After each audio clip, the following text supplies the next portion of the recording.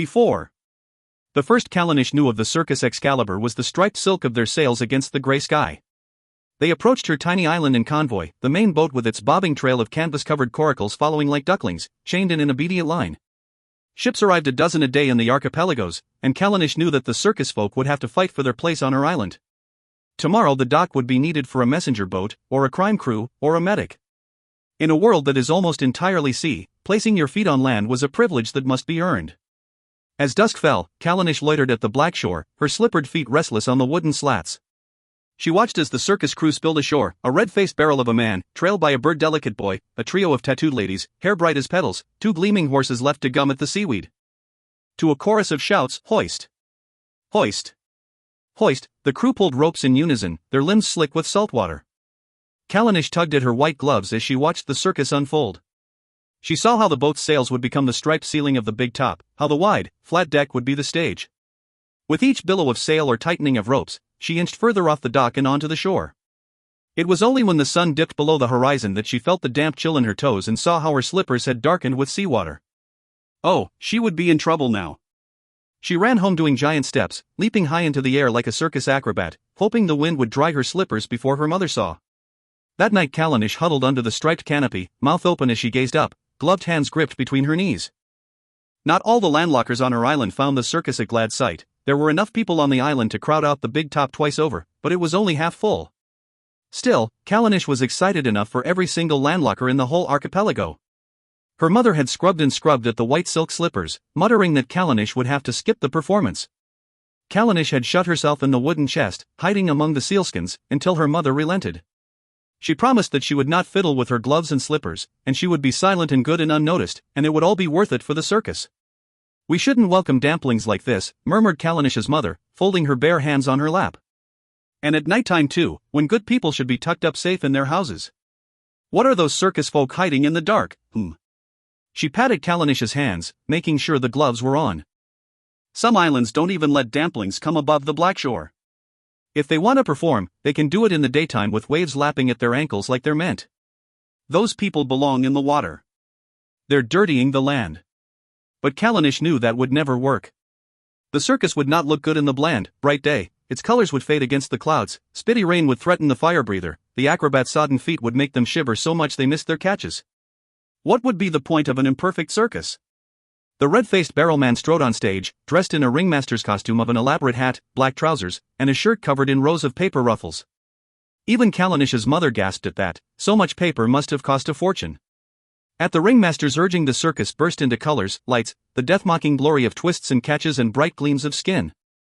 To Callanish it felt more daring than secrets, more vivid than memory, and her eyes opened wide as eggs.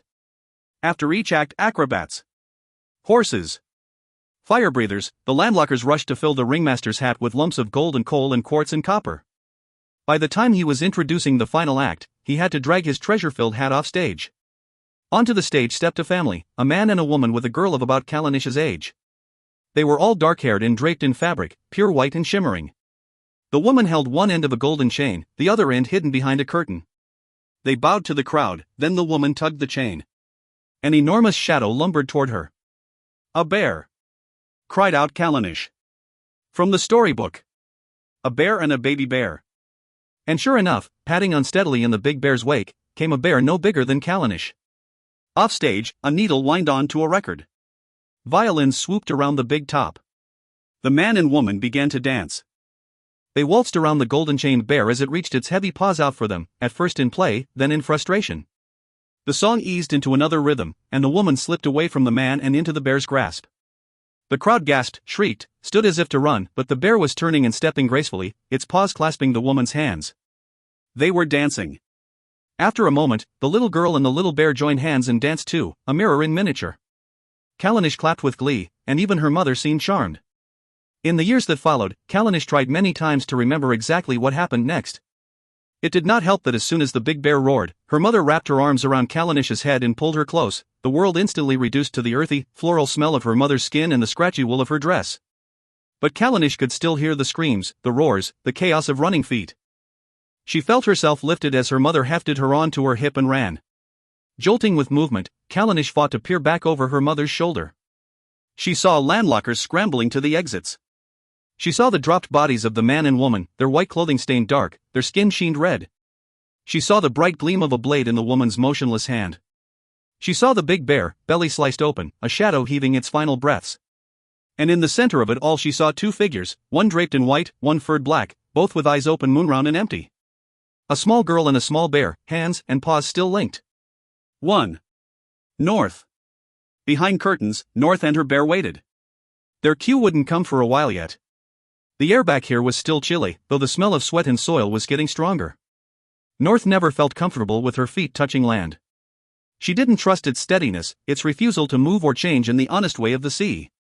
The landlockers hadn't given the circus much room on their island. It was small, northwest, not a capital, and behind curtains was a narrow space. The damp hem of the curtains huddled around her ankles as she pressed her face to her bear's chest, breathing in his musty smell, hearing the beginnings of a growl within him. She reached her hand to his nose and tapped it, as a warning for him to stay silent. Their show today would be uncomplicated. North and her bear would dance, they would kiss, they would bow to the crowd. Simple. Or as simple as anything can be in a circus. Out on stage, the rest of the circus folk were performing the maypole, everything wrapped in ribbons, the pole, their hair, their bodies, all wrapped tight so the crowd couldn't tell which were girls and which were boys, so they were all girl-boy-girls. The ribbons were dyed bright with ground-up shells and seaweed, streaking color onto their bare skin. North's bear was not bright. He was brown as wood and he was patterned a little like wood too, whorls of lighter fur among the dark. To match his fur, North's dark hair was tied up in loops and her pale body was draped in brown fabric. She had to match his golden chains too, so she had dyed strands of her hair gold and woven them into braids. North stroked her hands along her bear's broad neck in swoops, keeping rhythm with his breath. It was important to calm him before a performance, to show him that she was on his side, to get him used to his chains all over again. Bears are harder to train than dogs or horses or any other animals, because they're vicious and have faulty memories. North was like that too, or at least that's what Avalon, the ringmaster's wife, said. As if summoned by the thought, Avalon slid out from behind a wedge of curtain. She had a sprig of apple blossom tucked behind her ear, its petals velvety as her cheek. North had never seen fresh flowers before Avalon started wearing them in her hair. Darling urchin, she purred. She tossed an object from hand to hand as she spoke, smooth as juggling. Is your mangy beast ready to terrify the children? But North did not hear a word. She stared, hypnotized, at the object passing between Avalon's hands. The apple was a perfect sphere, green speckled with red, shiny as a bird's eye. Avalon pulled a silver knife from her dress pocket and cut the apple's softening flesh into quarters, exposing the pips tenderly. Its scent exploded in the air, sweetly souring, past its best but still with a sheen of juice. She didn't know how much apples cost, but it was certainly worth weeks of the circus cruise dinners. North inhaled as deeply as she could. Avalon ate a slice from the knife's blade, pips and stem and all. Then another. Then she raised a third to her mouth, and, noticing North's gaze, paused. Oh, little wraith. You only have to ask, you know. Would you like a piece? North tried to speak, but she'd spent all afternoon murmuring to the bear and her throat had tightened. She coughed. What was that? Yes. North had to clench her jaw and swallow hard before she could force herself to add, please. Avalon sighed, and someone who didn't know her might think that her regret was genuine. North knew better, and wished she hadn't said please. I am sorry, urchin. It's for the baby. Avalon cupped her belly maternally and chewed the third quarter of the apple. For the baby, for the baby. In the few months since Avalon had announced her pregnancy, everything that happened in the circus was for the baby. North couldn't wait for the damn thing to be born. The red gold already had one pampered son, and he certainly didn't need another. As Avalon swallowed, she smiled. With a flick of her little silver knife, she tossed the last quarter of the apple under the curtain, where it disappeared in the dust and shadow. North bit down a mule of dismay. As if sensing her mood, North's bear began growling, low and thick. Avalon narrowed her eyes at the bear as if he had offended her, but North could see that his growls made her nervous. She wanted to command her bear, to anger him, to prod him into swiping his half-moon claws through the air in front of Avalon's smug face. Perhaps the threat of the bear was enough for a moment's peace. Instead, North swooped her hand down her bear's neck, soothing his growl to silence. From the stage, the ringmaster was announcing the climax of the maypole, more sensual and dramatic than anything you have ever seen, and without a backward glance Avalon stalked away, tucking her silver knife back into her dress pocket. But wait, do not leave your seats, for our seductive performers will enter your ranks, and left North still gaping at the shadow that hid the tiny, perfect quarter of apple, an item she had not tasted or even seen for months, for now you can buy your own ribbon. And learn the mystic art of maypole to the delight of your lover. She was still motionless, the bear's fur growing hot under her hand, when the maypole dancers paraded off stage. The Excalibur's crew numbered 13, including North, and their faces were more familiar to her than her own. Even in the gloom she recognized the angular jaws of Melia and Whitby, the acrobats, though bandaged in their ribbons it was tricky to tell which was which. Sometimes they said they were siblings, sometimes a long-married couple. North didn't know the truth about their lives before they bought their way onto the Excalibur. Of all the tales they'd told, one must be true, but it was impossible to pick it out of the made-up ones. The acrobats both had monkey-small feet and hips, with shoulders as big as a bull's, perfect for rolling up ropes and swinging out over the heads of the crowd. Their ribbons covered the shining remnants of old injuries crisscrossing their limbs. All the circus crew bore their scars, but the acrobats were enough to make even North flinch. Whichever circus they'd been in before, it couldn't have had safety nets either. Melia and Whitby sniffed the air, dragging their faces into sneers in imitation of Avalon, then pressed North into the embrace of the curtain so the other performers could file past. They huddled together, placing their white hands on the bear's back as if to bring him into the conversation. The curtains and overhead of the big top were made of the schooner's foresails, and the fabric felt rough with salt water. "I hear," stage whispered one acrobat, "that Avalon, our beloved ringmaster's wife, has had quite enough of circus life. She wishes to abandon us all to the jaws of the sea." "But how could she ever tire of us, pray tell?" said the other in mock shock. "It's sad news indeed, sweet sister," said Whitby. "Avalon scorns the sea and wishes only for land. A house, a garden, a piece of ground that doesn't move. Just think on it. All that gold, taken straight from our ringmaster's pockets and funneled into a teensy piece of land, without any of it touching our dinner table. For shame, my darling husband." North hunched her shoulders, sure that if she looked up she'd see the ringmaster's reddened, glittered cheeks looming toward her. The stage makeup irritated his skin, so he plastered on more to cover it, which irritated it more until it cracked and bled. North had seen the pinkish gleam of the bowl after red gold had washed. His veins must hold as much glitter as blood. Land? How very dull, brother. What a yawnful sort of life. So true, the exact same sky and the exact same ground, every single day. You'd barely be able to breathe for all the yawning. "Hush now," said North, as from the stage came the boom of red gold introducing the wondrous bear girl, fearless and fierce. She shrugged her shoulders out from under the acrobat's arms, then made a show of fussing with her bear's collar until she felt them leave. Her bear always went on stage shackled, though if he decided to use his strength, the fine gold chains would snap like strands of hair. The chains were decorative, meant only for the eyes of the crowd. Spectacle is grounded in the illusion of control. The crowd think they want safety, but what they really crave is the trick gone wrong, the fall from a trapeze, the uncovering of bone. Earlier, when the Excalibur had docked, North had spied on the landlockers from under the canvas top of her coracle. They all seemed haggard and hunched in their hard-won finery, as if even the crust of soil they'd allowed the circus was too much. It didn't matter that damplings outnumbered landlockers 10-1, they had land, and land meant food, and food meant power, and no one was allowed to forget that. For their act, North and her bear would mime a courtship, her kisses on his sharp teeth, the two of them in a clumsy waltz, then a musty-furred swoon in his arms and the slight lifting of her dress as the applause swept them off stage. It was always a crowd-pleaser. The female side of the big top loved the romance, the male side appreciated the reveal of flesh, and everyone was thrilled by the danger of the bear. North could still do her act. She would let out her costume when she needed to. From the stage Red Gold's voice grew even louder. "Here Tio tame the terrifying beast with teeth sharper than razor shells, children avert your innocent eyes," and North darted her hand under the curtain and groped around in the dust for the apple slice. She ate it in one bite, sucking her lips inward so she wouldn't miss any of its juice. As she wrapped her bear's chain around her fist and stepped out from behind the curtain, she let her tongue prod at the shreds of apple skin between her teeth, and swallowed them too. She had to. For the baby. With the crowd's shouts and claps still echoing in her ears, North settled the bear in the shell of their boat. After a performance he needed to be groomed, fed, soothed. She'd worked hard to get him used to the golden chains, but he knew they weren't natural and shuddered back from them every time. North had never hurt him, and never would. Other animals could learn by cruelty, jeweled whips for ponies, kicks and slaps for dogs. But that would not work on bears. They learned steadily, through rapport, a dialogue built up over years. The problem was that her bear seemed hardly to remember her from day to day. She believed that he loved her, but he sometimes looked at her as if she were a stranger. Faulty memory, like everyone said, and that's why North's job was so hard, but also why she had a place in the circus at all. There were many circus boats, all of them less decrepit than the Excalibur, but none of the others had a bear girl. In a world with so little land, mammals were rare outside the landlocker farms. Because North's bear was a rarity, that meant that North was a rarity too. Before she could begin his grooming, he would have to eat. There was no point in grooming him first, as bears are not known for being tidy eaters. The main circus boat had been pulled ashore, as with various unfurlings the mast became the center of the big top, the striped sails became the canvas, the deck the stage. Some circuses left their ships in the water and performed up on the dock. North shuddered at the thought. She found it hard enough to walk on the islands. She could never find the balance and concentration to perform there. Luckily, the brightly painted coracles where the crew lived didn't need to touch land. They had only to tighten the chains between them and the convoy became one long, snaking raft. North used the salt crusty chains as a handhold to giant step between the coracles.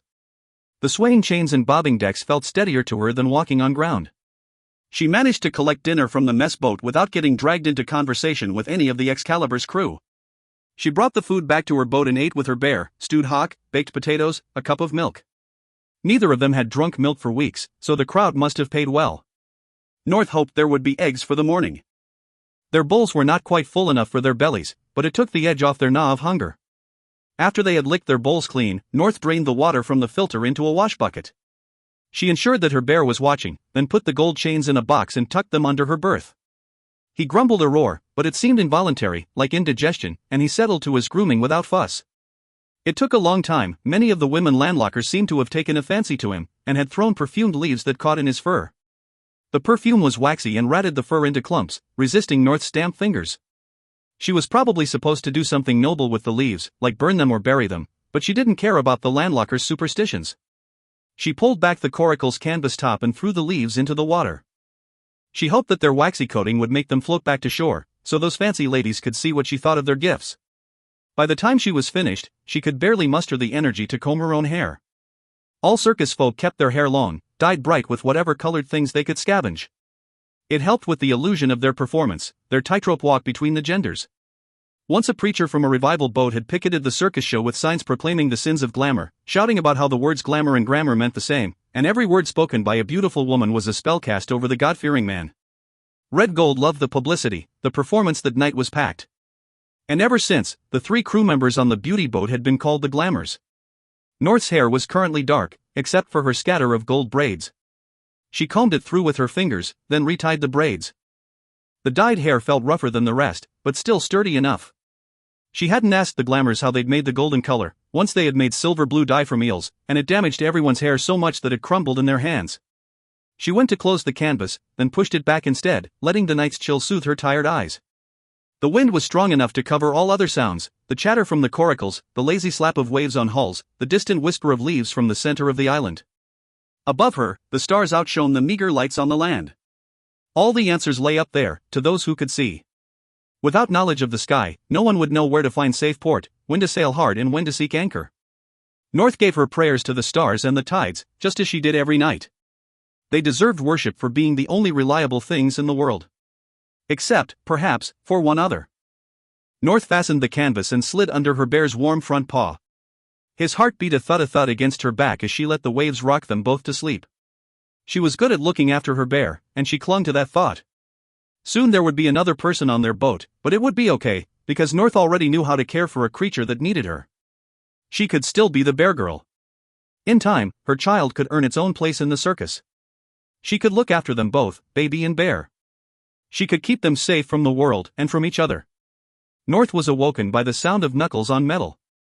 Dreams were still caught on the insides of her eyelids, birthing a demon, an 8-tentacled monster that strangled her while still inside her, and she had to choke back a scream. Her lungs vibrated with the roar that was beginning in her bear's chest, and she twisted round in his arms to tap on his nose. No, she whispered, and felt the growl sink back down.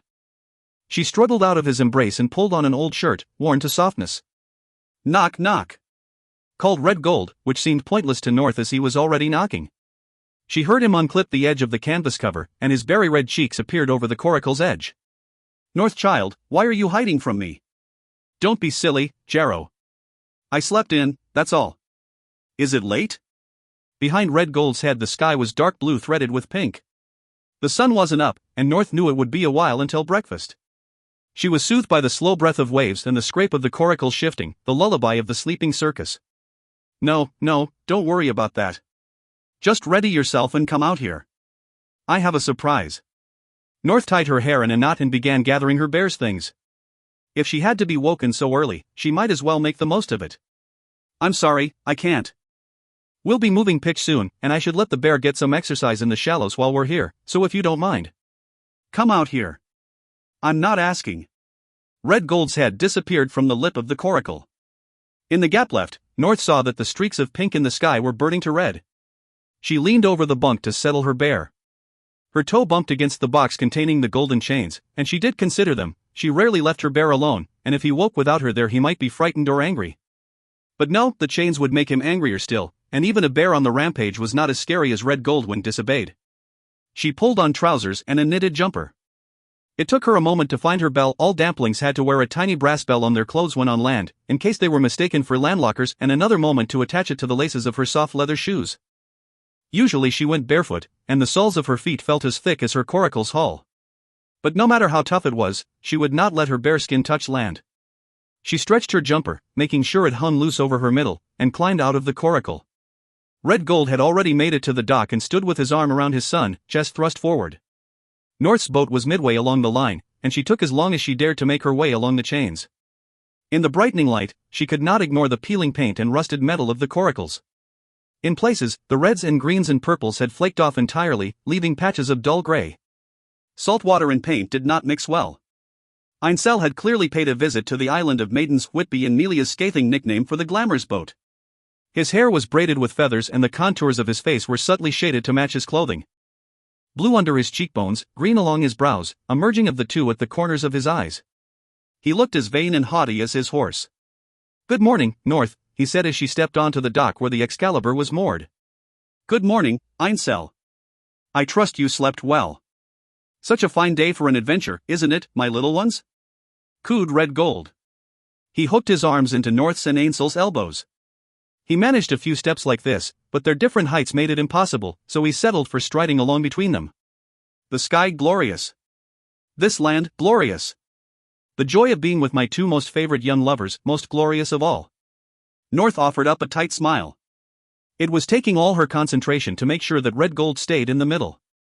More than anything, she did not want Einsel to reach for her hand.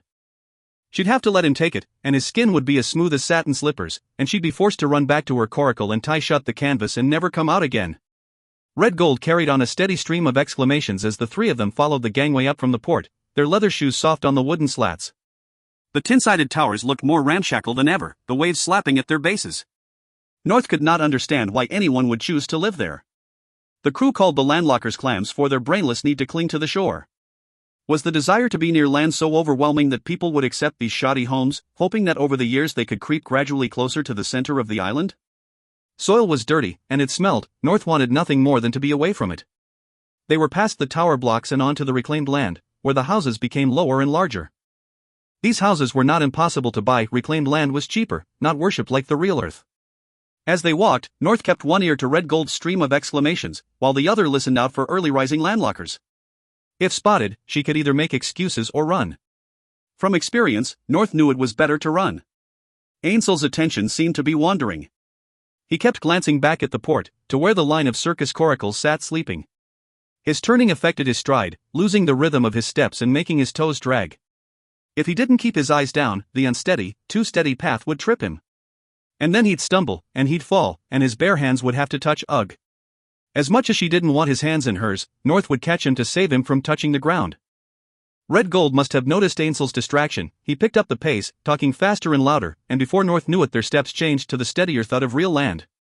It felt too solid under her feet, and it made her knees judder. The houses here were not much taller than she was, and there were no tower blocks. Rich people wanted to live as low to the old ground as possible. Past the houses, closer still to the island's center, lay farmland. Red Gold glanced over his shoulder as they climbed the stile. It wasn't technically illegal for damplings to walk through the farmland, but if a farmer accidentally shot them the punishment would be light. North put her sleeve over her mouth. It stank here, mud and plants and the faint reek of animal shit. Red Gold paused on top of the stile, spreading his arms to North and Einsel as if they were his big-top crowd. He spoke in a stage whisper.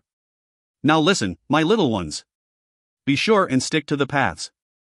The last thing I need is to have to bribe you off a prison boat." He stepped down from the stile, landing with a thud and striding off down the path.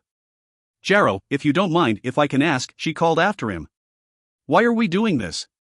Red Gold winced at her volume, glancing theatrically across the fields to the farmhouse. He mimed something that North could not translate, then turned and carried on walking. It's about the wedding, said Einsel in an undertone. Everything in North jolted to her throat. Haven't you spoken to him yet?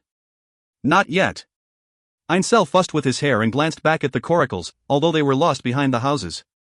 Look, I will. But I have to choose the moment properly. I know my father, and I'll know the right time. Just wait. North wondered what that was like, to know your father. Einsel was the only one on the Excalibur with a parent still alive. He didn't seem to realize how special it was. You have to tell him, Einsel. If I say I won't marry you, he'll make me leave the Excalibur. But he won't kick out his own son. I just want to stay in the circus with my bear and with the crew. I don't want to get married any more than you do, North. But if he thinks we're going against him, he'll just dig his heels in further. But you have to tell him before. I'll tell him. Just shut up about it. Einsel was lingering, picking at the notches in the wood, and North was thinking scathing thoughts about how he was so prettily useless he couldn't even climb a stile, when she realized that he was waiting for her to go first. Oh, she said. Thanks. She climbed over it as fast as she could. Her jumper hung loose, but she didn't want Einsel to look too closely. They remained silent as they walked through the farmland. The only sound was the wind in the trees and the tinny jingle of bells from their clothing. Einsel was ungrateful and dull, but North had known him her whole life. She should try to think of something to say, anything to break the awkward silence, but she couldn't. Never mind friendship or familiarity. It was too early to think straight. At the edge of the trees, they paused. North had never been inside a copse before, and she could guess from the look on Ainsel's face that he hadn't either. The woods were old, some of the trees were prehistoric, people said, and they'd all heard stories about the awful things that landlockers did in there. She bent and peered into the copse. The ground was clear, but above that the trees twisted together, interlocking black shapes too dense for them to see far. Scraps of colored fabric were tied around some of the branches. There were little piles of things at the base of several trees, shiny objects, scraps of paper, soft-looking moss. A shrine? An offering? North looked over her shoulder to see Einsel reach out his hand to touch a twig, then think better of it. Jarrow? Hissed North into the dimness beneath the trees. In answer, the shush of leaves. She tried to edge her body in sideways, but it was too overgrown. She reached up and took hold of a thin branch, ready to snap it off and make room to slide through. North.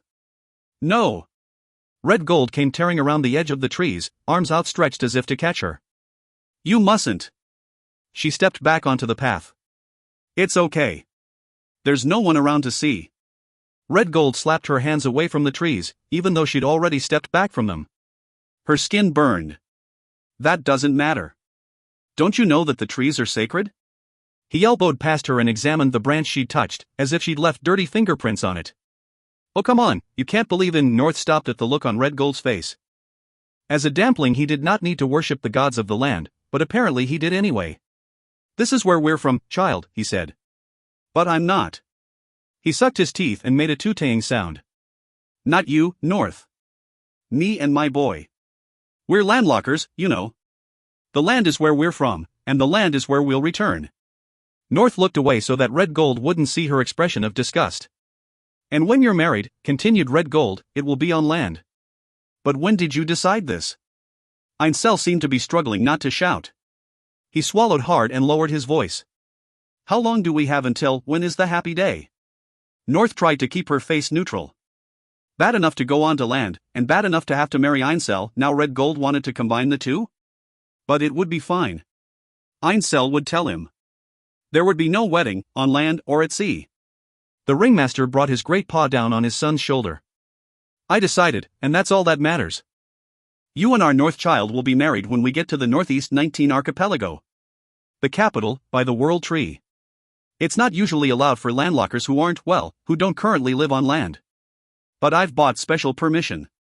Because you are special, my boy. You're special because you're mine. North's heart began to beat in double time. It would take 4 months to get to Northeast 19, give or take a day, if they didn't get stuck in the doldrums crossing the equator. Jarrow, said Einsel, his voice uncertain. Father. I have to tell you something. North and and don't blame North for this, it's nothing to do with her, she's always happy with your decisions. It's entirely my choice, although she does agree with me about it, though she agrees with you too, of course, Anne. Yes. Red Gold pulled Einsel closer, then reached out his other arm for North. I'm listening. But first, I must tell you that I have a most special surprise for you. That's why I brought you out here, my darlings. I know there has been talk among the crew about this, but I want to tell you and North officially. I have scrimped and plotted and gathered my resources, and I plan to buy, just for you. He paused, as if waiting for trumpets to sound. A house. On land. He released Einsel and North in a tada gesture. Now, it can't be on old land, I must tell you, only reclaimed. For damplings like you, North, it's tricky. But in time, with lots of landlocker children between you, well, people might forget where you're from. Eventually, North, you could be one of us. Not a true landlocker, but close enough to pass. North could not speak. 4 months. By then all the sewing in the world wouldn't make her performance dress hide it, and Einsel would know, and Red Gold would know, and there would be no use at all in lying. And the house. It was true, what Melia and Whitby had said, all that wealth really was going on a house. But not for Avalon. For North. Now, my little ones, went on Red Gold, I know that your silence is simply because you're too overwhelmed to speak. I've put everything I have into this house. But it's worth it, my loves. It's worth it to ensure my son's happiness and to get our family back onto land. To ensure that the sterling legacy is restored to glory. He beamed at his son, who offered nothing in return. Einsel seemed distracted, staring at his feet as he scuffed the ground, lost in thought. And you will be happy, and you will be glorious, said Red Gold. You will be glorious because I want you to be. The morning light had turned buttery and North had to raise a hand to shield her eyes. Einsel was not looking at her, he'd lifted his head to look back the way they had come. Einsel, she said. She tried not to let her voice shake. But he would not look at her. She turned instead to Red Gold. I want to make you happy, Jarrow, she said. I do, I promise, but Einsel and I, we don't. Yes? Do consider, before you speak, that I have built the Excalibur up from nothing, and both of you with it. And do consider all the things that the whole crew has gone without to save for this house. This is not about making me happy. It's about much more than that. Jarrow kept his voice treacle sweet, but with each passing moment his smile stretched wider. North knew this was not a good sign. I mean, she stumbled on, I want to be happy. For you. The way you want. I want to be glorious. But landlockers, and babies, and I don't know if I can. Yes, North child? Spit it out. Don't keep us waiting. Jarrow's smile was now so wide and tight that the skin began to crack. Tiny dots of blood gleamed on his reddened cheeks. Why wasn't Einsel saying anything? North resisted the urge to punch him right in his pretty face. Einsel wants to tell you something. Red Gold turned to his son. Yes. Einsel finally spoke. Yes. I want to tell you that I am glad. I can think of nothing more glorious than having a house on land, and raising my child as a true sterling, and living with, he trailed off. With North, prompted Red Gold. With your wife. With, yes, with. From a farmhouse, the slam of a door. All three heads snapped up.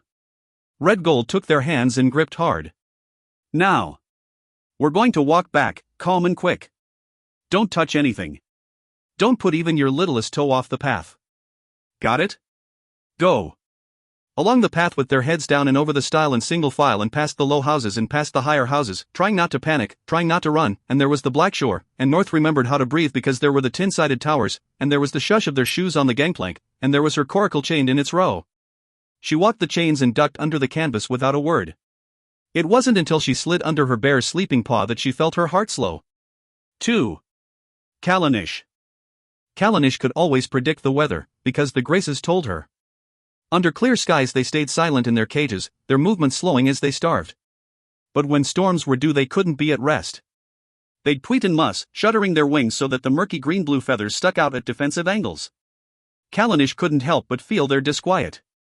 The morning slipped by in silence, broken only by the shift and coo of the Graces.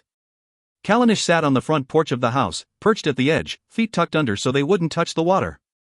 In the distance ships passed, tiny as toys.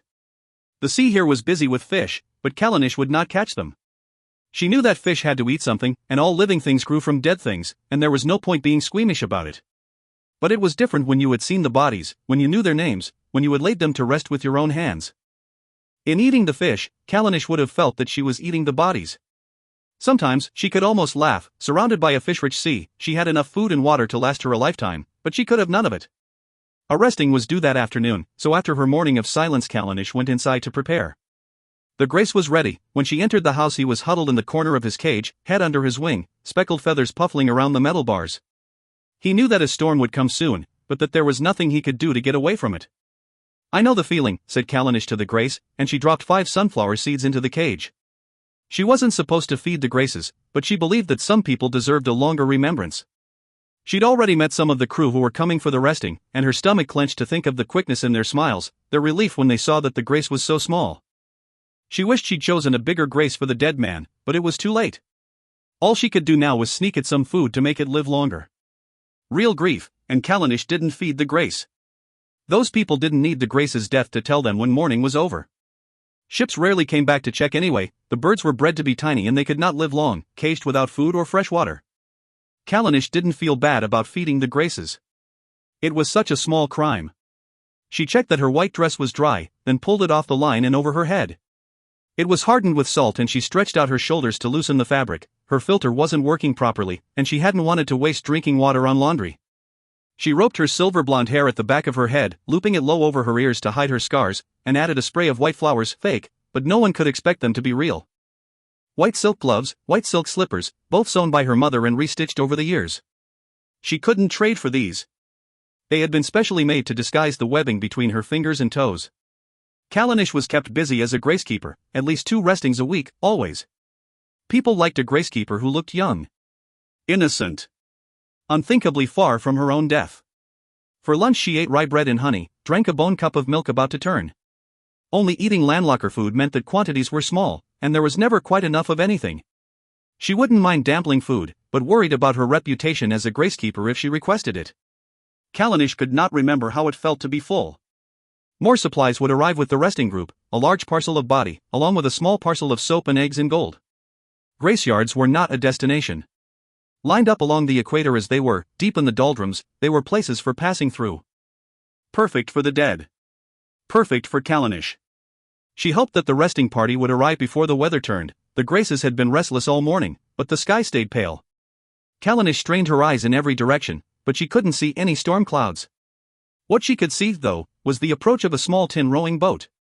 The resting party was on its way, and Callanish was ready to perform. After the service, before Callanish could grasp the oars to row back to the dock, the widow grabbed her wrists. Callanish tensed all her muscles. If the widow's hands moved down from Callanish's wrists, if the gloves were to slip, then they would see her hands, and they would know, and they would tell. Callanish already knew what she would do if she was revealed. It would be so easy to tip herself off the side of the boat and into the water. Then she would straighten her body like a dart and sink right down to the bottom of the sea. It was the only way.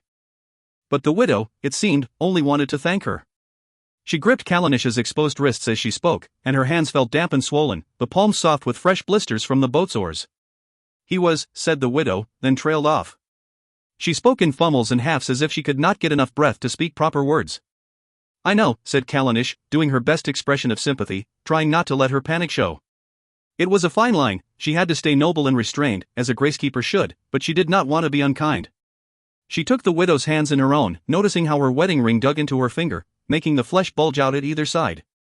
Callanish wondered whether she would wear it until it was engulfed in her own flesh, forming a secret totem. She had a flash of the dead man's hands, the way she tied them in fists before wrapping him in the netting so that his fingers wouldn't poke through. She kept her own fingers pressed tight together. Callanish placed the widow's hands back in her lap and let go, pretending that she was checking the Grace's cage. It was one of the finer ones, and she had made sure to polish its bars to a shine. The effect wouldn't last long in the salt water, but that didn't matter as long as it looked good for the resting. She regretted feeding the Grace. The others on the manned ship might be eager to finish mourning him, but she saw now that his wife wouldn't be back to check on the Grace, not because she didn't care, but because she would remember her husband no matter when the Grace died.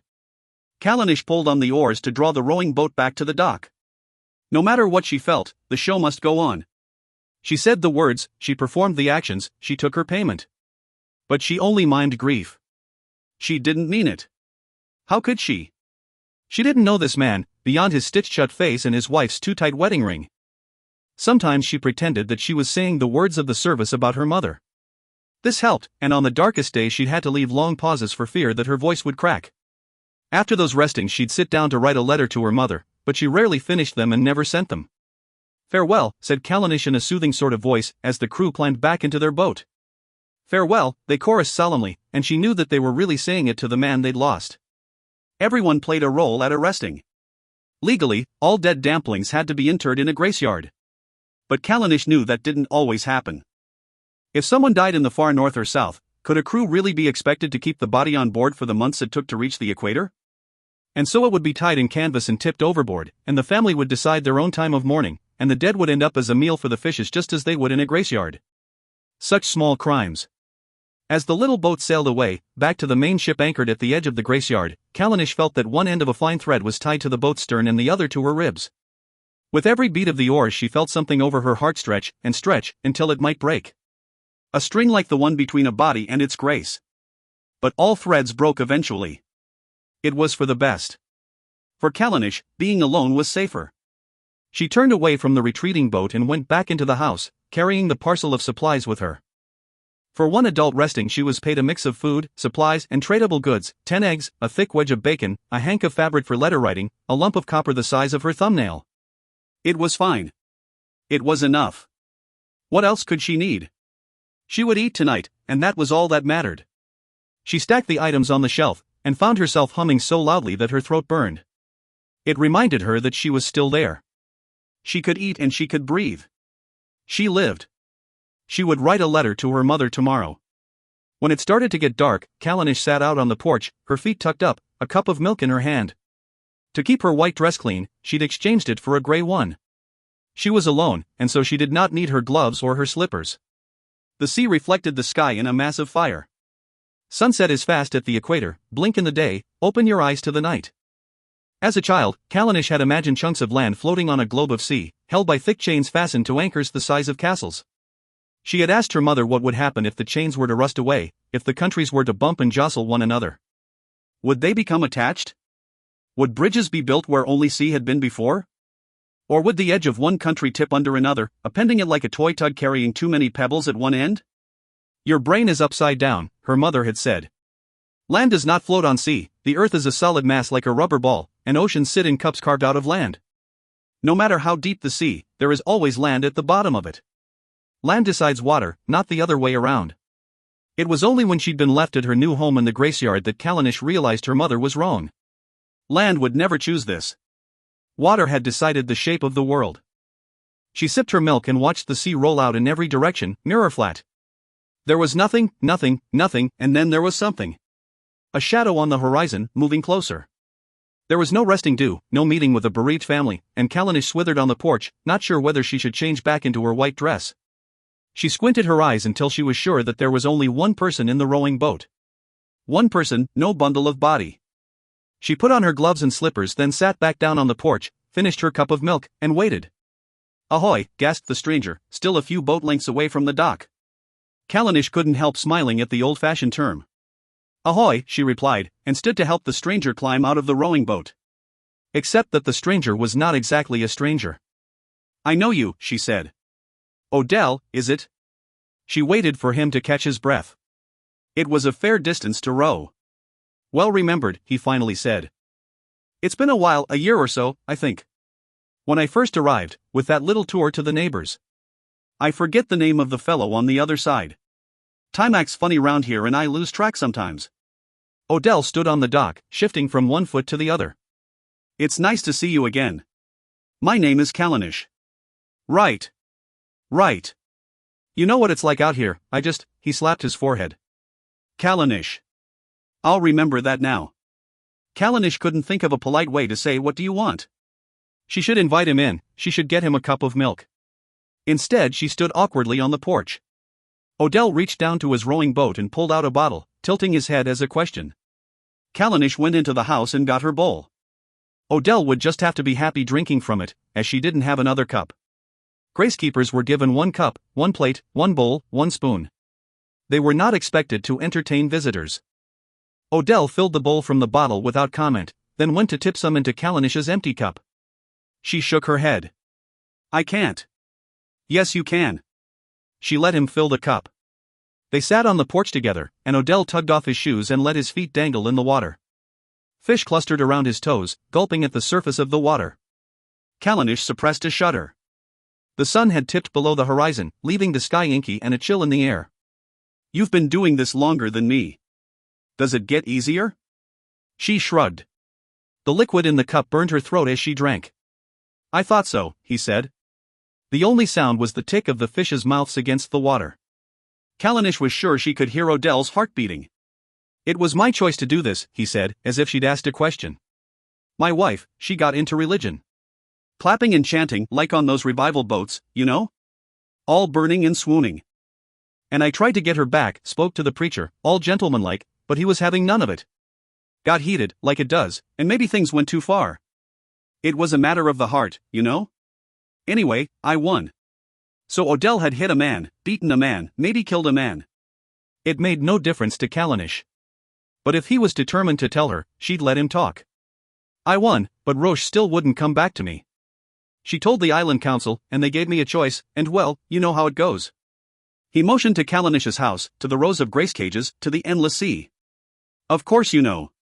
It was my choice, really. I thought I can be one better than a preacher. I can be holy.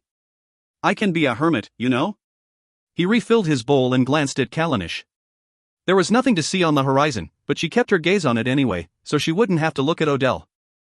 I told Roche that it wasn't all about her, that I had my own life too, and I had to leave the island because I didn't want to see her face every single day, you know?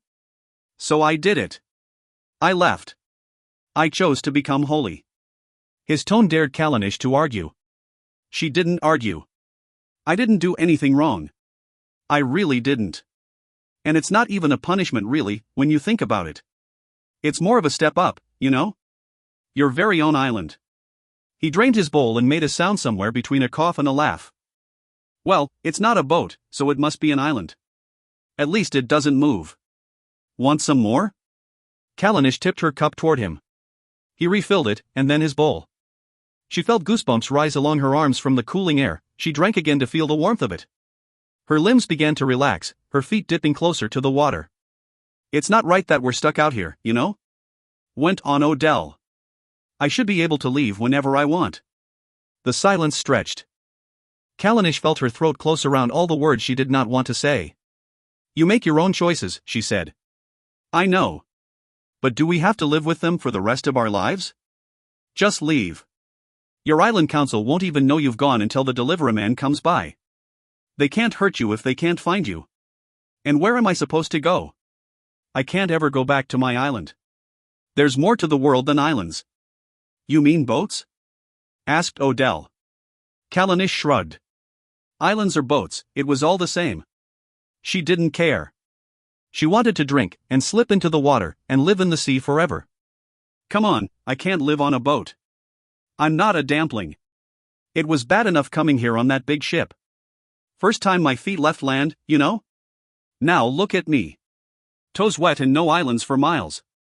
He made an ugh sound, a snort, and shifted his feet in the water. The fish scattered. Going out in the rowing boat makes me sick, but at least it's temporary. Life at sea, that's no life at all. He fiddled with his bowl, turning it between his palms, and his movements were jerky, as if he was annoyed, as if Callanish had not fulfilled some promise she didn't recall making. This was not the first time that she had heard a confession.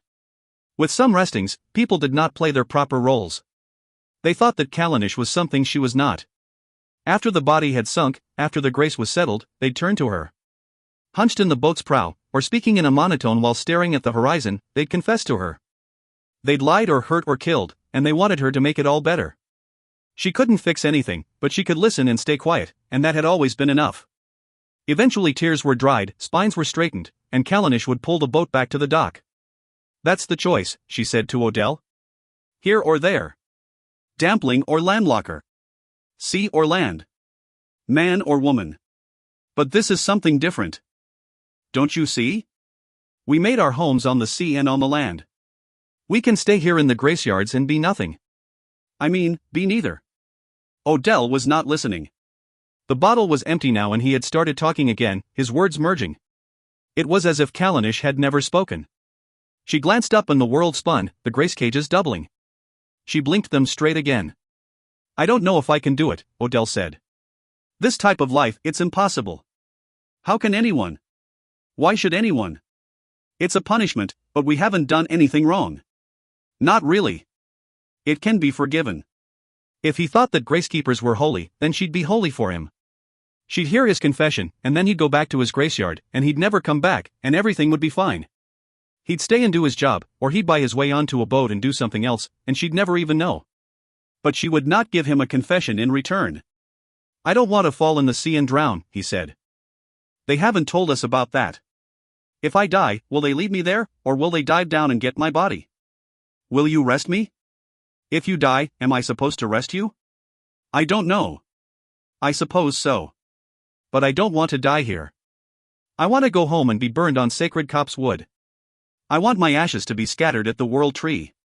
Is it wrong to want that, when I chose to leave? Can I have that? I want that. I don't want to die, but I want to die on my island." "What do you want?" Callanish did not answer. She let the silence stretch, until Odell filled it by draining his bowl for the last time. She stood and walked over to his rowing boat. He followed unsteadily, leaving a line of wet footprints across the porch. She shouldn't have drunk so much, the sea pulled at her, stronger than ever. "Can I come back?" Odell murmured. "It's so quiet out here. Listening to records doesn't, it's not the same. Sometimes you need to say things and have someone respond." His head was bowed. He seemed to be speaking to the flat water, the silvery fish, the uneven boards of the dock.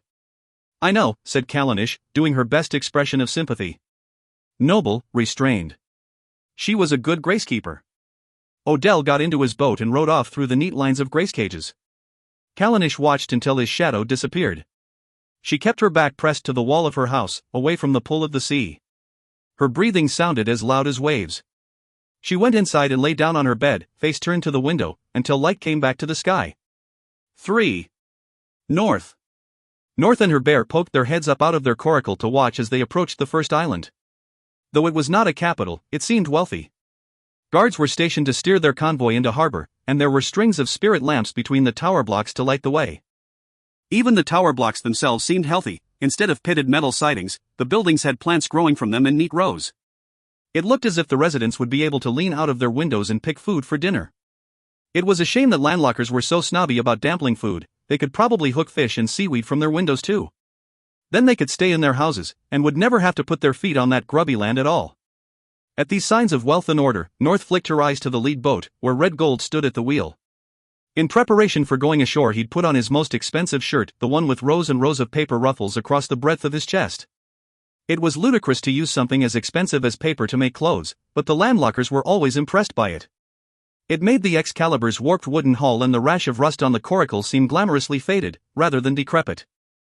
After all, if a man were too poor to look after his boats, he wouldn't spend money on a paper shirt. North could only see the back of Red Gold's head, but knew from the set of his shoulders that he was thinking dangerous thoughts.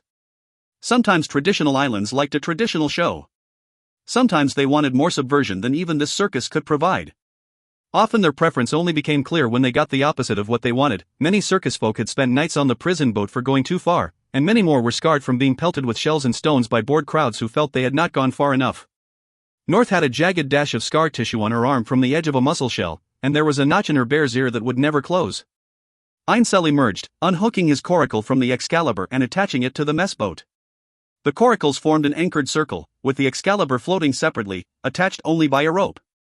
When it was time to perform, the crew would pull themselves ashore on a raft using net rope. It was awkward, but it was the only way. The landlockers didn't want the damplings to be on land any more than they had to be, and North was quite happy with that. Red Gold bowed to a landlocker, and a contraption of hooks and chains eased the Excalibur up onto land. The ringmaster swaggered down to greet the port crew with barely a wobble in his legs. North frowned. Maybe he really was a landlocker.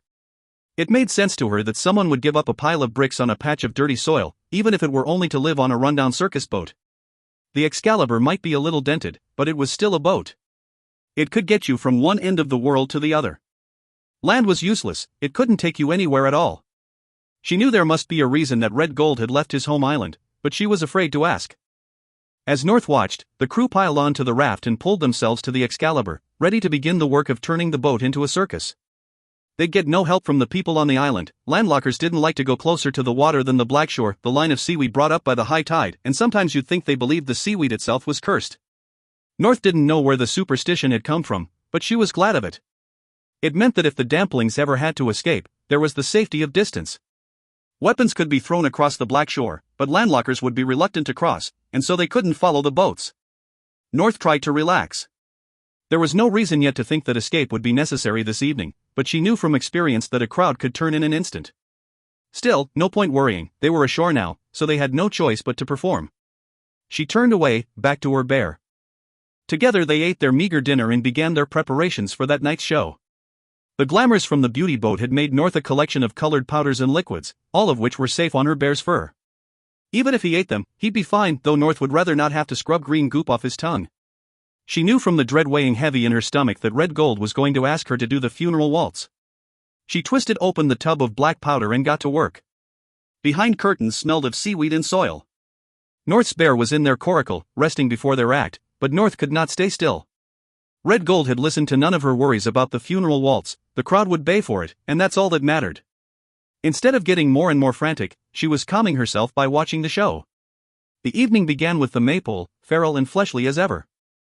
Then the horse show, Einsel turning backflips and cartwheels on the narrow space of his horses trotting back, Avalon riding around him in circles, simpering side saddle like a queen, draped in flowers, her belly round as a full moon. Her pregnancy fit the fertile springtime theme of the show, but the bump had to be visible from the highest seats, so most of it was still padding. Her horse was pure white, though North knew that its bridle had to be carefully positioned to hide the red birthmark on its cheek. In the circus, nothing was as simple as it seemed. Avalon used to leap through fire, but since the pregnancy she did nothing but posture, her horse merely a prop. Einsel was painted in shades of gold and purple, and his horse's bridle was studded with silver bells, each movement making its own music. Even North had to admit that he was beautiful when he performed. The circus acts continued.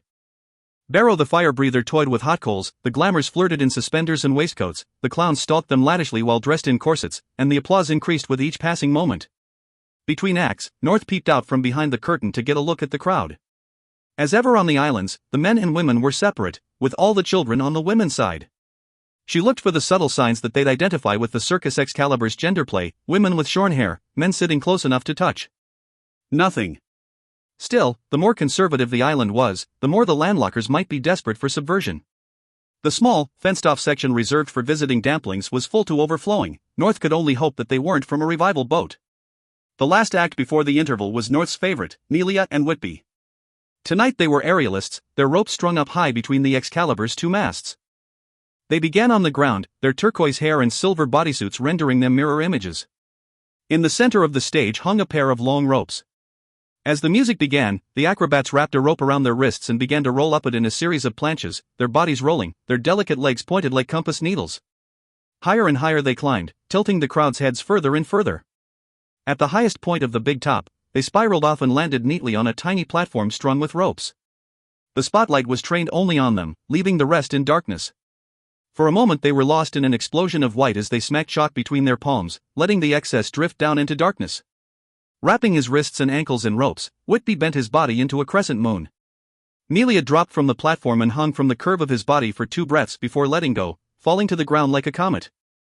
At the last moment she hooked her arm into a loop of rope, muscles pulsing.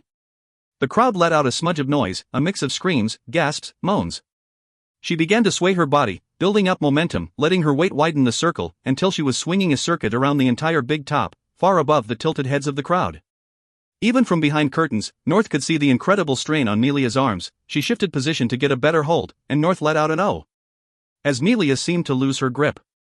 She fell 2 body lengths on the rope, unable to hold it, and there was no net, and there was no safety line, and there was not enough time for anyone to run out and catch her. North screwed her eyes shut. But there was no scream, no thud of a fallen body. North looked up to see Whitby, knees wrapped in the rope, arms spread, holding Nelia's wrists. Their smiles stretched wide. They were not siblings or spouses, as they pretended, they were 2 halves of the same whole. Not everyone found the key to their lock, the answer to their question. But they had. They took their bows high above the crowd, letting the applause float up like birds. North was still catching her breath, trying to calm herself, when Red Gold dropped the curtain for the interval. It was time for the bear girl to die. Hidden from the audience behind a curtain, North was center stage, all in white. She was luminous, motionless, her spread arms bound to a huge whalebone cross that was wrapped in the blood-red ribbons of the maypole. Her bear was still behind curtains, at the edge of her vision. He was wrapped in golden chains with his fur powdered black as night. At the other side of the stage crouched Barrow, readying the needle of the wind-up gramophone. They each wore a tiny brass bell tied around one wrist. Even when performing, they could not forget what they really were. Usually Red Gold introduced each act in lascivious detail, his voice booming halfway across the island to entice latecomers. But not this act. Although she couldn't see him from behind the curtain, North knew what he was doing, walking out on stage, standing serious-faced in front of the curtain. Now he was removing his hat. Now he was dropping his head in a play of grief. Now he was walking off stage, feet dragging. She threw her head back and closed her eyes. The curtain lifted in silence on North, white as ice, crucified, lost in the throes of ecstasy or agony. The audience did not make a sound. They didn't seem to dare. The spotlight stayed on North for far longer than was comfortable. She could hear the audience shift in their seats, not sure what to think, not sure if this was all part of the act. North kept her face tilted upward and tried not to let her chest rise. She felt her tiptoed feet begin to slip on the support at the base of the cross, and tensed her thigh muscles as hard as she could. She would not fall. Whatever happened, she would not fall. There was nothing more important than putting on the perfect show. A moment more, then, a crackle from the gramophone, a shift in the spotlight. Violins juddered as her bear thudded forepaw onto the stage. The crowd flinched back as one at the sight of the bear, then, after a heartbeat, leaned forward in a wave of curiosity. No one was looking at North now. At that cue, she extended the first two fingers of both hands, freeing the razor blades tucked against her palms. Her bear approached. His black fur merged with the black curtain so that all that was clear were the fine lines of his chains. He raised himself up on his back legs, the violins reached a shriek, and, unnoticed, North used the razor blades to slice through the ropes. The music stopped, the spotlight burned bright, and North tumbled off the cross and into her bear's arms. She knew that all the audience could see was the hulking shadow of the bear and herself, draped pale and silent in his grasp. The violins increased, denser, louder, swooping and diving as the bear staggered around the stage with North's lifeless body in his arms. He lifted her, presenting her to the crowd in his grief. His heart beat thud-a-thud, in contrast to the uneven wails of the violins. On the outside, grief was expressed in judders, faltering and unsure, but inside it felt as constant as breathing. As the violins reached a crescendo, the bear raised his snout and released a roar loud enough to shake the entire island. From the crowd came scattered screams, children's sobs, a collective shift of feet as they got ready to run. The bear collapsed in the middle of the stage, cradling North as they landed, wrapping his paws around her. The spotlight shifted to center on them. So great was her bear, so thick his fur, that only the tiniest gleam of her skin was exposed to the air. The violins died. The crowd held their breath. And then North was resurrected. One arm swayed up, slender and pale as an anemone. It reached to cradle the bear's shadowed face. He lumbered to his feet as if he'd been hit, backing away from North, into the shadows. She was left alone in the spotlight. Her body was curved into a comma, her white dress spread. In silence she twisted on the ground, arching her back and looking over her shoulder at the bear, as if taking strength from him. The violin slid back, a single note, wavering. Slowly, she got to her knees, as if in a trance. Slowly, she used her hidden razor blade to slit the front of her dress. The white fabric fell to the ground, and the crowd shifted in their seats. On the female side, the women tilted their heads away and the children peeped from between their fingers. On the male side, the men leaned forward with their elbows on their knees. North stood, and she was not a she. Her body fitted the silhouette of a boy's. Her small breasts, her growing belly, all wrapped tight, all padded and bound in white. Her body gleamed like a marble statue. The styled tumble of her dark hair, now that the crowd looked more closely, seemed more like the mane of an unkempt boy. Blink and she's a girl. Blink again and he's a boy. Once more he turns to she, right in front of your eyes. The violins fattened into a rhythm, from a dirge for loss, to a tango for love. North reached into the shadows and pulled the bear into the spotlight. He seemed confused, standing hunched at the edge of the light. She took his paw in her hand and turned, pirouetting into his arms. They swayed together, boy and bear, now girl and bear, but always lovers. North's bear had brought her back. She had returned to him, as she would always return to him. They circled the edge of the spotlight together, North twisting in and out of the bear's grasp as they turned. In the center of the stage they stopped, North's back to her bear's front. She brought her ankles together and stretched out her arms, lifting the bear's paws with them. They stood, white on black, aping across. Then the bear folded his front paws around her, enclosing her in fur, his darkness covering every bit of her. Gripping his paws, she rolled her body up into his grasp, and they exited the stage to a chaos of violins. But no matter how loud the music, how bright the lights, none of the crowd could have failed to see the bear's peeled back lips or hear his steady growling. Red Gold swept past them to the stage, patting North and the bear on their shoulders. North's heart was beating so hard that she felt sick, but she forced her mouth into a smile for the ringmaster. She glanced past the curtains to Barrow, hoping for a wink of reassurance, but he was hunched over the gramophone, fiddling with the needle. His thick beard hid his expression. From the stage came the boom of Red Gold's voice announcing the next act. North pulled her bear into the salty embrace of the curtains. In the narrow confines of behind curtains, circus folk were all around her, preparing for their acts. Everything was the flash of colors and movement and frantic whispers. The growl still vibrated in the bear's chest. His jaw was clenched, his teeth bared. North still held the razor blades in her shaking hands. The bear's canines were as long as North's fingers. The scent of his meat-rot breath grew as he growled louder. She raised her hand. She hesitated. Then she tucked away the blades, unclipped the bear's chains and stroked her hands along his broad neck, murmuring platitudes, soothing him with familiarity. His growl died down and he dropped to all fours. He seemed ready to lie down and sleep, right there among the curtains. North wished he could, she wished they both could. A hand on her shoulder. She spun round, fists raised, teeth bared, ready to shout. Melia and Whitby backed away, eyes wide. Sorry, mouthed North, lowering her hands. Sorry. Tense. The show. She nodded toward the stage. Funeral waltz. The acrobat smiled and squeezed North's hands consolingly. She hoped they couldn't feel how badly she was shaking. Our second act. Clown military, they mouthed to her. The clams will love it. They nodded toward the crowd. North knew how Melia and Whitby felt about the military acts. It was one thing to parody the resurrection, although the revival boats were getting popular, most people weren't religious, and those who were often didn't speak out for fear of being thought strange. But to mock the military? It was suicidal. The Excalibur's crew had spent time on a prison boat for it before, and there was no way to know how these landlockers would react. North hoped that Red Gold knew what he was doing. North nodded to the acrobats to show her support, then turned back to her bear. Her hands still shook and her head throbbed with panic. No matter what went wrong in the acts, a happy crowd mollified Red Gold. But North was not worried about the ringmaster. She was not worried about the military or even the prison boat. She was worried about her bear. They'd done the funeral waltz before, but not like this. He was not supposed to lift her. He was not supposed to roar. Did he understand that it was just a show? When she was lying in his arms, when she would not speak or move or open her eyes, did he know that she was only pretending? Not for the first time, North wondered what would happen to her bear when, inevitably, she could no longer do her act, whether she married Einsel and moved to land, or was forced off the Excalibur by Red Gold. Either way, the ringmaster owned her bear. She doubted anyone else could learn to perform with him. He could not be used for farming or kept as a pet. He was meat for dinner, a fur coat, claws and teeth perfect for weapons. North led her bear back to their boat. She would wash the colors off their skins, and they would be themselves again. Alone in their coracle, they were not performers, not burdens, not dangers, not weapons, not food. They were family.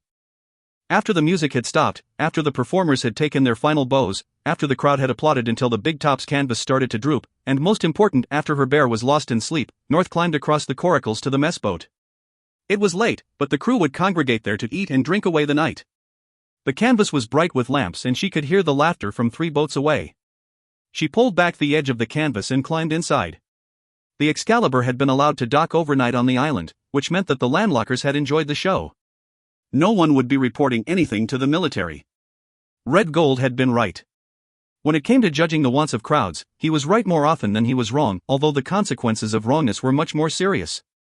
North did not like to gamble. North child.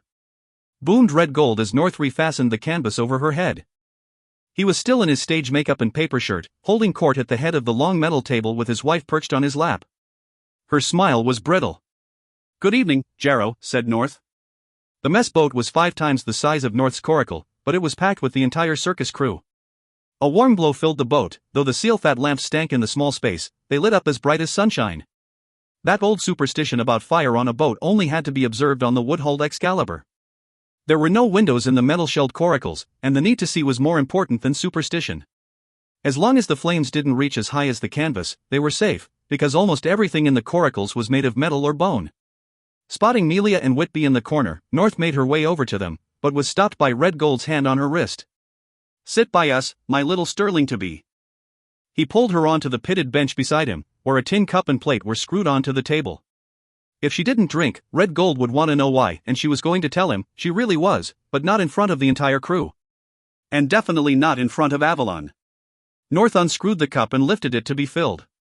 Barrow the fire breather, who also manned the gramophone, and was also the cook, also the barman, filled her cup with a clear liquid. Its smell burned the inside of North's nose. "Thank you, Barrow." She tipped the cup so that the liquid touched her closed lips. "No one would notice whether the level went down or not."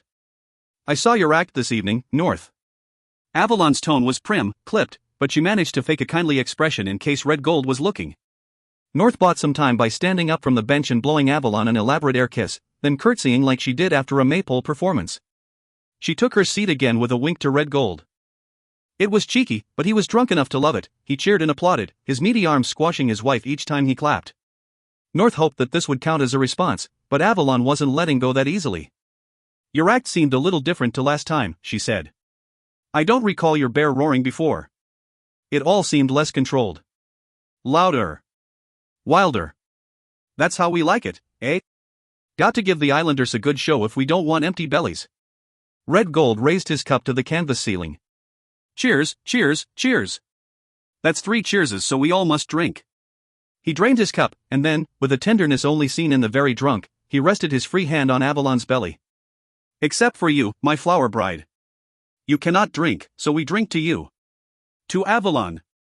To my darling baby." There was a wordless roar as the rest of the circus crew raised their cups to toast the baby.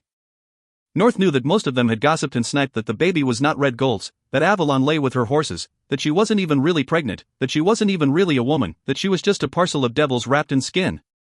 But Red Gold told them to drink, so they drank. "To the baby," whispered North. She wrapped her hands around her cup so that she wouldn't press them to her belly. When people are cruel, it's often said that they have no heart, only a cold space or lump of ice in their chest. This was never true of Avalon. She had no heart, everyone knew, but there was nothing cold about her. In her chest burned an enormous coal, white-hot, brighter than the North Star. North knew the truth about Avalon. She was made of fire, and she would burn them all. Red Gold tipped Avalon back over his knee, smothering her with kisses. She struggled out of his grasp and slid onto the bench beside him, her chin raised, proud as a cat. She was probably trying to look noble, but the effect was spoiled by the gold glitter smeared across her cheek. North took her chance to slip away and creep over to Melia and Whitby. When they weren't slick-haired and wrapped in ribbons for the maypole, it was easy to tell which was which. They had matching turquoise hair, but Melia's sat in neat pin curls while Whitby's was a mass of braids and dreadlocks. North took 2 steps toward them, and stopped. Einsel had unfolded himself from the bench and was standing in front of her, blocking her way. He was dressed all in black and his lips were stained red. "Hello, Einsel," she said. He took hold of North's shoulders, surprised. She jerked her hands up, ready to hit him, and he pecked a kiss on her lips. "I look forward to our wedding, North," he recited. All in one motion, he let go of North, sat back down, and drained his cup. The whole thing took less than a breath. After a few half-hearted whoops and table slaps, the crew returned to their conversations. North was glad that she hadn't hit Einsel. They kissed plenty as children, lips too wet, eyes and mouths shut tight. Since Red Gold had decided that they were to be married, they'd been alone together just a handful of times, and most of them were spent discussing how to get out of the marriage. As children they pretended to be pirates and octopuses and priests, stolen the skin-diving helmets to explore the night dark sea, crept to the black shore to share a stolen plum, its flesh softened to the color of meat. She didn't know what had gone wrong between them. Perhaps nothing had, perhaps she'd never liked him. The close quarters of the Excalibur could make it seem that two people were close, when really they didn't have a choice. As he'd kissed North, Einsel had been looking over her shoulder to the head of the table, where Red Gold and Avalon Saturday. Was this some test that he had to pass, a challenge, an agreement, proof of his intentions for North? She felt as cold and functional as the metal bench. She took a seat beside Melia. "That damn family," she muttered. "Your damn family, you mean," replied Whitby, his eyes only slightly unfocused. "You'll be one of them soon enough. Not long now until the wedding. Northeast 19 isn't so far. How did you know we were getting married there?" Melia rolled her eyes. "Gossip is the blood of the Excalibur." Whitby groped around for an unclaimed cup, and handed it to North. She tapped the rim of her cup against his, then screwed it to the table without even pretending to drink. "So everyone knows everything about everyone," she said. Melia and Whitby shrugged in unison. In every group of people there is a hierarchy, and the circus was no exception. The acrobats were right in the center. Half the time they were allowed to tell others what to do, and the other half they had to do as others told them. Red Gold was at the top of the pile, lord of their tiny kingdom. Avalon was his lady, and then came Einsel, at least, officially, though everyone disobeyed Avalon behind her back and Einsel right to his face. He never complained to his father. Melia said it was because he didn't want to look bad in front of Red Gold, but North thought he was too self-absorbed to care what anyone else did. Next came North. She wished this was because of her bear, but knew it was due to her betrothal to Einsel, and then the fire breather and the acrobats. Barrow was above Melia and Whitby, because as the cook he also caught fish for their meals. The three glamours were at the bottom of the pile, but they had the sort of haughty beauty that meant they had to care for little else. And then the three clowns, who were their own separate fiefdom. They didn't follow anyone else's rules, but didn't expect others to follow theirs either. They were given some leeway for being the skin divers, tasked with collecting seaweed to supplement their meals. If the water was shallow and unpopulated enough, sometimes they could also find tiny caches of coral or mother of pearl to trade for better food. North was a little scared of the clowns, though she'd never admit it. The clowns loved the military acts and would have done them on every island, given the choice. In choosing their performances each night, in denying them what they most wanted, Red Gold had saved them 100 times. Melia and Whitby were the best company on the Excalibur, and North wanted to talk with them, drink with them, pretend that things were normal. North. Whitby leaned forward and tapped her on the nose, as he'd seen her do with her bear. Drink up. No time to mess about. There's a storm coming soon, you know, Dot. And we should all get as pissed as stoats in preparation? Said Melia. Well, it's as sure as tides that we don't want to be sober. North lifted her cup and let a drop of the liquid onto her tongue, enjoying the burn as it went down her throat.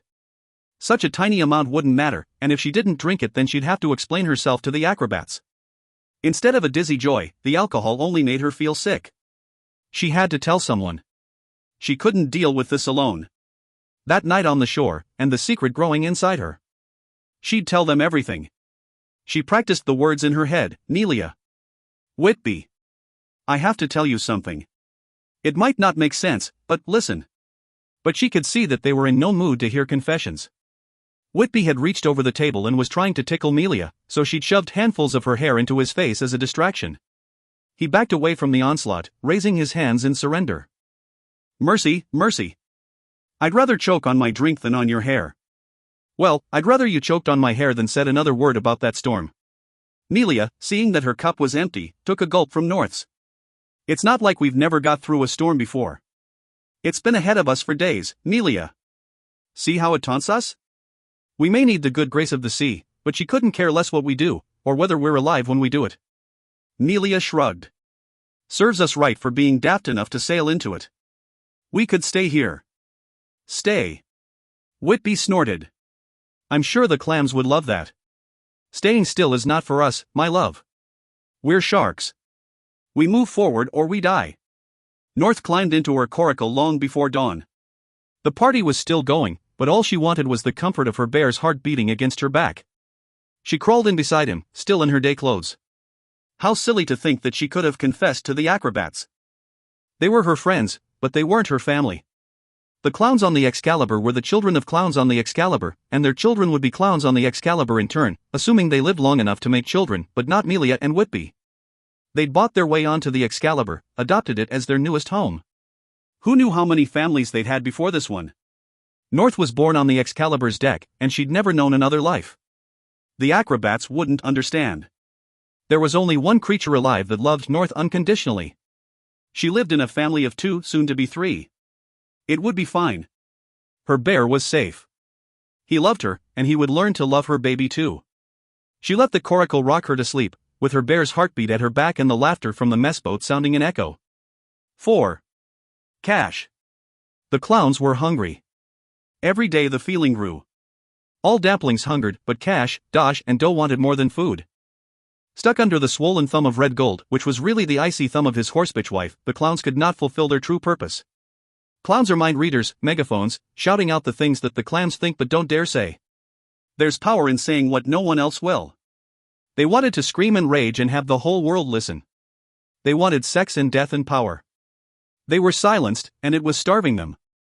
Cash broke away from working on Dosh's face and snorted. What? Mumbled Dosh, keeping still to avoid smudging the white paint. Red gold lets us do the military act one night, and not the next, said Cash. Where's the logic in that? Why does he get to choose when we're free and when we're chained?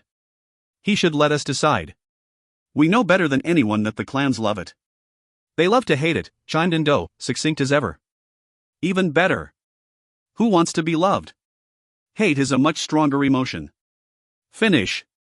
My face, mumbled Dosh, lips pursed so the makeup wouldn't crease. Cash was getting frustrated. It was always hard to get more than a sentence out of Doe, but Dosh could usually be counted on to join in. Not tonight, it seemed. There are more important things here than our painted faces. There's no point if we can't use them to speak. Is this really enough for you? Cash motioned around their coracle. It was sparse and scrubbed, the walls painted matte black, everything packed neatly in chests made of lashed-together seal bone. Is this all you want our lives to be? Parading our muted voices, flashing our fly-by-night skin, nothing but flesh for clams? We have things to say. We need to say them. Dosh shrugged. This is how it is. And now you made me move my face, so you can fix it. But it doesn't have to be like this. It could be different. Cash knew that this night would be like every other. The clowns would draw on masks, wrap their limbs in costumes, tuck and pad their torsos strategically so that the audience got their gleeful little genderfuck. Then they'd pretty up their coracle for the aftershow, make it all mysterious for the clam girls, layers of colored fabric, strange bones, abandoned objects they'd found while skin diving. When landlockers bunked up with a circus performer, they expected something special. They had all the slow-witted farm boys they wanted on their grubby home islands, now they wanted exotic animals in unlocked cages. They wanted to blink glitter for at least a week after. They wanted a secret to keep from their future husbands. You don't want a clam girl to warm your bunk tonight? Mumbled Dosh. Yes, I do. No, I don't not want that. I want, 4 years, another body in the bunk had been enough to distract Cash. But not now. While you're deciding what you want, let me tell you what I want, for you to shut up and finish my damn face, but... Cash smudged 2 black eyes into the white. Doe, help me out.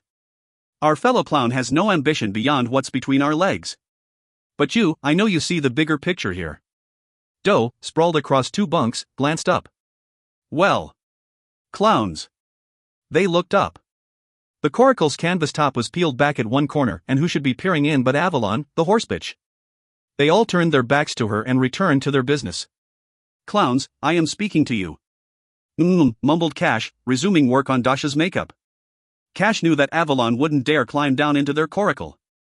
Her pregnancy dictated everything she did, everything the whole damn circus did, it sometimes seemed, and she wouldn't risk a tumble down the rope ladder. Instead she'd be squatting on the canvas, trying to look regal in case any clams lifted their eyes from the shore to peer at the circus freaks. From above Cash, there was a rustle as Avalon pulled the canvas back further. Did you not hear me, clowns? I am ordering you to listen. Doe and Dosh managed to stifle their snorts of laughter, but Cash was not so quick. Are you mocking me, clowns? No, mistress, chanted Dosh, painted lips barely moving. Never, mistress. Avalon took a deep breath, as if gathering her strength to deal with the simply awful clowns and their simply awful manners. I am here to ensure that you are not getting ready for the military show, she said. You should be preparing for the banker show, as you agreed. Don't you trust us, mistress? Simpered Cash. Don't you think we mean what we say? Not for a moment. Well, mistress, that's rather rude. Cash paused to let the other clowns chime in, but they stayed silent. If he was the only one brave enough to openly defy the horsebitch, then so be it. But Avalon was not finished. This is my circus, just as much as it is my husband's, she said, and the crew must obey me as they obey him. If that were true, thought Cash, you wouldn't need to say it. Instead of responding, the clowns got back to work. Avalon wouldn't climb into the coracle, but she did drop her head in to stare at each of the clowns in turn. Her voice became a hiss. Just do as you're told. Soon you won't be my problem anymore. North and Einsel can have you, and good riddance. Is that so? Murmured Cash, cheeks stretching with a grin. Dosh and Doe pursed their lips at each other. It is so. My husband is buying a house for us.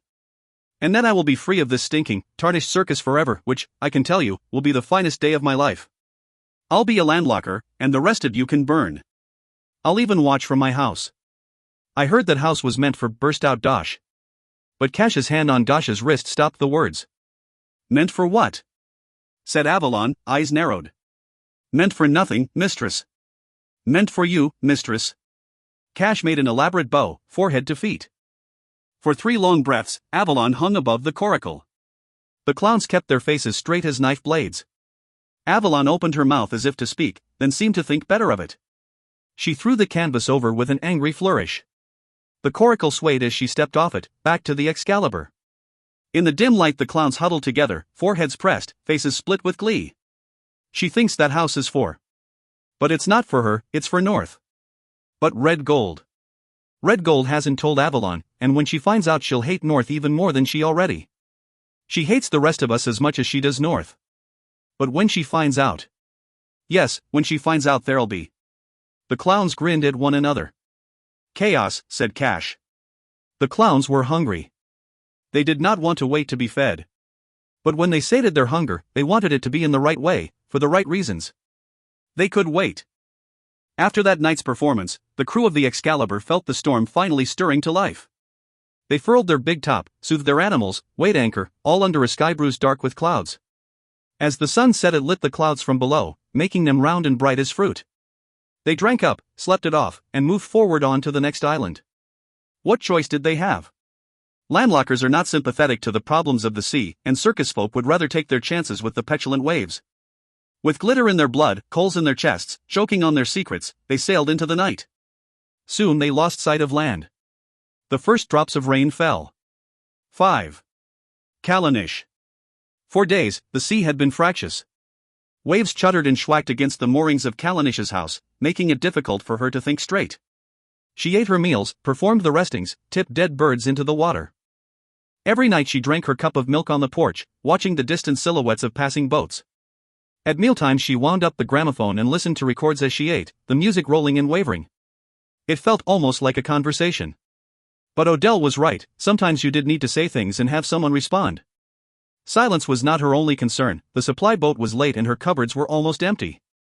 No graces meant no restings, and no restings meant no food. If it didn't come before the storm, well, no point thinking about it. Wishing for a boat did not make it arrive. Several times, as the day slipped toward night with no sign of the supply boat, Callanish took her rowing boat out among the grace cages. She pulled off her gloves and let her fingertips hover over the surface of the water. The webbing stretched.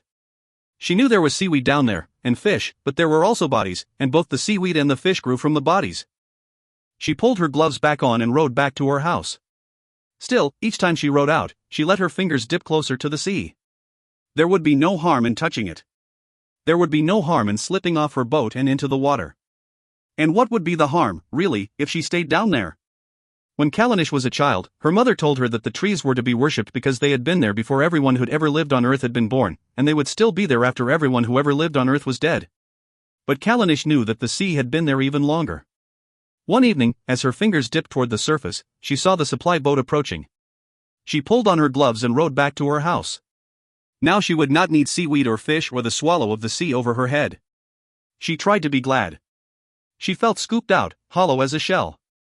She accepted the delivery without speaking. Her silence did not seem to matter, as the delivery man kept up a steady stream of words without leaving any gaps for a response as he hauled cages of graces from the boat to the dock to the porch to the kitchen table. He spoke of trading routes and wheat shortages, of an abandoned ship found floating, perhaps empty for years, crewed only by cats, of a baby born with gills and webbed hands, a half-fish monster buried alive at the World Tree by its landlocker mother, and good riddance to the beast, of a new trend for tattooing the bases of one's fingernails purple, of a boy who had his hand cut off for chopping down a tree, of whispered scandals among military officers. Over the years Callanish had heard all these stories, with small variations. Everything changed and nothing changed. His chatter felt like having a record playing quietly, a soothing background hum. She sat at her table, her gloved hands pressed tight between her knees, so he couldn't possibly see. She had received thousands of graces, delivered by dozens of different supply boats, and none had yet seen her hands. The government decreed that she should receive just as many graces as she needed to stay alive, but the exchange of restings for food was not the only thing keeping her alive. Wearing her gloves and slippers was just as important as eating. Given the choice, she would rather not be buried still breathing under World Tree. Finally the supply boat was empty and Callanish's table was full. "Farewell," said Callanish, just as she always did. The delivery man may have wished her farewell back, but it was getting hard to pick out individual words from his avalanche of sound. She was sure that he was still talking even as he sailed away. The days passed. Callanish rested bodies, took her payment, filled her aching belly.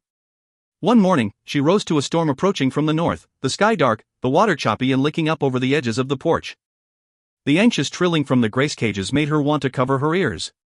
She took her rowing boat out between the lines of graces, pulling open the cages as she passed. Most of them were too weak to fly. Those that could get out of their cages might make it some way before falling into the sea to drown. Those that could not fly would stay in their cages and drown. If she took them into the house, they would die because she had no food for them. Whatever she did, she could not save them. She wasn't supposed to free the birds, but who would know? Who would care? A small crime, another secret that could only hurt the one who kept it. When all the cages were open, she lashed her boat flat to the dock. Of the newly delivered graces, not yet used for restings, only 2 remained, caged in the corner of her house. She didn't have enough to feed them, and no one would approach with food for days after the storm. She opened the cages and flung open her front door, thinking that the graces would spread their wings and fill her house with a flurry on their swift path outside. Instead, the pair took their time, pecking around the floor, shivering their feathers, regarding Callanish with their tiny black dots of eyes. Finally they made it to the door and opened their wings to the wind. They were stronger than the resting graces, and soon disappeared. When all the graces had flown, she closed the metal shutters over the windows, then stood for a moment on the porch. It was almost beautiful, the water chopping up in white waves like petticoat lace, the delicate arches of the empty grace cages, the clouds piled up in layers from charcoal to bruised blue to black. She wished that she could dive down into the water, that she could live down there under the water, that she could drink water and breathe water, let water support her limbs and lay a comforting weight on her shoulders. Down there she'd be safe from the storm. On the surface the waves and the wind could tear the world to tatters, but she'd be safe down in her watery cocoon. She went into the house and bolted the door. She waited. 6. Melia. Melia had not feared a storm since the day she'd met Whitby. All damplings have their own relationship with the sea, and Whitby's attitude was one of respect and acceptance, tempered with a generous helping of lust. The sea does not need us, he would announce to Melia in the warmth of their bunk, bodies tucked together like spoons. That fickle mistress, it's all the same to her whether we live to be 100 or drown before we even take a breath. We're parasites. Eating her offspring, drinking her salty blood, cutting through the waves of her belly. We're living off her spoils. No wonder she wants to devour us all. So we should give up and jump overboard? Melia would tease back, clasping her hands with his, stretching their arms together until the joints cracked. Let the sea have us? You're assuming it's our decision to make, my love. She'll only take us when she wants us. I for one look forward to the embrace of the sea, when she decides that it's time. At this he would wrap his arms around Melia, biting kisses along her shoulder. Just think of her rhythm. Her passion. Her relentless, depthless wetness. Oh, sweet relief for this unworthy man. At this, Melia would clamp her hand over Whitby's mouth, but could never resist turning her body in his grasp, replacing her hand with her mouth. Then they would make love, pressed close in the narrow space of their coracle, moving together with the rhythm of the waves. Their bodies wound up speckled like eggs, white on tan, from the touches of one another's chalky palms. Melia took care to kiss every one of Whitby's scars, built up over their years of performances at dozens of different circuses. Other damplings were born and worked and died as part of the same crew, treading the same deck, hoisting the same sails their whole lives. But Melia did not need such ties. Whitby was the only home she needed. With their skills, it was not so hard to buy their way on to a new ship. Melia could not remember whose idea it was to sow misinformation about their relationship when they joined the Circus Excalibur. They were not siblings and they were not married, and Whitby found it endlessly amusing that anyone could believe either. They were simply lovers, though there was nothing simple about that. They were aerialists, the two of them, many ways to fly, but only one way to fall. Afterward, sweat-damp and tingling, Whitby would bury his face in her shoulder and whisper, "We are the sea." They had not had such an exchange last night after their drinking session in the mess boat. By the time they made it back to their coracle, they were so booslurred and woozy that they could barely manage to tie their canvas shut and strap themselves into their bunk before their eyes closed. In the abyss between waking and sleeping, Melia thought of her own relationship with the sea. She did not lust for the sea the way that Whitby did. But when he said to her, "We are the sea," that made the most perfect kind of sense. She was the sea, and so was everyone else. We all come from the sea. Melia had heard that in the olden days, when the world had lots of land spreading out over miles and miles in every direction, seas and lakes were called bodies of water. That made sense too. Her body was water, and Whitby's body was water, and red golds and ainsels and norths and even the bears, they were the sea, and so they could trust the sea. She wanted to tell Whitby this. But her tongue was too heavy to make the words.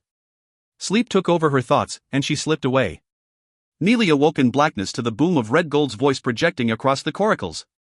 Over his voice there was an odd whistling, a screeching, and Melia's half-sleeping mind could not understand it. Tighten the chains, came Red Gold's shout, and there was a clanking of the chains that tied together the line of coracles. Haul in the sail, and there was a whoosh and thwack of canvas. Lash your overhead, and this call was almost lost in the wind, but still the phrase worked on Melia like an alarm, jolting her awake, her fingers scrabbling at the buckle of her bunk strap.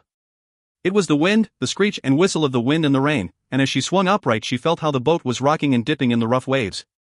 In the dim light she could make out the shape of Whitby reaching for the canvas overhead, his knees bending and ankles rolling as he moved with the deep sway of the coracle. She staggered over to him. Her narrow legs felt as flimsy as seaweed, but she knew her arms were strong enough to fight even the roughest swell. Rain blew through the gap, the canvas had come unfastened and was flapping in the wind like a panicked bird.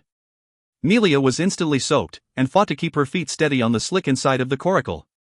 Working together in the darkness, they yanked the canvas tight and knotted it shut.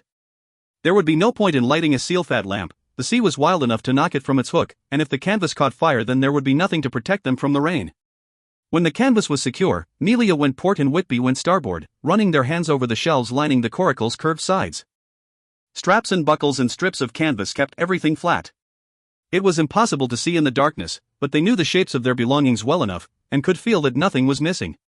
Melia tightened the buckles so that things could not knot together and break.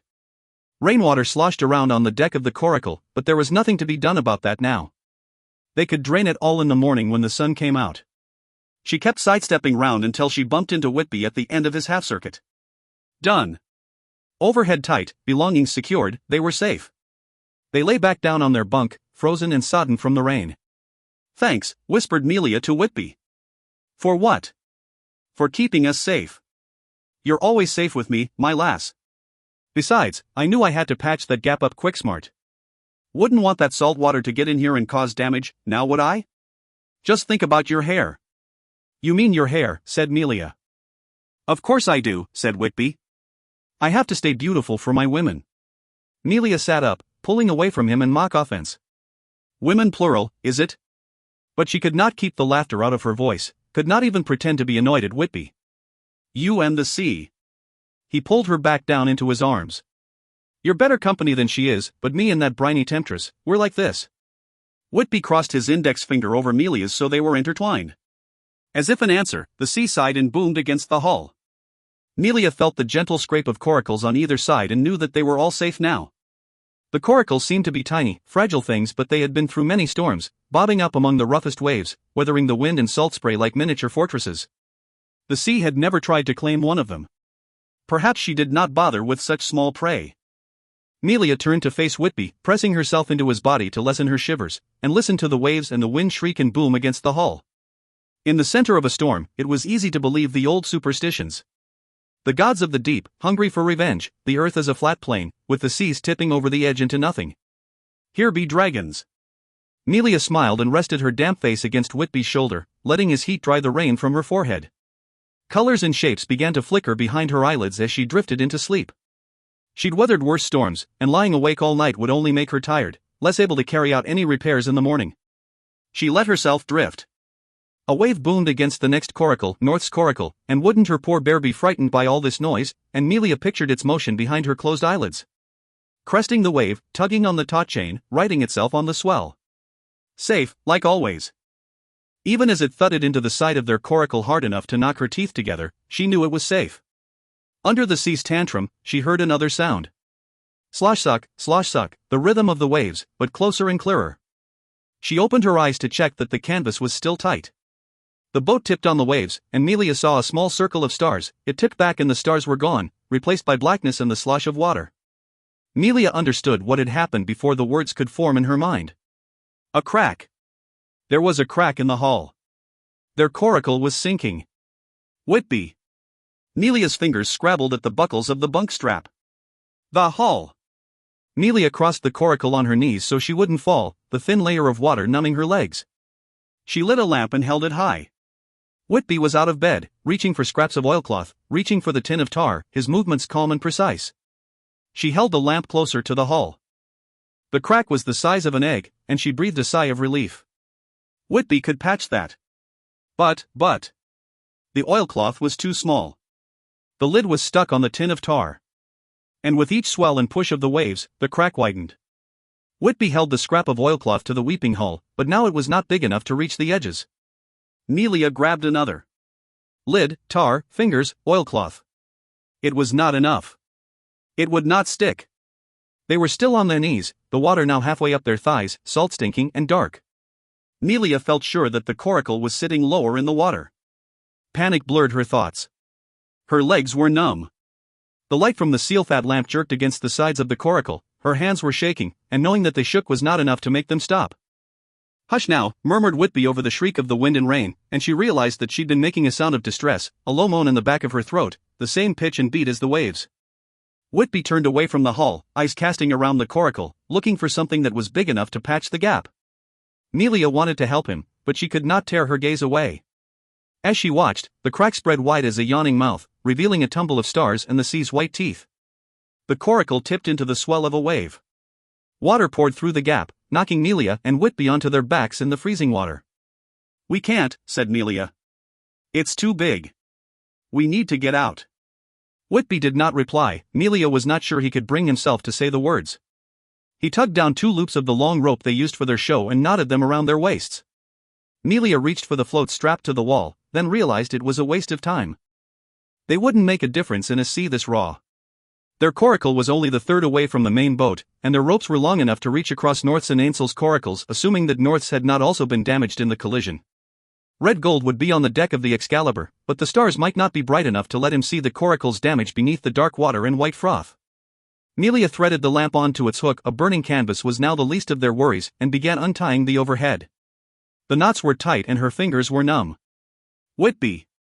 she shouted. "I can't, it's too." And he was beside her, nimble fingers dissolving the knots, strong arms pulling back the canvas, calloused hands throwing the end of her rope out of the coracle and into the night. It thudded and splashed into the sea. Melia pulled herself up onto the edge of the coracle, wrapping the overhead ropes around one arm so that she wouldn't tip into the water. The coracle's edge was slippery with seawater and she overbalanced, jerking the coracle as she landed on her knees. The thud juddered through her bones. She didn't think that she had landed that hard, but still the impact seemed to vibrate through the coracle. In the bleaching starlight she saw the outline of Red Gold, lashed to the Excalibur's mainmast. She waved her free arm at him, but he did not notice. Now that Melia was out, she could see how low their coracle sat in the water, how it was already beginning to drag down its neighbors. A split of lightning arced across the sky, echoed by a deep grumble of thunder. It lit up the world, painting Red Gold's wide red face as white as bone. Melia's head spun. It was all unreal. Pale shapes. Etchings on burned wood. The ends of stories. Red Gold raised an arm to hail her and she threw him the rope. He could not know what had happened to the coracle, but he knew that they were in trouble. She made sure that Red Gold had a tight hold of her rope, then reached down for Whitby's to throw that too. She could not find it. "Whitby!" she shouted, but the wind stole his name. She kicked her feet in the empty space of the coracle, trying to find him. "Whitby, stop trying to fix it. It's too late." She ducked her head inside but couldn't see anything. She pulled some slack on her rope and dropped down into the coracle. All her breath was knocked out as she landed hip-deep in the icy water. "Whitby, damn you to earth!" She groped around in the dark but could only find the sides of the coracle, her numb fingers bumping and scraping against the straps and buckles. Nothing. Then, a tug around her belly, pulling her backward through the water. She pressed her hands against the walls and screamed out Whitby's name. But Red Gold had the end of her rope, and was pulling her out. As she came free of the water she kicked her legs out as hard and wide as she could. They caught things, dozens of things, soft things and shattering things, but she did not know if any of those things were Whitby. Around her waist the rope tugged, and it was so tight that she could not breathe, could not call again for Whitby. Stars wheeled above her. The sea raged in long, deep heaves. She tried to turn, to untie the rope, to signal to Red Gold. As she slid over the edge of the coracle it scraped a long graze of skin from her forearm. A wave spat salt water onto the wound, but she felt nothing. She half scrambled, half dragged over the 2 coracles and onto the sodden deck of the Excalibur. Red Gold pushed her toward the cabin. Through the burn of salt water in her eyes she saw that he was climbing across the coracles to save Whitby. Despite his tight and mismatched oilskins, his cracked and bloody cheeks, Red Gold at that moment was the most glorious thing that Melia had ever seen. She held tight to the mast, watching him. Red Gold ducked his head into the coracle, emerging with the end of the rope in his hand. He steadied himself on the half-tied canvas and hauled on the rope. Then he hesitated. Melia squinted through the salt spray. It seemed that he had seen what was on the end of the rope, and dropped it back into the sinking coracle. But that could not be. Now the clowns and the glamours were emerging from their boats, ropes around their waists, faces sheen with rain. Together with Red Gold they grasped the chain attaching her coracle to the glamour's boat. Now they were unhooking the glamour's boat and hooking it into North's. Now they were standing on North's coracle, ready to unhook Melia's entirely. No. No. Why did Red Gold not pull Whitby out? She remembered the thud as she'd fallen, the judder through the coracle. The crack of bone she'd thought had been her own. No! She shouted, though she knew Red Gold could not hear her. She launched herself off the Excalibur and onto Ainsl's coracle, not caring about its unsteady lollop, about the rain throbbing at her shoulders, about the thunder vibrating her insides. She grabbed Red Gold's arm. No! She shouted into his ear. He did not reply, did not shake his head, but his intentions were clear. If they did not let the coracle go, it would drag them all down. But why would Melia care? If Whitby was in the sea, then they might as well all be in the sea. She reached into the coracle. The water level was high, almost to the top. The end of the rope floated. She grabbed it, closed her eyes against the salt spray, and pulled. She could lose the coracle, but she couldn't lose Whitby. Hand over hand, eyes shut tight, she pulled. She reached the end of the rope, the start of something heavy. She kept her eyes closed. She felt Red Gold unfasten the chain and let the coracle sink. Still she held the rope. 7. Callanish. The storm seemed to last for days, though Callanish did not know how many. She slept heavily, the days and nights blurred into an argument of rain and wind. She wondered whether she was supposed to feel scared. If someone else had been with her, and they had been scared, she would have understood why. The wind screamed through the shutters and salt water seeped in around the edges of the door. She couldn't see outside, but it seemed that her house was still in the same place. If it had come loose from its moorings and been tossed into the sea, she'd only know when she opened the door. It was soothing to think about things happening without her having to make them happen. She imagined opening the door to snow-tipped mountains, jewel-colored lakes, rainforests dripping with heat and noisy with life. Daydreams became dreams. Her bed felt like the only steady point in the storm. One morning, she opened the door to her mother. Verlaine looked awkward, apologetic, and very pregnant. The sun was low, shining through the doorway and into Callanish's eyes, so that every time she tried to focus on her mother, she could not. Verlaine wavered and pulsed, like the distant sea on a hot day. Standing there on the porch in the middle of the graceyard, she asked for help. Callanish was going to help her mother. She would get it right this time. She would be brave and wise and her hands would be steady no matter what. But she did not know how. She could not afford to make a mistake again. She closed the door, to buy some time to think, and when she opened it again her mother was gone. This dream, unfamiliar as it was, ended up the same as all her other dreams, the ache in her hands and feet, the lullaby calling her, the soothing embrace of the sea. Even in the dream, Callanish kept enough of her conscious self to be glad that the door was closed and windows blocked. This dream would be different. She couldn't wander out of bed. She couldn't walk out onto the porch. She couldn't wake to the chill of water closing around her ankles. Callanish came awake to silence, her dreams clinging. She got out of bed, unbolted the door, stepped out onto the porch. The sky and the sea were as flat and blue as china plates, so perfect that she couldn't see where they met. All of the grace cages were empty. It was so quiet that she could hear herself breathing, a tick each time she blinked. The storm was over. She went back inside and began sorting through her food, separating out the things ruined by seawater. Most of it was fine, only some bread was spoiled, and that was stale anyway. She had a few eggs, some dried meat, dehydrated peas, a bag of lentils and beans, a pot of jam. Enough food for a week, or two, if she rationed it.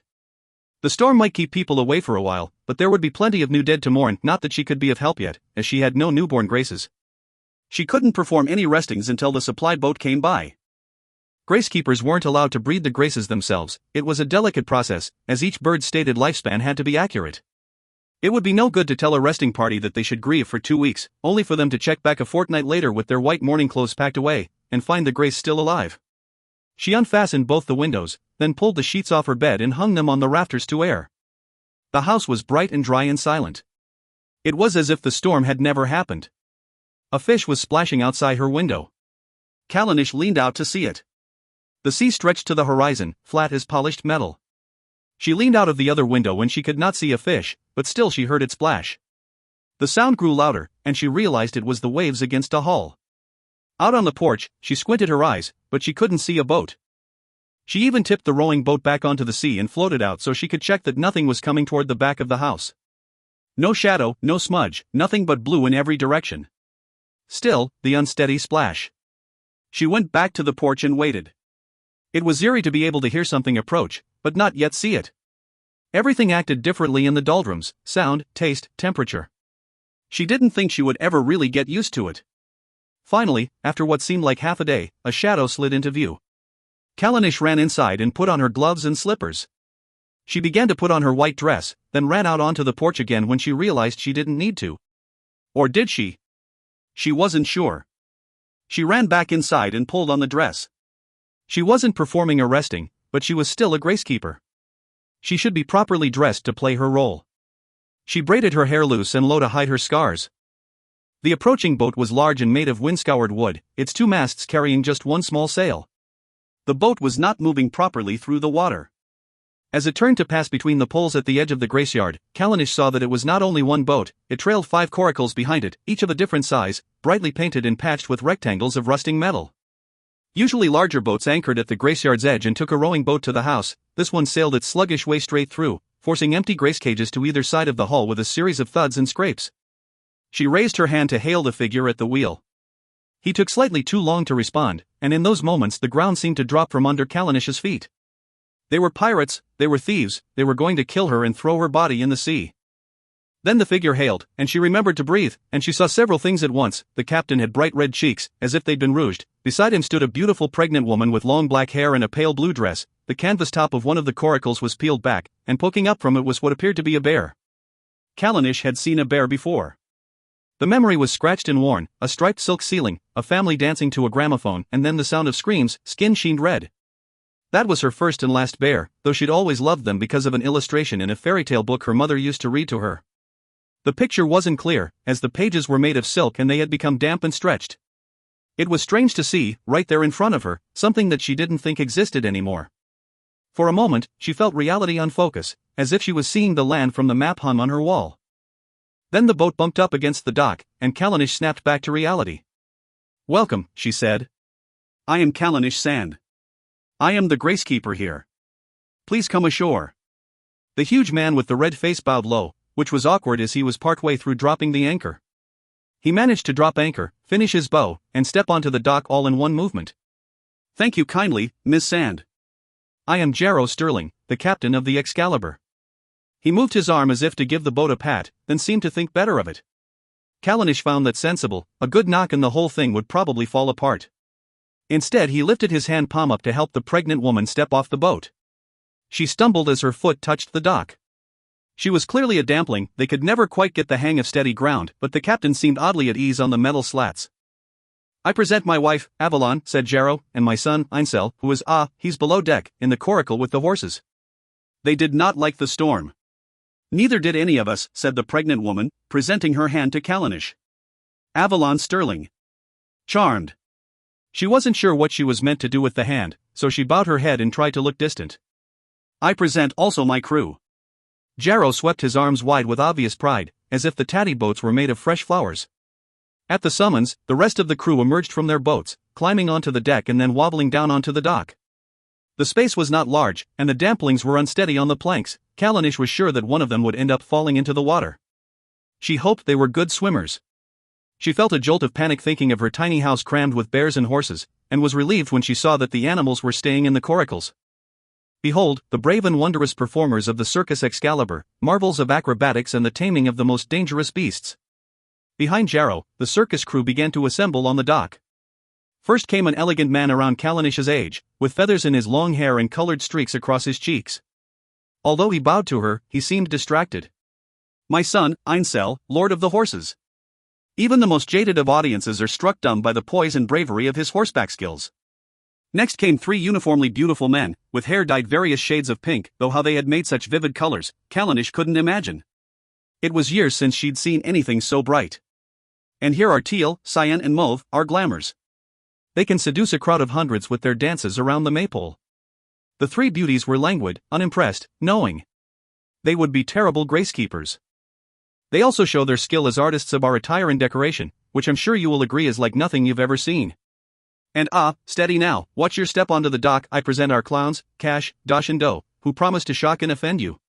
Not that you, the captain coughed, seeming to remember the purpose of a Gracekeeper. Not that you might wish to be offended. In which case they shall not. Keep moving, crew. Jostling up against the pink-haired men came three gangling, shifting women. They had their sleeves rolled up, displaying tattooed designs on their forearms, one gray-shaded bones, as if her insides were outside, one a constellation of pale stars on a blue background, one a mass of color that looked like layers of birds' wings in flight. The starred one caught Callanish staring, and bared her teeth. A moment later she seemed to think better of it, and glanced away awkwardly. Something in that movement struck Callanish as strange, and then she realized that the tattooed women were the tallest she'd ever seen, and then, with a shock, she realized that they weren't women at all. She looked more closely at the pink-haired men, and felt suddenly foolish for not seeing that they were women. Or was it the other way around? She dared another glance, but still couldn't be sure. As the crew shuffled along to make room for the others, she heard the faint tink of bells from their clothing. She wanted to tell them that they didn't need to wear them here, that her visitors were almost all damplings, and she didn't care anyway, but she did not want to embarrass them. Next came a short, broad man with long-heeled burns covering his right arm, a thick beard, and a braid of dark hair down his back. He nodded to her as he stepped onto the dock. Callanish couldn't understand why he was holding his left hand behind his back, but then she looked closer and realized that his left arm was missing, the empty sleeve pinned neatly to his shoulder. Barrow, King of Fire. It bested him once, as you can see, but now he is its master. Though his fire show may make you gasp, I assure you he is in complete control. Now! Jarrow clapped his hands and turned to see who was next onto the dock, but faltered in his speech. This is Melia, our acrobat. The woman, if she was a woman, Callanish could not be sure, waiting to climb off the boat had curly blue hair and huge muscles layered along her upper arms and shoulders, tapering to slender hips and legs, then impossibly small feet. Callanish wondered how she managed not to tip over. A younger woman with long dark hair, scattered with braids as bright as gold, came up behind the acrobat. And finally, our very own North Child, performer of death-defying, The acrobat went to step off the boat, and stumbled. Her tiny feet didn't seem to be the problem, though, her entire body shook, and Callanish was sure she could hear her teeth knocking together. The dark-haired woman, Callanish thought that the man had said her name was North, but it was hard to keep so many new names in her head, had to help the acrobat onto the dock. Although North was not beautiful, there was a set to her jaw and a purpose to her movements that Callanish found striking. She wondered what this woman did in the circus. She did not seem fragile enough to fly through the air, nor sturdy enough to lift heavy things. She did not soothe the eye like the pink-haired women, or confront the gaze like the tattooed men. Perhaps she could have made a Gracekeeper. The acrobat's stumble seemed to have thrown Jarrow off his stride, but he tried to continue. All 13 of these fine performers will, he cleared his throat and continued in a quieter voice. All 12 of, He trailed off. For a moment Callanish was confused, and then she remembered who she was, why people visited her. Her gaze strayed to the deck of the boat, searching for the familiar shape. There, a bundle wrapped in striped silks. Jarrow turned his back to the crew and addressed Callanish in an undertone. Please forgive my boisterousness, Miss Sand. It is merely a habit, born from years of addressing restless crowds. I meant no disrespect. Mr. Sterling. Please do not worry. I understand. But I must tell you, I fear I cannot help with what you need. We require only one thing of you, and then we will be on our way. We can pay. Callanish glanced along the line of people. The Excalibur's crew filled the entire dock, spilling over onto the porch so that she had to stand right in the doorway of her house. After the solitude of the storm, it felt strange to be in the presence of so many people. But it did not matter how many of them there were, or how much they mourned. She had no graces, and so there could be no resting. She was about to turn to them, to explain, to apologize, when from the line of boats came a low rumble. Her mind cycled through memories of the sound, wind in the chimney, rough sea battering the underside of a dock. North, said the pregnant woman, and she made the word sound like a curse. See to your beast. The rest of the circus crew turned away, embarrassed, and looked to Jarrow as if for instruction. Avalon did not check that North did as she was told, but tucked her arm into Jarrow's, smiling up at him. It seemed that she was used to being obeyed. Only Callanish, half scared and half curious, watched North's progress. She wanted another look at the bear. North stepped across the coracles to the one that was growling. As she lifted the canvas she stumbled, and instead of putting out her arm to stop her knee hitting the edge, both her hands flew to protect her belly. She glanced up, guilty, and saw that Callanish was watching. The moment stretched as they stared at each other, both determined not to react. Then North lifted the canvas and disappeared into the coracle. She might not be as visibly pregnant as the dark-haired woman, but Callanish knew what she'd seen, and she'd had enough. The mass of people was fine, the strangeness of their costume was fine, even the lack of grace was fine. But not this. She would do whatever was needed to get these pregnant women off her porch, and hope that they never came back. "I am sorry," said Callanish. "I regret that I do not have the necessary equipment, and without a grace to mark the morning I cannot." "Is that all?" said Jarrow. "In that case, you must not worry on our account. We shall simply mark our own mourning." "I am sorry," said Callanish again. "The grace is a traditional part of the resting. It would be wrong to perform the service without it." The woman with the muscled arms lifted her head and looked at Callanish. "Please," she said. She spoke quietly, but her voice had the power of a shout. It wasn't clear whether she was addressing Callanish or Jarrow. The word was enough to make up Callanish's mind. If this were the quickest way to get the pregnant women to leave, then she would do it. Besides, if she didn't, then they would have to drop the body into the sea themselves. The end result would be the same, but without the dignity of the resting. There was no grace, but who would know? Who would care? She was not sure whether the growing list of her crimes made each one larger, or smaller still. "Bring me the body," she said, "and I will prepare for the resting." The acrobat climbed back into the boat and began lifting out the bundle wrapped in silk. The man with the burned arm stepped forward to help her, but she turned her back and would not let him board. As she lifted the body and turned, the bundle fitted her exact shape. Callanish did not mean to watch the woman struggle, but she could not take her eyes away. The woman stumbled onto the dock, landing with a thud on her knees. She managed to stand without letting the bundle touch the dock. Her arm muscles tensed as she lifted. She shook, but she did not drop the body. She made her slow, stumbling, graceful way to the house. Jarrow broke the tension by placing an arm around Callanish's shoulders and leading her into the house, away from the rest of the crew. "This is odd delicate," he said. Callanish waited. "We need the fabric back. It's our mainsail and our big top. Without it, we can't move on and we can't perform. Can he be put in that is, can you sink him?" Or, he seemed to struggle to find the right words. "I understand," she said. "I will provide fabric for the resting and return your silks. What is the man's name?" The acrobat appeared in the doorway.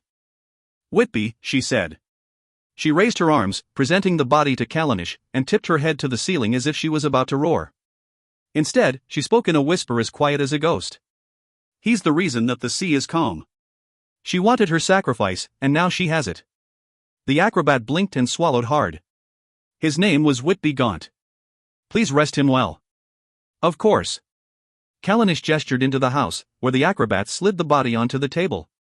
Callanish went to the window and stood with her back to the room, to give her a moment to say farewell. Moments passed. Callanish knew without looking that the acrobat was still there. She could hear the ragged sounds of her breath. From outside the house came the shuffle of feet on the boards and the gentle thunk of the boats bumping together. Callanish wanted to say something, to comfort the acrobat, to assure her that the resting would be noble, to explain to her that the grieving would soon be over. The practiced words would not come. "Do not feel ashamed that you are still alive," Callanish said. When she turned to face the room, she saw that the acrobat had walked out of the house. She had spoken only to herself. Callanish closed the door, pulled off her white silk gloves, and began to prepare the needles and ointments for the body. "Whitby," she repeated in her head. This time, she did not want to feel nothing as she tipped the body under the water. She would think of her mother, and the crew would think of Whitby, and the words of the resting would not be meaningless. For that moment, they would all be connected. 8. North.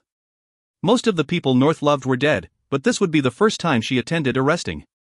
When she'd lost her parents, she had been too young to mourn, or even to truly understand what had happened. That loss brought new responsibilities, as losses tend to, and a small bear was enough to keep a small child very busy. She could not miss her mother and father, as we cannot miss what we do not remember having. Instead, she could only miss the idea of a family, though she found that the Excalibur was not a bad substitute, considering the options. Although North did not know what to expect for Whitby's resting, she did not have time to wonder. Her only concern was to make sure that neither her bear nor Melia cracked under the weight. In the days and nights since the storm, Melia had been traveling in the Island of Maidens with the Glamours, as her own coracle was at the bottom of the sea.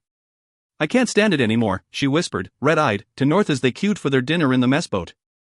They barely sleep, always chattering about something or mixing up endless pots of colors.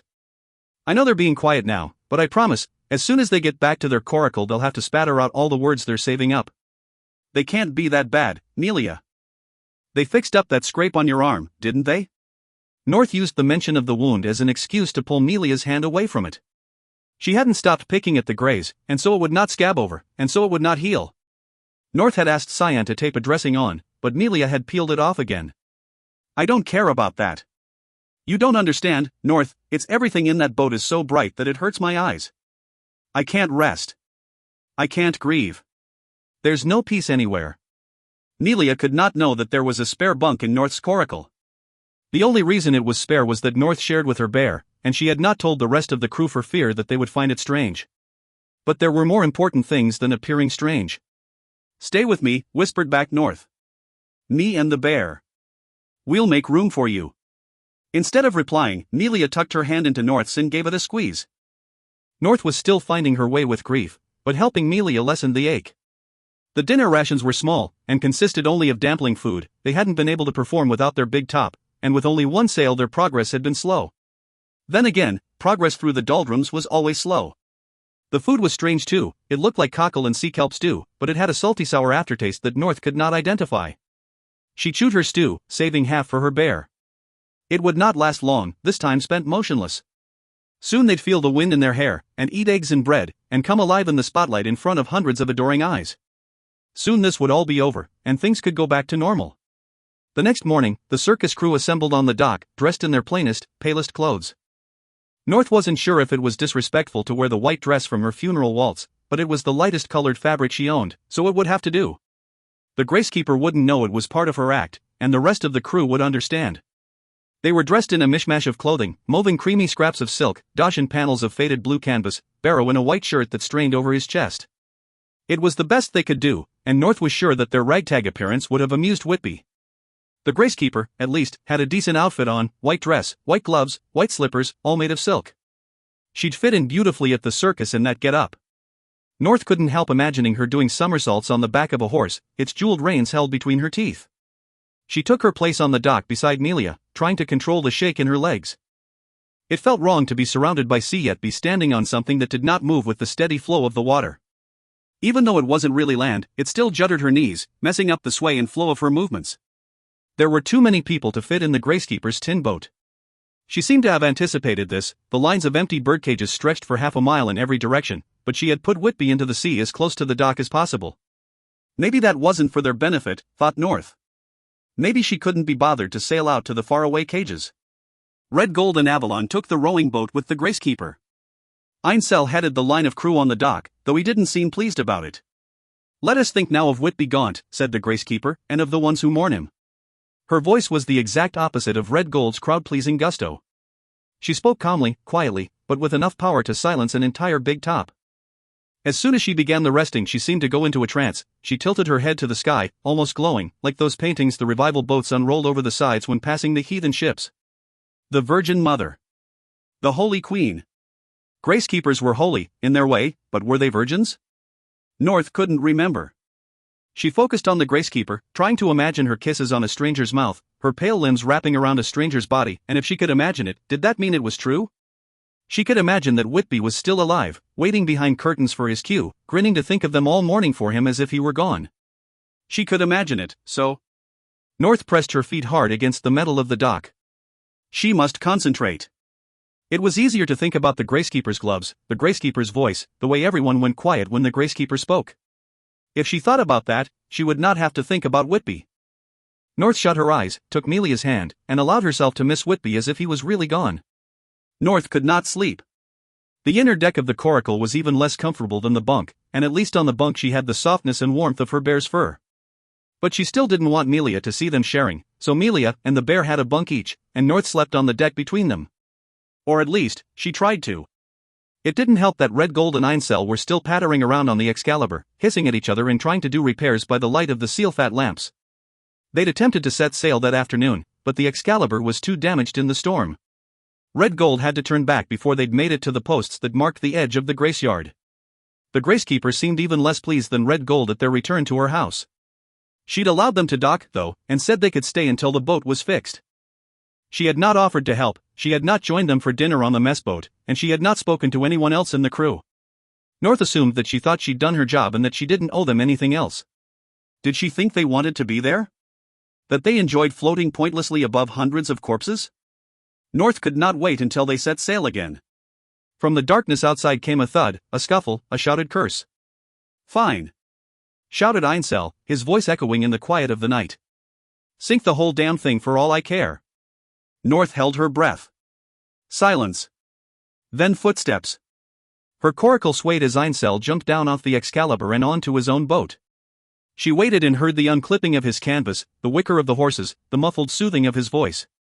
She heard Red Gold bumbling about on the Excalibur for a few moments, then he seemed to give up and go to bed too. Finally, the circus was asleep, but North was not. She tried not to count the passing time, but she didn't even have the steady rhythm of the water to lull her. Here in the doldrums, the sea was flat and the air felt too heavy to breathe. She tried to relax her limbs, to let sleep slide over her, but it was no use. She stood up and unclipped the edge of the canvas, heaving herself up onto the edge so she could look out.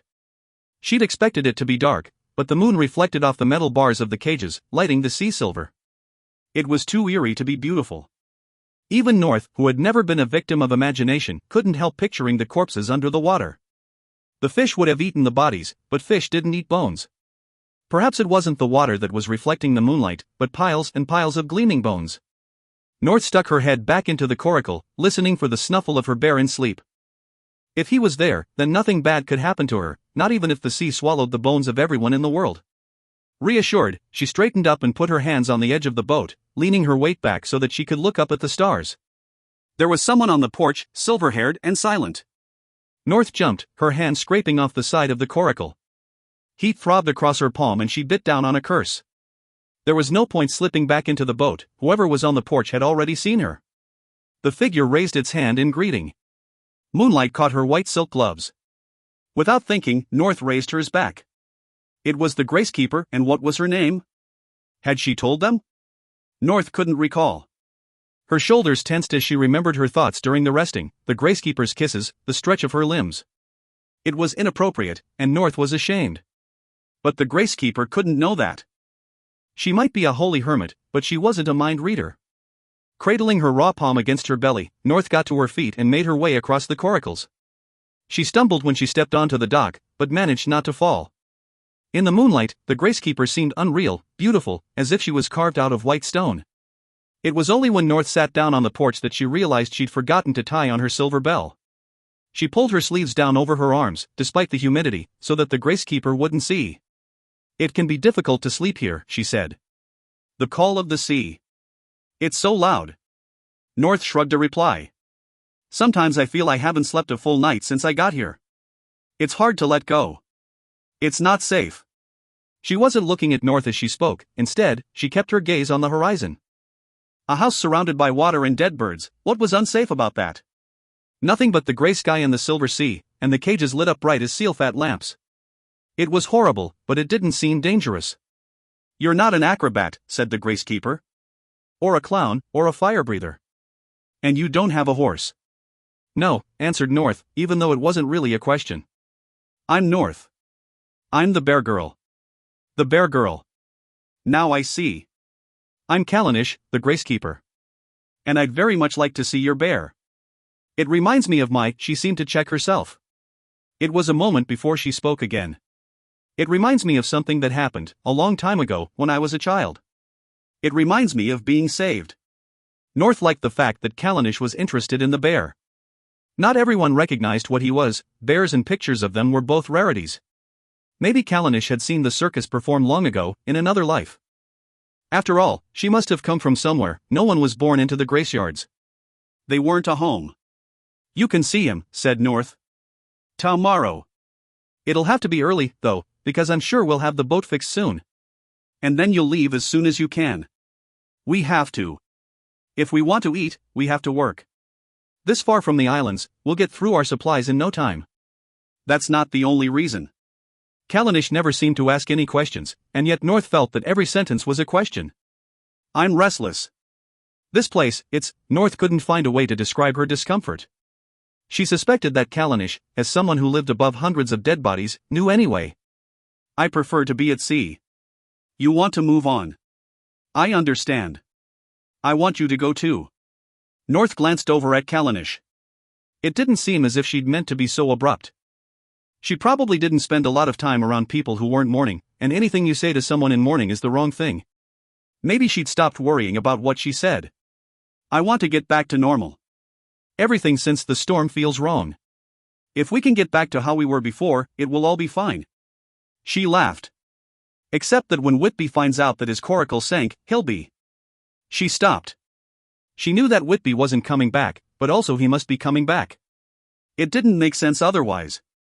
I haven't been away from him for more than a day since we met, said North. The boats, they're so small, not like those huge revival cruise ships, or the military tankers. We're so close, we live so close, anyway, and sometimes that feels the same. I'm sorry. I can't imagine how it must feel to lose. Callanish seemed to stumble on her words. I can imagine it a little. I had that once. Where I lived, before I lived here. Seeing the same faces every day. Knowing them better than your own.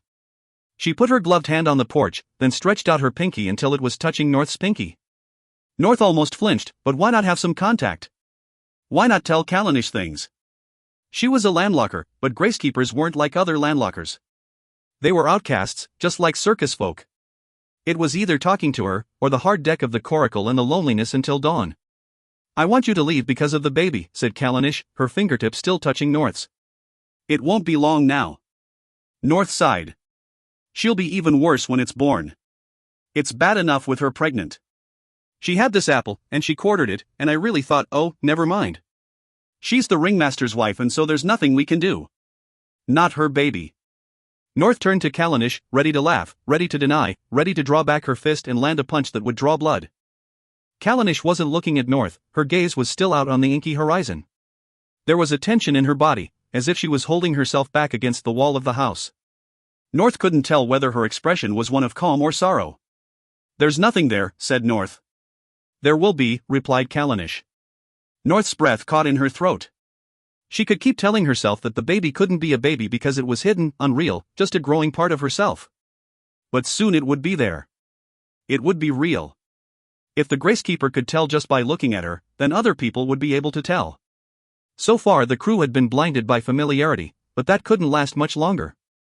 For a moment, North was stuck between stomach-clenching panic and a quiet, distant acceptance. Then she leaned back, lying flat on the porch. The sky stretched above her, pinpricked with stars, and the board seemed to sway with the rhythm of her breath. After a moment, Callanish lay down beside her. It felt like a long time since North had lain like this. She'd spent the past months hunched over, in constant motion, trying to distract, desperate to hide her swelling belly. But that didn't matter now. She could let Callanish see. She wanted Callanish to see. She pressed her hands to her bump and looked out across the water. I want to tell you something, said North. I don't think you'll believe me. But it's true. She'd tried to tell the people she'd known for almost her whole life, and hadn't managed to get the words out. She might as well practice on a person she'd only just met. I'm listening, said Callanish, and with a shock North realized that she really was. Well, it's hard to explain. North shifted, leaning her head on the front wall of the house so that she was closer to Callanish. The closer they were, the more quietly she could talk, and the less likely they were to be overheard. I've never actually got this far before. I've tried to tell people, but I couldn't manage it. You already know, so I thought it would be easier. The child's father is not part of your crew. No. The father isn't really the father. I don't know. North breathed out, emptying her lungs until her stomach ached, then pulled in a breath as deep as she could. I'll tell you, and it doesn't make any sense. But I'll say it. North closed her eyes, comforted by the warmth of Callanish's skin and the sway of water underneath them. She remembered. One night, months ago. Drunk and aimless at the edge of an island. All day she'd been distracted, catching a silvery gleam at the corner of her vision, squinting her eyes, sure she could see the angles and features of something beautiful swimming far out to sea.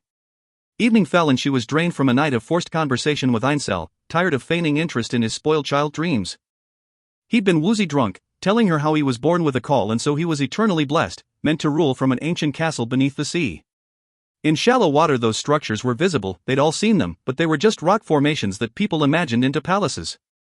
North had told Einsel that he was a ringmaster's brat, that there was nothing for him to rule, and he'd sulked, and she'd turned away from him to stumble onto land, clumsy and disgusted but desperate to get closer to the person out at sea, purposefully not tying on her bell, glad to be courting danger. It turned out that there was no danger because there was no one there, no guards, no alarms, nothing on the island precious enough to be protected from the wicked, lawless damplings. Every time North blinked, she caught a glimpse of the sea swimmer just before her eyes closed, but when they opened again a split second later, there was nothing. The world spun and spun and spun, but still she could not get any closer. She had lain along the black shore, seaweed tangling in her hair, the water stroking her legs, and let the stars pulse above her. Perhaps if she stayed there long enough the tide would claim her, pull her out to the sea swimmer. She let sleep drag her down, right to the bottom of the sea, and in the dreams there really were castles, and Einsel really was a king, and she still didn't like him. Then, a slow pull out of sleep, reality seeping into her dreams. A mouth pressing against hers, cold as the ocean. The weight of a body on her own. The limbs, the angles, the planes of the body matched her own, but not a man, not a woman. In the dim light of the stars, she saw the silvery gleam of scales. The sea swimmer had finally come to her. Yes, she'd said, yes. She'd tilted back her head and opened up her body, letting words repeat inside her head, names she'd heard only in stories, Selkie, Nereid, Mermaid. Then the Gracekeeper moved her hand away, and the wall of the house was too hard against North's head. She had put it in words as best she could, but it was like trying to describe the logic of dreams. So I woke at dawn, she said, and I went back to my coracle. I thought I must have imagined it. I thought I'd wanted it so much that I dreamed it happening. Until, she motioned to her bump. And I know you won't believe me, but I had to tell someone. So there it is. I've told you. I believe you, said Callanish. Her voice was so quiet that it could have been the sound of a bird shifting in its cage. North got to her feet. Cradling her belly with one hand, she reached the other down to Callanish. I want you to see him, she said. With strangers, he can be a bit, but it will be safe if you're with me. Callanish hesitated, then pressed her palms to the boards and stood. She looked away from North's proffered hand, as if she knew she was being rude but didn't want to acknowledge it. Could it be a Gracekeeper thing? North had noticed that she never took off her silk gloves, so maybe she wasn't allowed to touch anyone's hands because she had to keep her gloves white. It was odd, but then most things about being a Gracekeeper seemed odd. They walked together across the porch, neither seeming sure which should lead. The porch belonged to Callanish and the boats belonged to North, and also, these things belonged to neither of them. For them, everything was borrowed. North wondered if she should tell Callanish to step cautiously, to stay quiet. She even considered raising a straightened finger to her lips like a strict mother. There was no need. Callanish seemed lighter than a bird when she stepped onto the deck of the Excalibur. They made their way across the coracles, silent as shadows in the still night. North got cocky. She did a little leap, a flirty pirouette, as she stepped off Ainsel's coracle and onto her own. A cloud had darkened the moon, and it was impossible to see whether Callanish smiled at the theatrics. But North liked to think that she did. The canvas of North's coracle sagged in the middle, she'd forgotten to pull its edges tight, too shocked to see the figure on the porch, and she felt Callanish stumble as she stepped onto it. North imagined the thud of her knees against the edge of the coracle, the undignified tumble as she toppled over. Before she knew what she was doing, she'd reached out and caught Callanish's hand, stopping her from falling. They crouched together in the darkness, hands pressed, breathing in rhythm. The moon blinked bright again. North looked down at their linked hands and saw how close they were standing, saw that her thumb had smudged dirt onto the white silk glove, saw too that they were standing so close that her bump was pressed rudely against the Gracekeeper's middle. She dropped the grip and hunched her body, pulling back the edge of her canvas without looking at Callanish. They dropped silently into the coracle. Quick as blinking, North slipped a razor blade from its holder and into the pocket of her dress. Her bear would be fine. He would stay asleep. But if he growled, if the gleam of moon lit up his curved teeth, then what? Could she really use the blade on him? But it did not matter. He was safe. He was. The grumble of the bear's breath filled the tiny space. North had wanted Callanish to see the bear, to meet her family, but it was too dark. Instead, she took the Gracekeeper's hand and pressed it to the bear's broad back. At first she flinched, but then she let North's hand hold her own. The bear's snuffles caught from one breath to the next, but he did not wake. They kept their hands pressed to the bear's fur, feeling his heartbeat strong and steady. Callanish smelled of warm breezes and salt water. North breathed in deep, holding the scent inside her. Suddenly Callanish pulled her hand away. North heard the shush of silk, and Callanish's unloved hand was in hers. Her skin was cool and smooth. Their hands were linked, but their palms did not align. North could feel a high ridge of skin linking Callanish's knuckles, soft and solid. webbing, like a fish. Like a mermaid. North knew now why the Gracekeeper had believed where her baby had come from, why the Gracekeeper was the only person she'd ever met who would truly understand. She was suddenly sure that if there were light, she'd see the Gracekeeper's skin gleam silver. She pressed their hands tighter, holding them close to the bear. It was then, with their hands linked, that North first felt her baby, 3 taps, low down in her belly, like knocking at a door. She'd heard a word for this during Avalon's endless whittering about her own baby, and she repeated the word in her head. Quickening. It was the quickening. She kept her hands tangled in her bear's fur. The 4 of them there felt good, and safe, and real. "Thank you," Callanish said, her voice as soft as breathing as she pulled away and put her gloves on. North did not know what to say in reply, so she said nothing at all. She tugged back the canvas, led Callanish over the coracles, and left her on the porch. She made her way to her boat without looking at the Gracekeeper. She did not dare. If she looked at the Gracekeeper in the moonlight, if she saw the silver gleam of her skin, how could she leave? How could she sail away and leave Callanish there alone, knowing how they were connected? Back in her bunk, tucked in beside the musty warmth of her bear, North fell asleep with her hands linked tight over her belly. In her dream, she was her child, tiny as a bulb of seaweed, tight as a balled fist. Above her, the beat of an enormous heart shushed and roared like waves. Through her closed eyelids, the world showed in reds and purples, the branching lines of anemones, the nodules of coral, the hard lumps of rock and mussel. Inside North was the sea. Her child had come from the sea. For so long, the bear had been her only family. But soon that family would have to expand to fit her child, and perhaps there could be room for someone else too. 9. Red gold. Jarrow dreamed of the storm. All night he had the same dream, slightly different each time but always with the same end, always losing a life to the sea. Layer upon layer of drownings. Whatever he did in the dreams, he could never save Whitby. His final dream before dawn was of a sea monster with eyes as huge as a galleon's wheel, bloodshot and staring. The creature reached into the coracles one by one and retrieved its prize. In the dream, Jarrow's hands were stretched wide with daggers and machetes, harpoons and flensing knives. But all his weapons were useless, or rather, Jarrow himself was useless. However hard he tried, he could not move. He stood there, armed but impotent, as the coracles emptied. The monster had 12 tentacles, enough to grab every member of the Circus Excalibur. It saved Jarrow's wife and son for last. When its tentacles were full, it turned its leering eye on Jarrow and sank down into the shadows, leaving him untouched and broken among the bones of his fleet. He choked awake. His heart was hammering in his throat, and his chest was chilly with sweat. Breathe out. Breathe in. Don't panic. Don't wake Avalon. Don't die. Don't die. You're not ready yet. Captain's wisdom said that those who encounter monsters at sea are those who bring monsters on board. In all his years as captain of the Excalibur, Jarrow had been soothed by that thought. There was no monster on board his fleet. His beautiful wife, his noble son, his loyal and talented crew, there was no room for monsters to hide. When he was sure that he wasn't dead, Jarrow opened his eyes. On the bunk beside him, his wife's face was lit by a ray of morning sun, her expression rapturous in sleep. Her black hair spread in a curve across the pillow, smooth as a fishhook. She was still the most beautiful woman he had ever seen. After the death of Blanche, his life's love, mother of his firstborn, the reason he'd left the land for the sea, he'd thought his heart would stay broken. But Avalon and their baby, Ainsel and North, he had a second chance. He'd get it right this time. Gently, so as not to wake her, he slipped his hand beneath the blanket to rest it on her swelling belly. His baby, his son. He had never known such bliss. He'd lived almost 40 years, not bad, considering he now lived the life of a dampling. Life at sea was hard and hungry and full of dangers. Most damplings were lucky to make it to 30. He was lucky. And soon he would have a baby to coddle, to delight in, a glorious plaything to light up his twilight years. He hadn't understood what it meant to love Blanche. Many landlockers saw the circus that night, and many fell in love with the beautiful horse dancer, but only Jarrow loved her enough to marry her and buy a whole new circus boat, just for her. Only Jarrow loved her enough to become the ringmaster. He'd built the Excalibur up from nothing, and he couldn't let it go now. He and Avalon had waited so long, had lost so much, child after child, gone before their first heartbeats. He'd come close to giving up, but she'd convinced him to give it one more try, hope for one final miracle. He should have known that when Avalon wanted something enough, she could make it happen. He knew it from the moment he met her. With Avalon, he had found the land of bliss.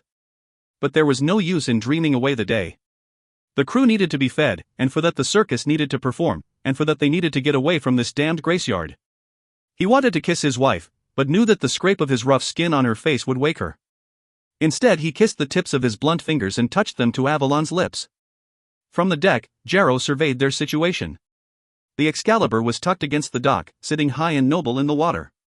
Behind it, the line of coracles curled around in a neat semicircle. How fine they looked! How proud, how respectable! Not the same sort of respectable as land, but not bad for a dampling. He felt the weight in his heart lift a little. Soon they would be at the island of his birth, and, true, there would be someone else's home on the old land that should be his. But this time the ache would not be as bad. This time, his son would be leaving the circus and living on the land. Ainsel would reclaim what Jarrow had lost. All around him the sea was mirror flat, the sky lightning to blue without a scrap of cloud. Even when they got the mainsail back from the Gracekeeper girl, it wouldn't be much use in the still air. They would have to drift until they picked up a decent wind, and that's assuming they could fix the rudder.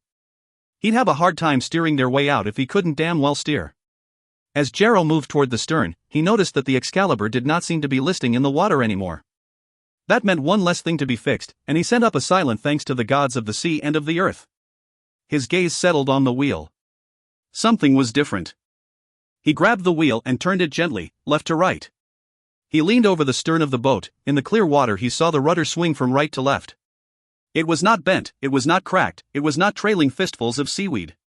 It had been repaired. Jarrow's mind swerved. Ainsel must have come back, crept across the deck in the darkness of the night and fixed the boat while his father slept. Anger burned through Jarrow, settling as a hot pain in his belly. His son was trying to show him up. He had no idea how hard it was, what it had taken to establish the circus, what it still took to keep it going. Ainsel could never make it as a captain. There was no room for weakness. No chance for beauty. The sooner the boy was safely on land, the better. Movement caught at the corner of Jarrow's eye. He glanced up. The sound of his feet on the deck had roused the clowns. They sat in a row on the rim of their coracle, watching him. The steadiness of their gazes, the anticipation held taut in their limbs. They were waiting for Jarrow to notice. "You," he called across the sleeping line of coracles. "You repaired the rudder, The three of you. You dived down and fixed it." Cash shrugged. Doe and Dosh picked at their fingernails and stared out across the water. Others might see the clowns as a threat, a gang of three existing only to mock and scorn and attack anything that mattered. Jarrow knew them as they really were, their delicacies, their sensitivities, their quiet afternoons spent in thought. He saw that their tattooed skin and aggressive sneers served as masks. "Good work, gents," he added. He felt the pain in his belly cool, gratitude washing through him like cold milk. He wished, for one fleeting moment, that he were their father. But their fathers were long dead, the same as the fathers of everyone else in the Excalibur's crew. How fortunate Jarrow was to have another chance to be a parent so late in life, and he could be a father to this baby, and to the clowns, and to his whole crew. He strode across the taut canvases of the coracles and slapped the clowns briskly on the shoulder. "The circus Excalibur would be nothing without you." He strode back and stepped down onto the Gracekeeper girl's porch. Then he called to the clowns, loud enough for the rest of the crew, and Ainsel in particular, to hear. "Let's get this beast back out on the sea where she belongs." He walked across the porch and knocked on the Gracekeeper's door, ready to collect his sail. Jarrow felt, for a moment, at ease. His hands were on the wheel and his feet were spread wide on the deck of his boat. His beautiful wife was below decks, his noble son tended to his horses, and his crew members were all tucked away safely in their coracles. The wind was lazy and progress was slow, but at least they were moving. All was well now that they had left the bones and silence of the Graceyard. If they could get a few days of good strong wind, they would be able to make port at Northwest One Archipelago, and from then it was only a few months to the Northeast Archipelago. On maps the islands look crowded together, but distance lies. Between almost all pieces of land there is nothing but miles of sea. Despite his flash of good cheer, Jarrow felt ashamed at the payment he'd given to the Gracekeeper girl. For strips of oilskin, a tub of seal fat and a half-dozen eggs was surely not enough. But it was all they had to spare. The circus's usual payment was a show, but it did not seem appropriate to perform in a Graceyard, not to mention to an audience of one, which would have made the whole endeavor ridiculous. No, it was not just that. Something else was nipping at Jarrow's sense of well-being. Something else was wrong in the circus Excalibur. "Avalon?" he called. The hatch slid back and Avalon climbed up onto the deck, cradling her bump with one hand. She raised her eyebrows at Jarrow in a way that was half questioning, half teasing, and entirely seductive. He kept one hand on the wheel and stretched the other out for his wife, turning her under his arm in a pirouette. Avalon laughed. She was the same height as the cabin, so no matter how fast the boat went, the slipstream never affected her. Jarrow bent his knees so he was closer to his wife's height, feeling the strain in his thighs. There was no wind to hide his words, and he didn't want to be overheard. "What is your wish, my king?" she purred, tucking her body close against him so that he could feel the swell of her belly. His smile stretched wide. He felt the skin of his cheeks crack. No matter, such bliss was worth a little blood. "Simply the pleasure of your company, my queen." "Oh, no. I know you much better than that. Have you called me on deck to show me the dubious glory of the doldrums? Or is something needling away at that big brain of yours?" Avalon reached up to tap one delicate finger against his temple. "You do know me, sweet queen." Jarrow sighed, unable to continue their game against the weight of his concerns. "My worry is for Melia." Avalon tooted. "Oh, Melia. She'll be fine. You worry too much about your performers. You let them question your orders, when they should silently obey. You will find Melia a new partner for her performance, and in a few months she will have forgotten all about what she lost. I fear her relationship with Whitby was more complex than that. I think none of us really understood it. Weren't they just sleeping together? I assumed so. That's why I chose them. I only had a coracle with a double bunk. I hoped that would be enough of an answer for everyone. But they were more than that, Avalon, don't you see? They were connected in a way that was more than their act. I can't name it, but I could see it. I fear that she will never forgive me for letting go of that coracle." Out of nowhere, Jarrow felt the hot prickle of tears in the corners of his eyes. He stayed still, his eyes unblinking and his hand on the wheel, until the feeling faded. "Hearts stop every day," said Avalon, pressing her hand to Jarrow's broad chest. "Tomorrow it may be yours, or mine. But this time it was Whitby's. You did what you could to save him, but it was too late, and that coracle could have sunk the entire circus."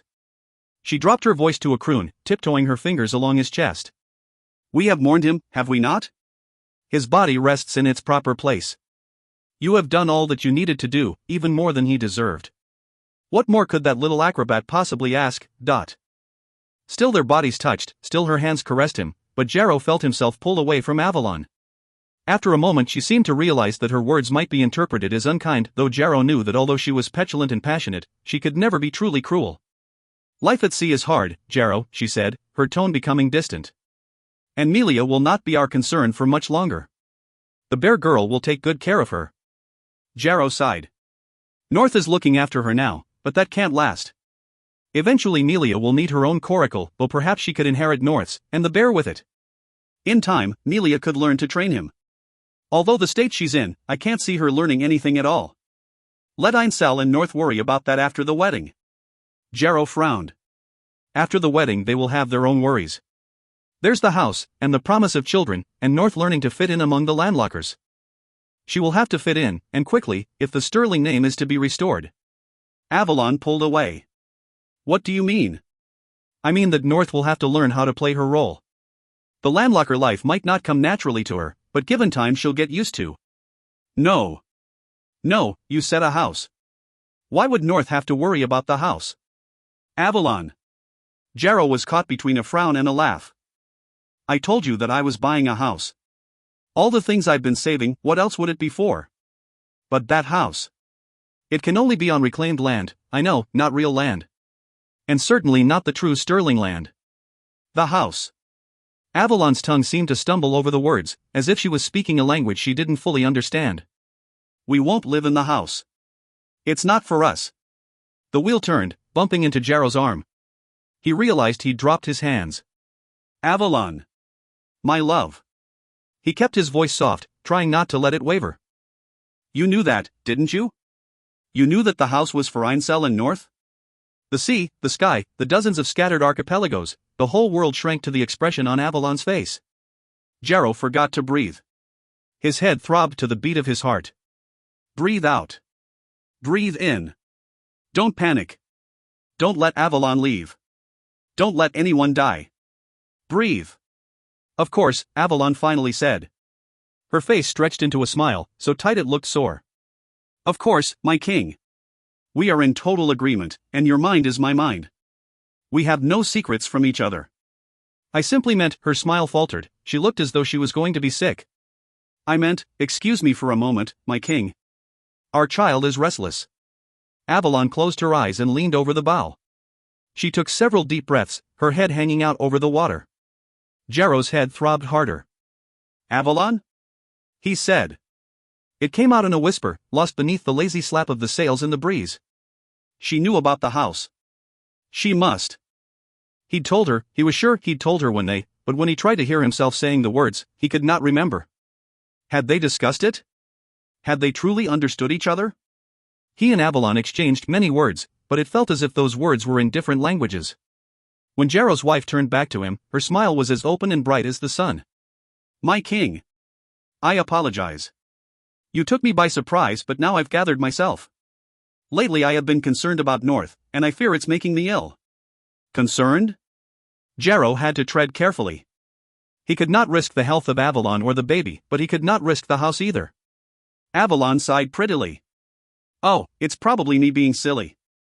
I don't know if our North child will be able to pick up landlocker ways. She is a sweet child, but she is a child. She took Jarrow's free hand and held it to the swell of her belly. But let's not think about her. You have your own child. Your wife and your baby need you. Jarrow kept his breathing steady, ignoring the throb in his head. You have me, my queen. Both of you have me. Everything I have is yours. Everything but what we need. Avalon's voice was so quiet that Jarrow might have misheard her. But he knew he had not. He swithered between adoration and irritation. He could not possibly love his wife more, and yet no matter how many apples he bartered for, no matter how many fresh flowers he placed in her hair, she was never satisfied. Seeming to sense his swaying emotions, Avalon turned to Jarrow and peppered kisses along his ragged jawline. She spoke in a purr. But listen, my king. I'm being a silly thing. I just wish, she sighed and waited for Jarrow to prompt her, which he did not. I just wish, she continued, that I could help give you a fresh start. I give you a new baby, you give me a new home, together, we have a new chance to restore the sterling name. Einsel is not a baby, and can look after himself. Is the father not more worthy than the son? Do you want the house? Is that what you're saying? Avalon pealed out a laugh. Oh, my king. I want for nothing. I never think of my own desires. I'm merely thinking of what's best for our child. I cannot leave, Avalon. Who will look after the Excalibur? Who will be the ringmaster? This is my home. Our home. It doesn't have to be. Einsel can look after the circus. Einsel and his new dampling wife. They're more suited to it, my king. We're not meant for a life at sea. You are a true landlocker. Jarrow gripped the wheel until his knuckles throbbed. It's too late to go back, Avalon. I've made my decision. There is one house, and that is for my son. If you say so. Avalon had switched her smolder to a sulk, bottom lip pouted out, body turned away from Jarrow. But we still need a house. Your wife and child can't be expected to live at sea forever. Replied Jarrow, hoping that would be answer enough. He had been saving for most of Ainsel's life. This baby would be grown and Jarrow long dead before the same again could be saved.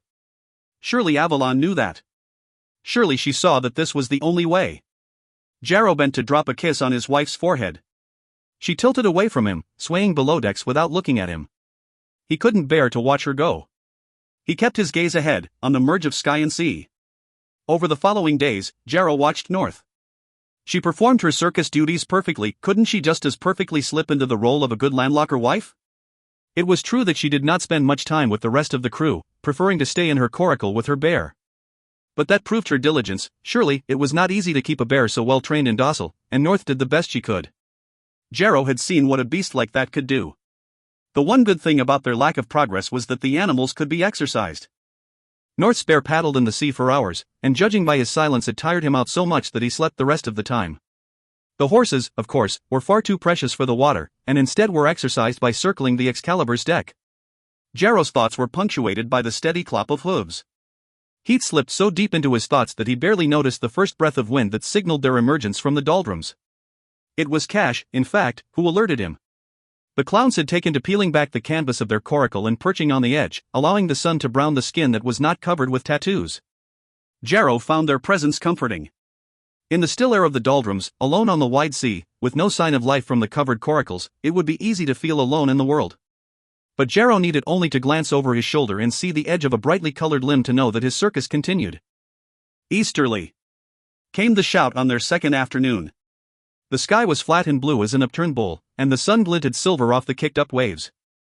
Those waves should have been Jarrow's clue to the breeze, but his worries seemed to clump inside his brain and obscure his vision. I feel an easterly, Captain. He turned toward the call. Cash was on the port side of the coracle, ideally placed to feel the first breath of wind from the east. Jarrow lifted his face to the sky. Sure enough, he could feel the push of a breeze against his skin. Relief flooded through him. Cash's call roused the rest of the crew. Jarrow waited for the head count before announcing, "We are free of the doldrums. Hoist the sails, crew, hoist the sails. Hoist. Hoist. Hoist." Usually the crew would join the chant, but the only response was a smattering of watery smiles. Well, that was all that could be expected. Perhaps they thought Jarrow callous for continuing on in the face of such loss. But what was his choice? There were still 11 other members of this crew, and it was his responsibility to ensure that they were fed and clothed and kept safe. Better to be a callous captain than a negligent one. He kept the smile pinned to his face and turned to retrieve the mainsail from its cubby under the port bow. He knew he should have hung it before now, but he was as superstitious as the next captain. The mainsail had touched the dead, and it would take a strong wind to blow that away. No point in letting a mild breeze whisper ghosts around the ship. Understanding that there would be a wait while the sails were hoisted, the rest of the crew busied themselves with individual tasks. The clowns tugged out their skin diver gear in the thick glass sphere of the lung, ready to collect food for dinner. Mauve and Teal sat on the edge of their coracle and dipped their feet into the water, shouting over to Cash the names of the undersea items they needed for their beauty supplies. Ainsel led the horses back to his coracle. The distance up the mast to attach the mainsail was not far, perhaps twice Jarrow's height. From there, it could be hoisted by ropes on the deck. It was easiest for the acrobats, so used to monkeying up ropes and platforms. But he had already asked so much of Melia. The world was still turning and bellies were still hungry and the circus still needed to perform, and soon enough she would have to do her duty. But not yet.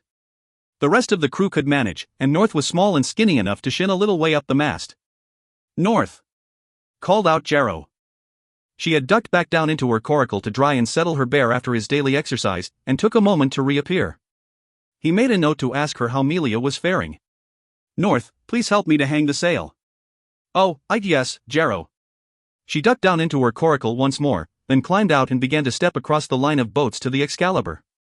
Ainsel, who had already stepped on board to help with the sail, gaped at his father. Jarrow regarded him with a slight smile. "Thank you, Ainsel, but I can manage the ship quite well." "I should practice for after your wedding, no?" "You may tend to your horses.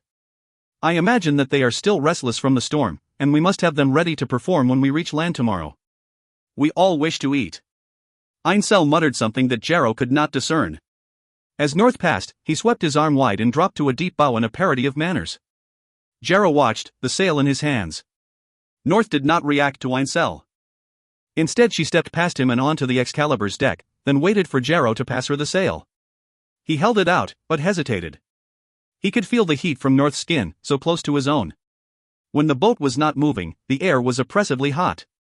Sweat itched along Jarrow's top lip, and the rough skin of his cheeks began to ache in the humidity. He knew that he should stay out of the sea spray as he sailed. The salt water only made his skin crack more, but it felt so soothing on the reddened flesh. He was anxious to get the circus moving again. "North," he began. "I knew your parents for many years before you were born. I know you didn't get much time with them, before, that is, perhaps they never spoke of their hopes for you. But all of this, the house, and your marriage to Ainsel, I am sure that it's what they wanted for you. I am sure it's even more than they hoped for. Ainsel is my firstborn son, and I loved his mother very much. I do not give him away lightly yet." She kept her eyes down on the deck. Jarrow waited, wondering if perhaps he should repeat the words in case she hadn't heard. The silence thickened. The sail was heavy in his arms. "What I am saying, North, is that I am proud of you. I am giving you my son because I think you are worthy of him. And you know that if there was anything, that is, any reason that you might not be able to start your life on land, live properly with Ainsel as his wife," he faltered. From the coracles came the ting of glass against metal. Jarrow glanced up. Dosh was in the water, lung balanced on the surface, ready to start diving, pulling faces at Cash and Doe through the scratched glass sphere. Damn, Jarrow had forgotten to ask him to bring up some of those pinkish seaweed shoots, the ones that Avalon liked. And he needed Cash to scrape any barnacles from the undersides of the coracles while the clowns were diving. And he needed to discuss a tweak to Barrow's fire-breathing act. And he should check that Cyan had properly mended the costumes for the maypole. And Melia needed a new coracle, and the Excalibur's seams needed caulking, and Avalon needed things for the baby, and he still did not have quite enough saved up for the house, and the days were slipping away toward their arrival at the island. And, damn it, North still had not answered him. He cleared his throat. Well, he croaked. He coughed again and passed the corner of the sail to her, keeping the mass of it in his arms. Thank you, North. I am glad that there is nothing to stand in the way. You will be an excellent landlocker, and you will make us all proud. Now we had better get the sail up. As North began to climb the mast, the sail's edge tucked into the back of her trousers, Avalon popped up from below decks. Her anger seemed to have blown over. It never took long, and at least Jarrow hadn't had to sweeten her with gifts this time. She tiptoed to peck a forgiving kiss on his cheek, murmuring that she wished to sun herself on the deck. She waited for a kiss in return, then stretched out, one hand behind her head, elbow cocked. Jarrow had intended to watch North, but instead he watched Avalon watching North. Her eyes were squinted shut against the sun, but no, not quite shut, just enough to mask the direction of her gaze. He pretended to busy himself with the wheel, checking again that its movement was smoothly oiled. From above came the click of bone hoops, the shift of limbs, the shush of fabric dropping. North had hung the sail. But still he kept his eyes on his wife. Her pose was one of absolute relaxation, head tipped back, one arm stretched along the gunwale. He held his breath, all the better to observe her. He saw Avalon's head tilt up, following North's movement as she slid down the mast. He saw her eyes widen, saw an unpleasant little smile sneak across her lips. He glanced up at North, but she had already shinned back down to the deck and was fussing with her clothes, rearranging them where they'd rucked up during her descent. She stood with her back to him, and he could not see what had so intrigued Avalon. He flicked his gaze between them. As North turned to go back to her coracle, Avalon stood to meet her. If North was surprised, she did not show it, she simply stood with her hands at her sides and her gaze on her feet, waiting. Oh, North, sighed Avalon. She took both of North's hands in her own, turning them so that the palms faced up.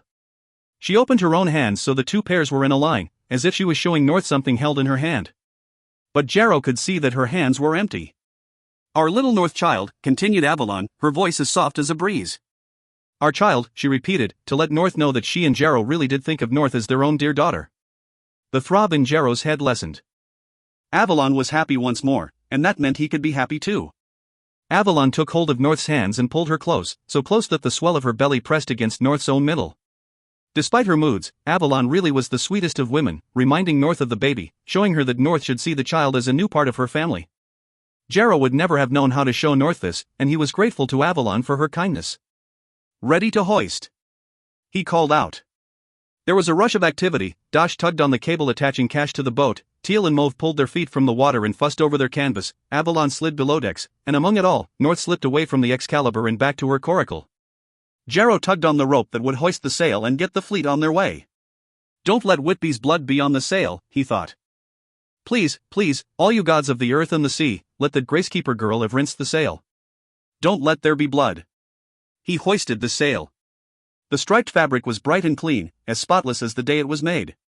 It bellied in the wind, already tugging the Excalibur and its line of coracles on to their next port. Jarrow double-checked his compass and his sextant. Then he took hold of the wheel and steered them in the right direction, letting the wind soothe his throbbing skin. 10. Callanish. After the circus left, Callanish passed the time in looking at the map pinned to her wall, and stitching up the worn patches in her white dress, and polishing the grace cages until they gleamed as bright as the sun. This last exercise was the most effective, as by the time Callanish had polished the final grace cage, the first had become tarnished by the seawater and she could begin all over again. The supply boat returned, so her grace cages were no longer empty, and her belly did not need to be empty either. Boats passed on the horizon. Some of them approached, offering up their dead to Callanish. She stitched their faces, folded up their fists, and caged a bird above them. Every night she dreamed of the bear girl. One morning, she tore a finger-thick strip off the hank of fabric and sat down to write a letter to her mother. She imagined how the words would look, printed on the fabric. They all seemed wrong. She wanted to say, she closed her eyes and imagined the bear girl. Her lips opened and she could speak. The bear girl and the bear girl's baby, she knew them, deep down in her guts, her heart, the base of her spine. They felt real, like family. But how could they be when she already had a family? Callanish wanted to say so many things, but the most important thing was something she could not say. She wanted to tell her mother that she remembered. and that she was sorry. She stood up again, and got into her rowing boat, and went all the way out to the furthest away Grace, one she'd caged last week. It didn't have long left. She checked whether it was breathing, but its time had not yet come. Tomorrow, probably. She'd have to row back then to unclip the cage door and tip its tiny body into the water. She was almost at the edge of her graceyard, the outer circle of 13 spindly stones with the look of weathered wood. Real wood was far too precious for such a thing, but the salvaged metal had been etched in shape so that, if you weren't looking too closely, it could almost be wood. From this distance, the house looked like wood too. At first Callanish had worried about rust, but now she encouraged it. The metal had lasted this long. It would last after she was gone. She poked her fingers through the dulling bars of the cage, ruffling the Grace's feathers until she found the largest, brightest one. When she tugged it free, the Grace did not flinch. It did not look at her, or at anything at all. It did not seem to know that she was there. She tilted the feather in the light, watching the colors shift from green to blue. Callanish had never meant to be cruel. She remembered her mistake, and she would continue to remember it even if she could be forgiven. She wanted her mother to know that, although she could not say it. She sat for a long time in her boat on the flat sea, surrounded by dying birds, with a single feather in her hand. Then she went back to her house, wrapped the Grace feather in the strip of fabric and wrote her mother's name and island on the outside. She waited. When the messenger finally came, it was night. This was not unusual. Good messengers spoke the language of the constellations, which communicated more than an empty blue sky. Callanish was in bed, face turned to the window and the busy stars, waiting for morning. The first she knew of him was the steady splash of the waves against his boat as he approached. The Graceyard had been visited by many messengers, so without looking she knew what was out there: a single-masted boat the size of her house, sails fluttering, deck overwhelmed by a huge waterproof chest, and at the helm, hands on the wheel, a man in blue with his head shaved to the skin, the standard uniform of a messenger. The beat of the waves grew louder, louder, and then it stopped. Callanish heard the thud of the messenger's boat bumping up against the dock. He would not be rude enough to climb out of his boat until she came to greet him. She pulled on her gloves and slippers and stepped onto the porch. A little boat with its sails now furled and its rope fastened to the dock. A man in blue. He climbed out of the boat and stepped toward Callanish. "I need you to take something for me," she said. "A message." From the pocket of her dress she pulled a canvas-wrapped feather. "The address is on it." "Hello to you too," he replied. Callanish said nothing. He lifted the parcel, tapping it with his fingertips. "I don't hear any paper inside. Is the message written on the other side of the fabric?" It seemed rude to say that it was none of his business, so Callanish kept saying nothing. "Or is it a verbal message?" "Seems odd to take the cheap option when you've already got the fabric, but I don't mind. I'm good at verbals. One of the best, if you want to know. I don't just remember the words, I remember the intent of the words. That's what really matters." He grinned at her, teeth bright as bones in the moonlight. Callanish knew that the messenger had traveled far and probably wanted to rest, but he could not rest here. She had nothing. There was nothing. "I have payment," said Callanish. She went into her house and scooped up chips of quartz and copper and gold, a month's worth of resting payments, the part she couldn't eat or wear or wash with. She went back out to the porch and dropped the chips in the messenger's waiting hand. He poked through the offering. "This isn't enough," he said. "Not even for a verbal." Callanish swayed, dizzy with panic. "But it has to be enough." He shrugged. "Sorry. I'll be back around in 6 months or so. You can save up and I'll take it then." 6 months. What did it matter if she waited 6 more months? But it did matter. It did. "You have to take it," she said. "Please. Look, I'm sorry, I really am. But I have to eat. Messages mean money, and money means food." No one was more shocked than Callanish when her tears began to fall. She hiccuped out a sob. Hey, now. No need for that." The messenger slid his arm around Callanish's shoulders, and she let him. Her knees gave up and she collapsed onto him, both of them dropping to a clumsy embrace on the porch. Hush now, little fish. It's okay. It's okay, I'll take the message. You can pay me when I come back. Or we can trade for something. We'll figure it out. Don't cry, now." Callanish leaned forward and kissed the messenger, their lips slick and salty with tears. After a heartbeat of hesitation, he kissed her back. She pulled away, took his hand, and led him into her house, wiping her cheeks dry on her shoulder. They lay down on the bed. Around them, the Graces shuddered in their cages and the sea sucked at the moorings. It was not difficult to pretend that they were the only people left in the world. It was so easy, in fact, that perhaps it wasn't pretending. No one would ever know what happened out here. Such small crimes. Afterward, they sat together on the porch, feet tucked up, 2 handspans of empty space between them. Callanish could not offer the messenger anything. She had no spare food, nothing to drink. "What's your name?" asked the messenger. Callanish picked a flake of rust from the boards and cast it into the water. It left a reddish smudge on the finger of her glove. "What's with that map you've got pinned up on the wall?" asked the messenger. That was a question that Callanish did not mind answering. "My great-great-great-great-grandfather," she said. "He made lots of maps, but that's the only one left now. He was a cartographer. From back when there was still land to map. There are still plenty of maps, little fish." The messenger stretched his arms up over his head, letting the bones crack. "Sea roads, trading routes, the locations of the archipelagos. Even if people can read the constellations, they need maps. There are still cartographers around. Lots of them." "I didn't say that there weren't," said Callanish. "But it's different now. Before, the land was a proper home, not like, it doesn't matter." The land that her ancestor had mapped no longer existed. The contours of mountains and valleys, the lines denoting when one country became another, the shaded colors to show kingship, all of it was gone under the endless ocean. Back then it had shown the real world. Now it was only history, stories of a place that once was. Callanish knew all about mourning. She only had to think of the hundreds of bird skeletons, picked clean by fish, resting forever beneath her house. But she did not know how to mourn the world that she had never seen. The messenger seemed restless now that their bodies were separate. He was shifting on the boards, rubbing his hands over his scalp, prodding a toe into the water to scare off the fish. "I should move on," he said. "You never know when the next storm is coming. If I don't go now, I could be stuck here for a while." He left a long pause, watching Callanish from the corner of his eye. He went to take her gloved hand, then seemed to think better of it. "You could put a pot of coffee on and I could stay for a while longer. We can talk about your great-great whatever in the maps. Come on, little fish. It'll be good for you."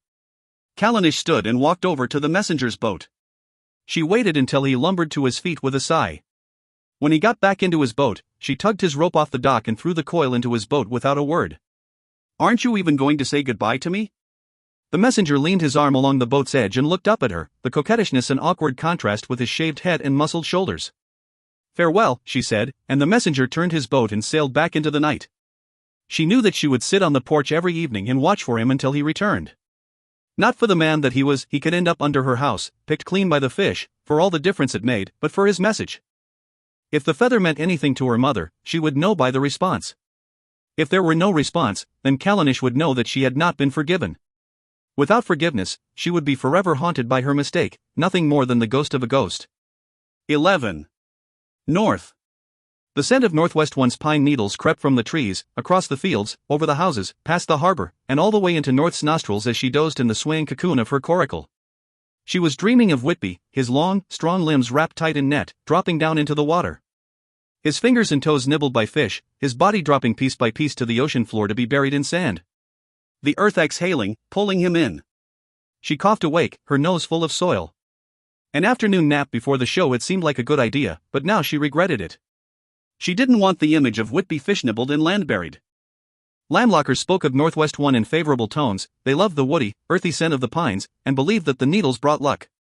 That was all nonsense, North knew. Pine trees smelled of dirt and mold, like all other trees. She breathed in deep so that her nose would become accustomed and blunt the sharpness of the smell. On either side of her, shadowed figures snored. North listened for the rhythm of Melia's breath, and decided that she still slept. She hoped that Melia dreamed of shifting colors in far north skies, or a bed stuffed with feathers, or pork dumpling stew. Anything but Whitby. She got to her knees and pressed her face to her bear's furred belly to steady herself. That was a good smell. Why couldn't everything smell of warm fur and salt water and fresh seaweed popping in the fire? Then the world would be perfect. Well, not quite perfect. She remembered the soft web of the Gracekeepers' fingers, the sun-clean scent of her skin, the flutter of North's baby inside her. That was a new world, a kind of perfect she had never thought to imagine. She peeled back the edge of the canvas and peeped out, careful not to let too much light seep into the coracle and wake the sleepers. The Excalibur had already docked in the harbor.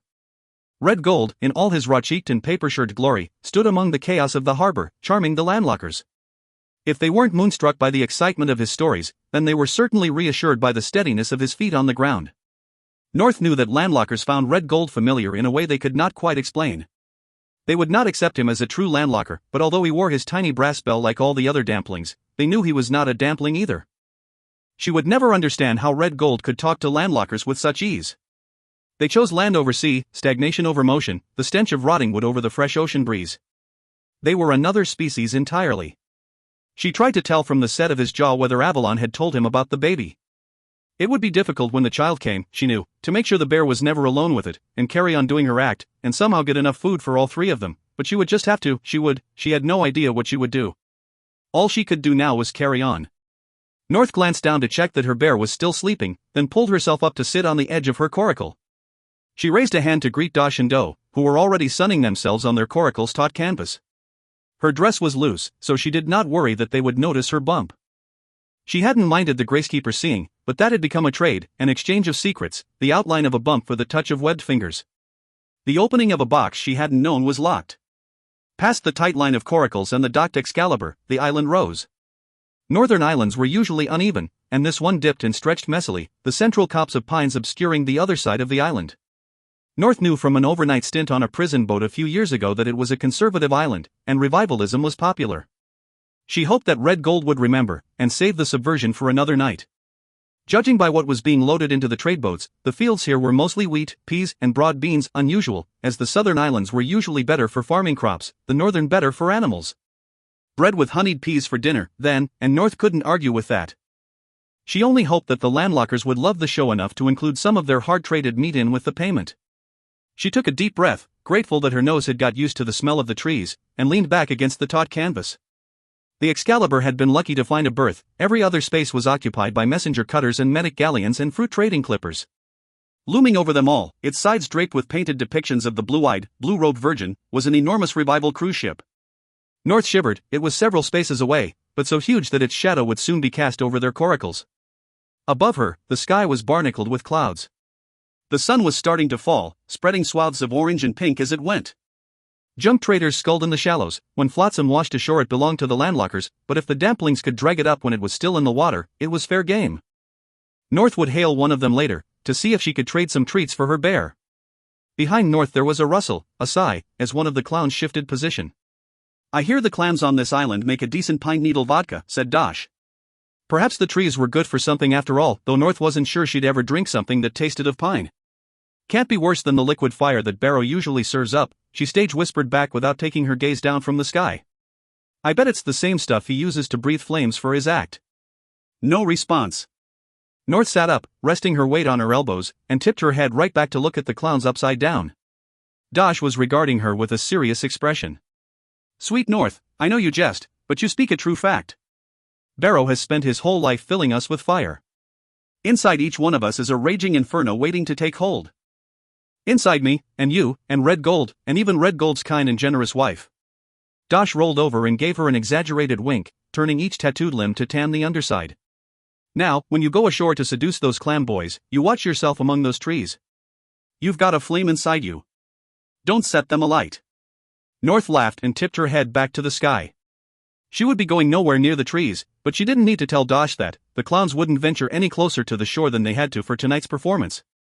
North ducked back into her coracle, ready to wake her bear and Melia so that they could get ready. The islands might not be North's favorite places, but they needed to perform tonight. They needed to eat, of course, but more than that, they needed the distraction. The ghost of Whitby lurked in the corners of every coracle. If glinting lights and Red Gold's roar and the scratch of the gramophone weren't enough to distract Melia, then North was lost. Behind curtains, North and her bear waited. Most of the circus stayed in their coracles before a performance, but tonight North wanted to watch the show. It was good to see the grace and glory of her fellow performers. Sometimes she needed to be reminded of the point of all this. The glamours had re-dyed the blonde braids among her dark hair and draped her body in brown fabric. She'd do the simplest version of their act, a dance, a kiss, a bow to the crowd. Then back to the mess boat to feast and comfort Melia and try to avoid Avalon's spiked, knowing gaze. Red Gold played it safe, beginning with a subdued version of the maypole. In the olden days they'd called maypole dancing a sin. It was pagan superstition, worshipping false gods. But things change. Now even the most devout revivalists didn't dare reject the gods of the land, for fear the crops would fail. North admired the way that Red Gold managed to braid the revivalist beliefs together with the old traditions, not forgetting a healthy dose of sensuality from the androgynous, ribbon-bound bodies. She couldn't help wondering what Callanish would make of the maypole if she were here. Behold the beauty of the dancer's ribbons, boomed the ringmaster's voice around the big top, as red as a tulip, as green as the grass. At this he swept his arms wide as if glorying in the joys of spring, and with this dance we give thanks to the gods of the land for bringing new life to the world. And out slid Avalon, demure and maternal as the revival boat's virgin in her pale blue dress. As I too thank the gods for the new life, and Red Gold beamed from ear to ear, pointing his smile from one side of the big top to the other, of my beloved son, and the audience broke into applause as Avalon curtsied, her padded belly swollen as a poppy about to burst. Such nonsense, thought North. Red Gold was far too clever for the landlockers, and they didn't even realize. Damplings did not worship the gods of the land, and if Red Gold were thanking anyone for that child, it would be the real gods, the ones of the sea. But then again, Red Gold was born a landlocker, and he had slapped her when she had gone to snap a twig from the tree. Maybe this was not just an act for him. The clowns cartwheeled off stage, and North pulled her bear into the embrace of the curtains to keep out of their way. Her bear had been so good about having Melia in their coracle, and despite the fluster of tonight's show he stayed quiet and calm. As a reward, after tonight's performance she would find something to trade for the fish belly and purple seaweed that he liked. Ribbons off, costumes on, a trio of grins at North and her bear, and the clowns raced breathless back on stage. As the ringmaster's voice echoed across the island and North peeked out from behind the curtain, Cash, Dosh and Doe began the act for which they were named. Dressed as old-fashioned bankers, in suits and garishly patterned ties, they plodded around the stage, dragging their briefcases along the ground as if they were full of rocks. Just as the crowd was getting riled up, throwing decades of pent-up rage at the clowns, they opened their suitcases. Inside sat stacks and stacks of paper money. It was genuine too, scavenged and traded and stitched back together when it tore. And it certainly did tear when the clowns began to throw it into the crowd. The clowns' white-painted faces and blackened eyes blurred to skulls as they threw the money faster and faster. Whatever the truth, over time the landlockers had learned to blame the banks, the relentless drive for more money, for the rising seas and the loss of their land. Once upon a time they'd had a whole planet of fields and plains and deserts and forests. Now they had to make do with the patched-up corners of gutted cities, to cluster their homes around half-dead copses, to scrape what they could from their tiny footholds in a swallowing sea. They needed a scapegoat, and the clowns provided it. North should have known that this island would like this act the best. Revivalists were always angry. As the clown's act continued and the clams in the crowd grew more aggressive, she shrank back into her bear's furred embrace. Out the clowns tossed the money. Loudly they crowed about their wealth. Sneakily they rubbed together their greedy hands and discussed their nasty plots. The clams were on their feet, stamping and braying, crumpling the notes and throwing them back on stage along with the curses. North tried to glance over at Red Gold, but her view between the curtains was narrow and she could not see him. It seemed to North that the clams were shouting louder than ever, and her back vibrated with the beginnings of a growl from her bear. She turned in his grasp to tap his nose, but, if she was honest, she felt like growling too. Even though she couldn't see him, she knew that Red Gold would be watching carefully. They'd all suffered violent crowds and chilly nights on the prison boat, but the ringmaster knew better than to risk that now. Although he had not spoken to North about it, she knew that he had noticed Melia's emotional state. There was a time for risk and there was a time for safe acts and full bellies. North would never make a ringmaster, but she knew that much. She took her bear by the paw and led him deeper into the shadows, ready for their cue. That night on the mess boat, Barrow served the crew endless cups of fire. North found it easy to refuse without anyone questioning her. They seemed grateful that she was looking after Melia, although they all loved her. Caring for the bereaved is a burden that few people want to carry. So North delivered the meager portions of sweetened peas and seeded bread to her coracle, ready to ensure that her bear and Melia both cleared their plates. She dropped into the coracle to find Melia perched bird-like on the edge of her bunk, smacking chalk between her palms. Her bear was hunched on his bunk, eyeing Melia as if he was not sure whether she was a threat. The coracle vibrated with the growls sounding low in his throat. The lamplight gleamed on his teeth as his lips peeled back. "Look, North!" crowed Melia, smacking her palms and letting the dust fill the coracle. "Ghosts!" Chalk snowed down on the bunks, the boards, her bear. He blinked it out of his eyes but let the rest cake his fur. North would bring him all the fish belly he could eat as a reward for not biting Melia's hands off. It did not take long to calm Melia, just an acknowledgement that yes, there were ghosts, and no, they did not disappear because they could not be seen. The peas and bread were dusted with chalk, but they ate them anyway. A little chalk on the tongue was worth it for something for their bellies to grip. As North washed and groomed the chalk from her bear, she kept an eye on Melia, who was eating her dinner in silent slow motion. If she needed to wash and groom Melia too, then she would, but she would rather not have to. Once crossed, certain boundaries could not be forgotten, and she hoped one day to look up to Melia once more. Finally her charges slept, and North stepped across the coracles to the mess boat.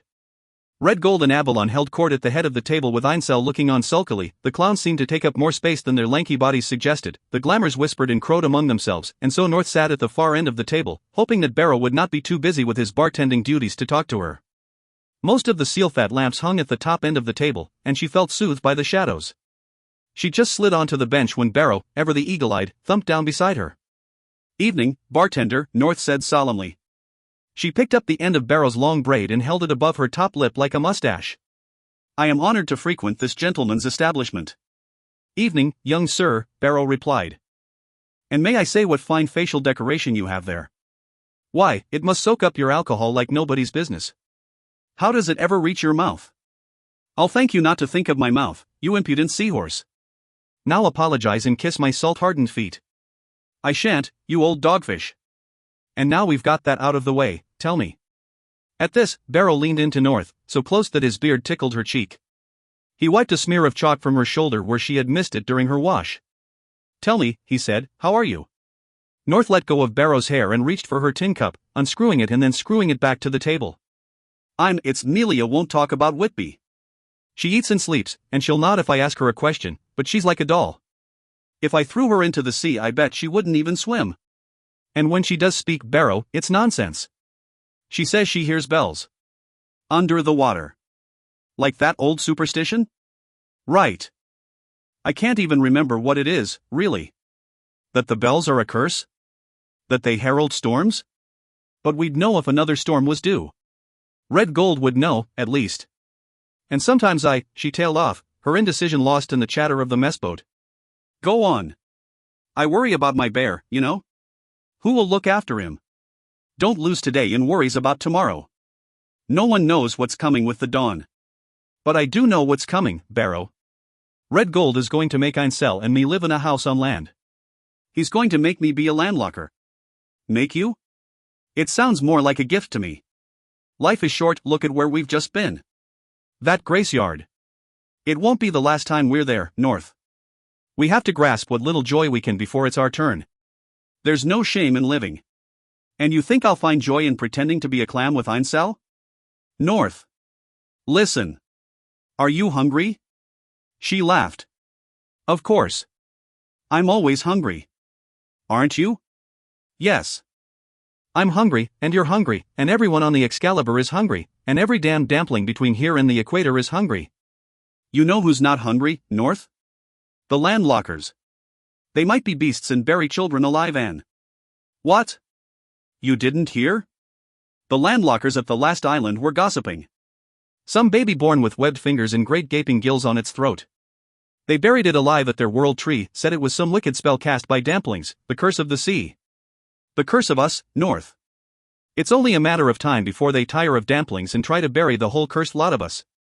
"Get yourself a foot on land before that happens." "I don't want to be one of them, Barrow." "There are more important things than full bellies." "Are there?" "I'm not so sure." Barrow tensed his left shoulder, moving the empty sleeve pinned up on his shirt. "We fell into a hard life here. Imagine what we could do if we weren't hungry all the time." North should agree. She should take a drink and smile as wide as a crescent moon and say that she would be a landlocker and she would live with Einsel and everything would be a joy forever and ever. But she could not lie to Barrow. He seemed to know it too. He turned his broad body sideways on the bench, creating a barrow-shaped wall of privacy. Or at least, as much privacy as could be expected on a tiny boat crewed by people who had known one another for most of their lives. "North, I didn't ask you about Melia, or about your bear. I asked about you. We're a crew here, and none of us has to be alone." North saw herself split into two. One North defied the ringmaster, said she wouldn't marry his self-absorbed son, and instead she'd carry on as she always had, caring for her bear and also, later, her mysterious baby that was clearly not born of anyone on the Excalibur, and she'd somehow ensure her bear didn't eat her child out of jealousy as soon as her back was turned, and somehow Red Gold wouldn't force her off the boat for rejecting his firstborn son, and somehow the Gracekeeper would come to the Excalibur and they would be a family together, and the vision crumpled. The other North married Einsel, and never let anyone see the baby so they believe it was her new husband's, and ate her fill at the dinner table every night, and lived forever unsteadily on land, sharing the tiny space with her ragtag family and a bare living where, in the back garden, and never saw Callanish ever again. Neither North would stay, not even in her imagination. Being alone was not the problem. Perhaps being alone would be better. Barrow, will you promise me something? He rested his right arm on the table, scarred palm up, ready for North to put her hands in his. I will, he said. In the shadow she could see the dark dots of stubble on his cheeks and the lines etched between his eyebrows. Perhaps not everyone in the circus slept as soundly as North's bear. North, child. What are you doing down there? Red Gold's voice cut across their whispers. North jumped as if she'd been caught doing something she shouldn't. I didn't even see you there. Hiding away from me, eh? You must have crept in here like a little minnow. Of course not, Jarrow. I'm just talking with Barrow. We're discussing those changes to his act. But the ringmaster was already scoffing, chewing on North's response and spitting it out. Bring yourself up here, my North child. At this he lifted Avalon, ignoring her disgusted expression, and deposited her further down the bench. Look, I made a space for you. Up here is where you belong, not down there with the riffraff. North flickered Barrow a pained smile. She tugged on his braid as a farewell and made her way up the mess boat to the head of the table. The glamours hunched their shoulders as she passed, their backs forming walls. Tomorrow she'd go to their coracle and explain to them that she didn't think anyone was riffraff, least of all her crewmates. But no, there was no point. The glamours had taken that old preacher's words to heart. They believed that glamour was grammar, that words were magic spells. Nothing was spoken in truth, only as a means to deceive. She addressed Red Gold. Do you want me to?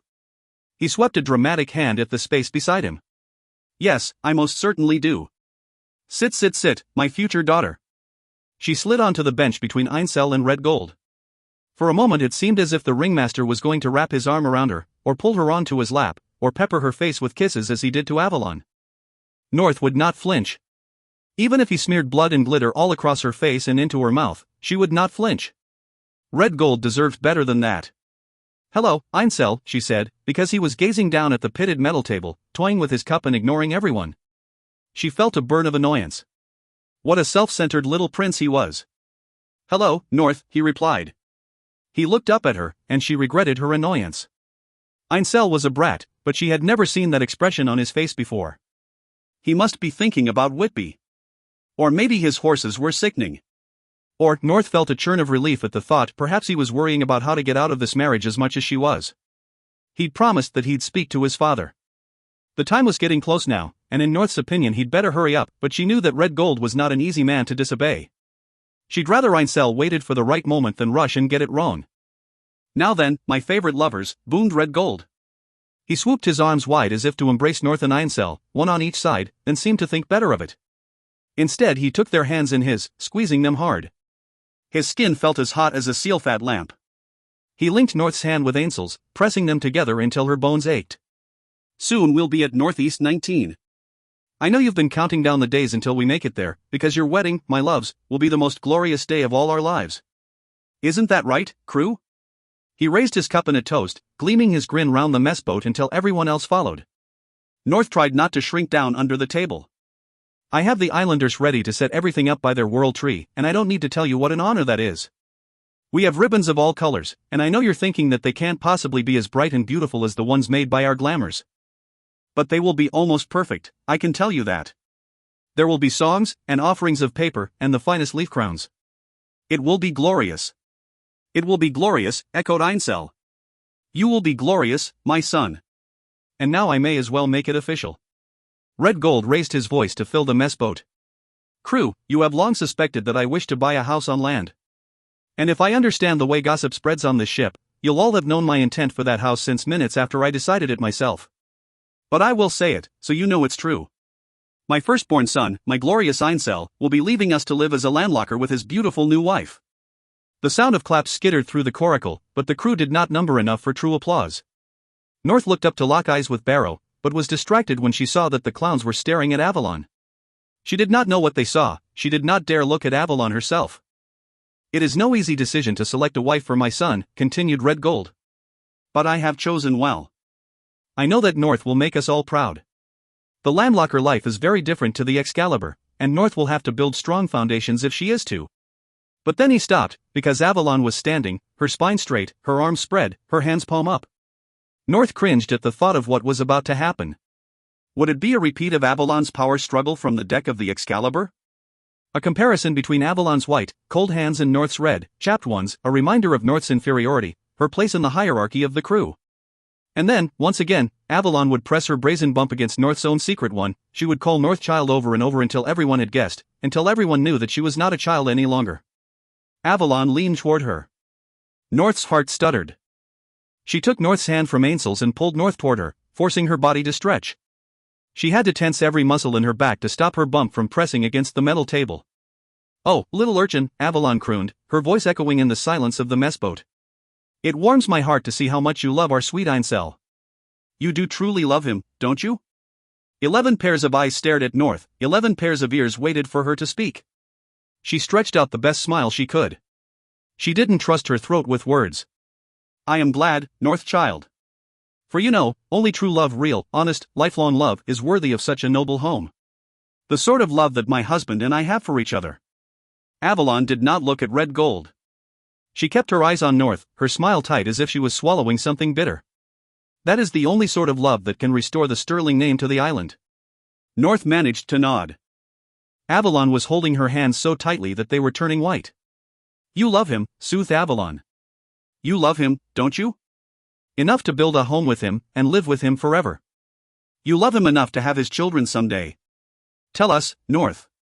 North tried to pull her hands away, but Avalon would not let go. "Tell us all how much you love Ainsel. Tell us that you will carry his children. Tell us now, North." A wave licked the boat, rolling it in the swell. From outside came the scrape of metal on metal and the distant ringing of a bell. North felt her heart beating hard in her throat. "Avalon," said Red Gold in the voice he used to soothe the horses. The spell broke. Everyone turned their gaze away from Avalon, bowing their heads to the pitted metal table. North waited until her hands had stopped shaking, then slipped them from Avalon's loosening grasp and dropped back into her seat. 12. Callanish. The days passed and routine swept Callanish in its wake. Resting parties arrived, so she prepared the bodies they brought and performed their restings. Her house grew dirty, so she cleaned it. The Graces died, so she tipped their bodies into the water. The supply boat came with new Graces, so she refilled the empty cages. She found herself amazed at the quantity of actions required simply to ensure that she woke up every morning. How had she ever found time for idle thoughts among all these necessary actions? Even this thought took up too much time, for now she had to scrub the Grace cages again. She stepped onto her rowing boat, and polished the cages until night crept in and it was too dark to see. One day, weeks later, sails blinked on the horizon. Callanish could not see whether it was the messenger boat or the battered, bright-sailed Excalibur, but whichever it was, she knew that it was the boat she had been waiting for. She went into her house and sat at the table with her spine straight against the chair back and her gloved hands cupping her knees. Eventually she heard the steady plash of waves against a hull and the bump of a boat against the dock. This, then, was her fate. One home, one world, awaited her either on land or at sea. She considered barring the door in an effort to delay the moment, but knew it would not make any difference. These things had already happened, and her ignorance could not undo them. She went out onto the porch and looked at the answer to her question. A little boat with its sails furled and its rope fastened to the dock. A man in blue, head shaved, hands empty. He climbed out of the boat and stepped toward Callanish. "Hello, little fish," he said. She looked again at his hands. Still empty. She turned away from him and went back into her house.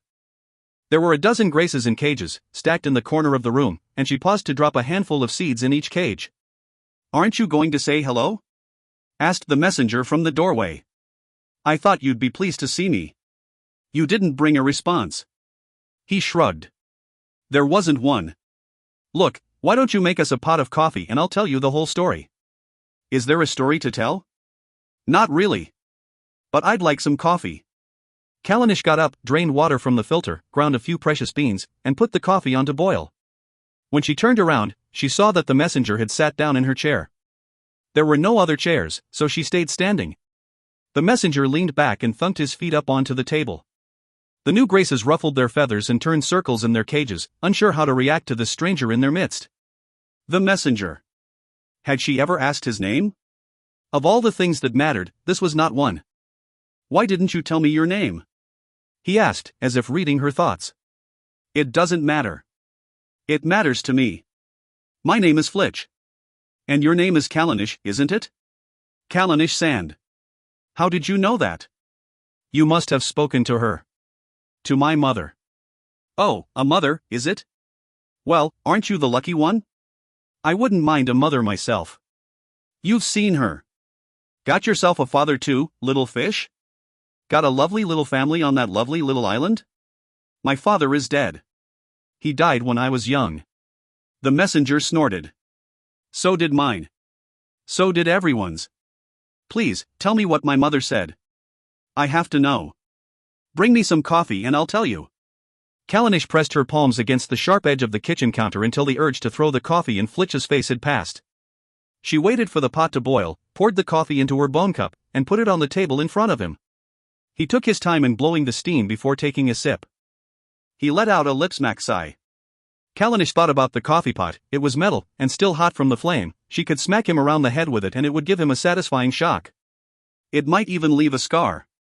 She would count down from 10, and if he had not spoken by 0 then she would give in to the urge. 5, 4, 3. I didn't see your mother, he said. You're lying. You know my name. I know a lot of things, little fish.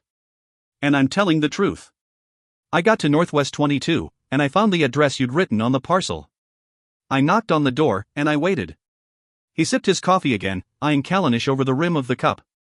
In the corner the Graces tweeted, having received an unexpected treat of seeds, they would soon become bold and ask for more. Callanish kept her face blank. Flitch could play all he liked, but she would not react. Her teeth were gritted so tightly that her jaw ached. So I waited, and she didn't answer, but then the neighbor came out, and she took the parcel. Said she'd give it to Mrs. Sand. I asked, any response? No, she said, Brienne has nothing to say. So I left. And here I am. That's it? You went all the way there and you didn't even see her? Sure. What's she to me? I delivered the parcel, like you asked. You didn't. You didn't deliver it. Give me back my payment. Go back there. Go back right now and bang on the door and tell me whether she's really there. Tell me whether she wants to respond. That's what I wanted. That's what I paid you for. I bloody well did deliver it. That's how I know your name, little fish. Is it from her daughter? The neighbor says. Is it from Callanish? So I said, I don't know, because you never told me your name and you never told me if this Brienne Sand was your mother. You're a grown-up, why should I think you still had a mother? So I couldn't say yes or no to the neighbor. And she takes the parcel and says she'll pass it on, and she goes back into her house and shuts the door. That's it. That's how it happened. That's not what you said before. Flitch shrugged and sipped his coffee. Close enough. Did the neighbor really ask that? Of course she did. How else would I know your name? You could have asked around. The names of Gracekeepers aren't secret. You could have gone by the next Graceyard. Odell could have told you. He rubbed at the shaved skin of his head. I could have asked him. But that's assuming I cared to. Callanish went and stood by the window so that she would not have to look at Flitch's face. So you didn't see her, she said. I told you, no. Why should I fuss about seeing her? Your mother is nothing to do with me. Then you have to go back. Oh no, little fish. That wasn't the deal. You didn't say anything about seeing her. You just wanted me to deliver it, that's what I thought. I'm allowed to leave parcels with a neighbor, unless it's a verbal or unless you pay extra, that's the rule. You check if you don't believe me. I didn't do anything wrong. Callanish pressed her hands against the window pane, feeling the cool blast through the silk of her gloves. Take me with you, she said. Take you where? Back to that archipelago. Back to my mother. Not going back to the northeast, not for a while yet. I have messages for the southeast now. I only came back this way to deliver something to your man there. He nodded toward Odell's Graceyard. Otherwise I wouldn't have bothered. You never said anything about me coming back after I delivered the parcel, but I thought I'd come by anyway. Trying to do a good thing, you know? I'll pay you. Take me as far as you can. I'll find my way from there. He shrugged. I'm not going anywhere near it. It's a fair trip, and I don't see you sailing that far. I only made it so fast because I hitched a ride on a military tanker for most of it. Then I'll do the same. He laughed. You? They'd shoot you down before you even managed to climb on board. You need to have governmental business to get on a military vessel, little fish. I'll manage. What do you care? Get your supply boat to take you. They come by a lot, don't they? Someone's got to bring you those birds. Ask him. I can't. He won't. I'm not supposed to leave. You're not allowed to leave the Graceyard? Well then, won't they kill you if they catch you? No. I don't know. I'm not supposed to go, but I don't know, they never said what would happen. I don't think a Gracekeeper has ever left before. But I have to know if. Callanish did not want to beg. But if she did beg, who would know? Who could ever know what happened to her out here, trussed to the equator, alone with her dying birds and the rotting bodies of strangers? She did not want to beg, but she could. She could do whatever it took to get back to her mother. She turned to face Flitch. Please, she said. Even from a distance, Callanish could see that Odell's grace cages had not been polished in a long time. The bars were reddened with rust, dark as meat. Only 2 or 3 seemed to be occupied. Flitch's boat weaved an unsteady path through the cages, bumping against the rusty bars. He hasn't been taking care of these, murmured Callanish. I can see that. Not like your shiny ones, eh? Bloody awkward trying to sail through here when I delivered his parcel. You didn't tell me about the state of his cages before. Why should I tell you? You didn't ask. Callanish bit down on her frustration. But I told you I was going to bring my graces here. Little fish, you didn't ask. She let Flitch have the last word on that. She didn't think that he would change his mind and take her back to her Graceyard, but they were still close enough for it to be a danger. She would mind her words until there was nothing around them but sea. Although Flitch was annoying, she didn't think he'd drown her. It had not taken long for Callanish to pack her things. She didn't have any things, really. She filled a box with the small amount of food she had left, then tucked her white dress in the extra space.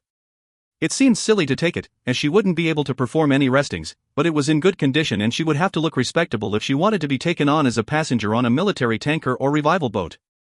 The sea-stiff dress she wore was fine enough for the eyes of Flitch and Odell. As long as she kept her gloves and slippers on, she would change into her decent things later. She spent a long time looking at the map on the wall. It would have to be left behind. She shut the door on Flitch and pulled off her gloves. She finger-walked along the line separating countries, spreading her fingers wide to feel the pull of the webbing, pressed her eye to the places where the cities met the sea, so close that she couldn't see the distinction. She knew that no two maps were exactly the same. Every map was the world seen through a different lens, every mapmaker proof that there was not just one way of looking at things. But there was no room for the map. It would be ruined. She might lose it forever. It would be a mistake to take it. It was idiotic to even think of taking it. But still she ached at leaving it behind. She put her gloves back on before opening the door. Most of the packing had involved transferring her few still living graces to Flitch's boat, ready to be given to Odell. And now that they had almost arrived at his dock, she was questioning that decision. She should have let the graces go, to fall into the sea or fly to another Graceyard as they chose. She would no longer decide their fate for them. But the boat was bumping up against the dock, and Odell was opening his door, and it was too late. Well, he purred, leaning the length of his body against the doorjamb, pointing his foot daintily out onto the porch. If it isn't Miss Callanish. And she's brought herself a playmate. Odell. Callanish tried to continue but did not know what to say. Odell looked ridiculous. His white suit was crumpled, the fabric dulled to a dirty ivory. He was barefoot and had colored ribbons wrapped around his thumbs. He bowed unsteadily, waving his arm in an elaborate gesture that seemed to be welcoming them into his house. Come in, my finest friends. Any friend of Flitch's is a friend of Callanish's. Or Callanish's Flitch. And I am a friend. Odell disappeared into his house. He was drunk. How could he be drunk? The supply boat would not have brought him alcohol, or the equipment to make his own. Callanish was suddenly aware of Flitch, pointedly not looking at Odell as he furled his sails and knotted his rope to the dock. It was not just supply boats that passed through the Graceyards. If you had something to trade, you could get whatever you wanted. Odell called Callanish from the dock, not wanting to see the state of his house. I need you to take these graces. And if anyone comes by looking for me, I need you to do their resting. Odell shouted something back, his meaning lost on the journey between house and dock. Callanish began taking the Grace cages off the messenger's boat and stacking them on the dock. There were as many ways to die at sea as there were feathers on a Grace, from storms and whales and infighting to attacks by strangers on unlicensed boats. Before long, her resting parties would lose another of their loved ones. They would return to Callanish's Graceyard, and she would not be in her house, so they would come here instead. And Odell, drunk and crumpled Odell, who she knew even from a distance would smell of hangovers and boredom, would tarnish whatever scraps of a reputation she had. But still, she was grateful to him. She did not have a choice. She kept stacking. Then, the thud-thud-thud of Odell's steps as he stamped back out onto his porch. "Come in," I said. His shout was so loud that his voice cracked. "In." He spun on his doorstep and disappeared back inside. Callanish had finished stacking the cages, so she scattered another handful of seeds for the birds and followed Flitch into Odell's house. It was not as bad as it could have been. There is not much to make a mess with in a Gracekeeper's house. There was his bed and his table and his cooking equipment, and it all seemed normal enough. There was a stack of empty bottles in one corner, and in another was a pile of Grace cages that reached almost to the ceiling. Some of the Graces raised their heads as Callanish approached them, but most just lay on the floors of their cages. "Odell, have you been feeding these Graces? Some of them are already dead." "Not meant to feed the Graces," he pronounced. "That's after you've used them for a resting." "No. Not meant to feed them. At all." Callanish did not correct him, because she was not sure that she was correct. She'd been feeding her Graces for so long that she could not remember the exact rules. Perhaps he was right, and these pointless deaths were as it should be. "I want you to feed mine, Odell. If anyone asks, say that I forced you to." "Forced me?" Odell let out a mushy laugh. "How could you force me to do anything? You're a little scrap of nothing and I didn't miss you at all. I never thought about you, and I never watched the horizon for you, and I didn't care a whit whether, he pursed his lips again around the words. "A little bit whether you visited me or not, dot." Callanish retreated to the doorway, anxious to leave. "That's good, Odell. I won't be bothering you again." "You won't?"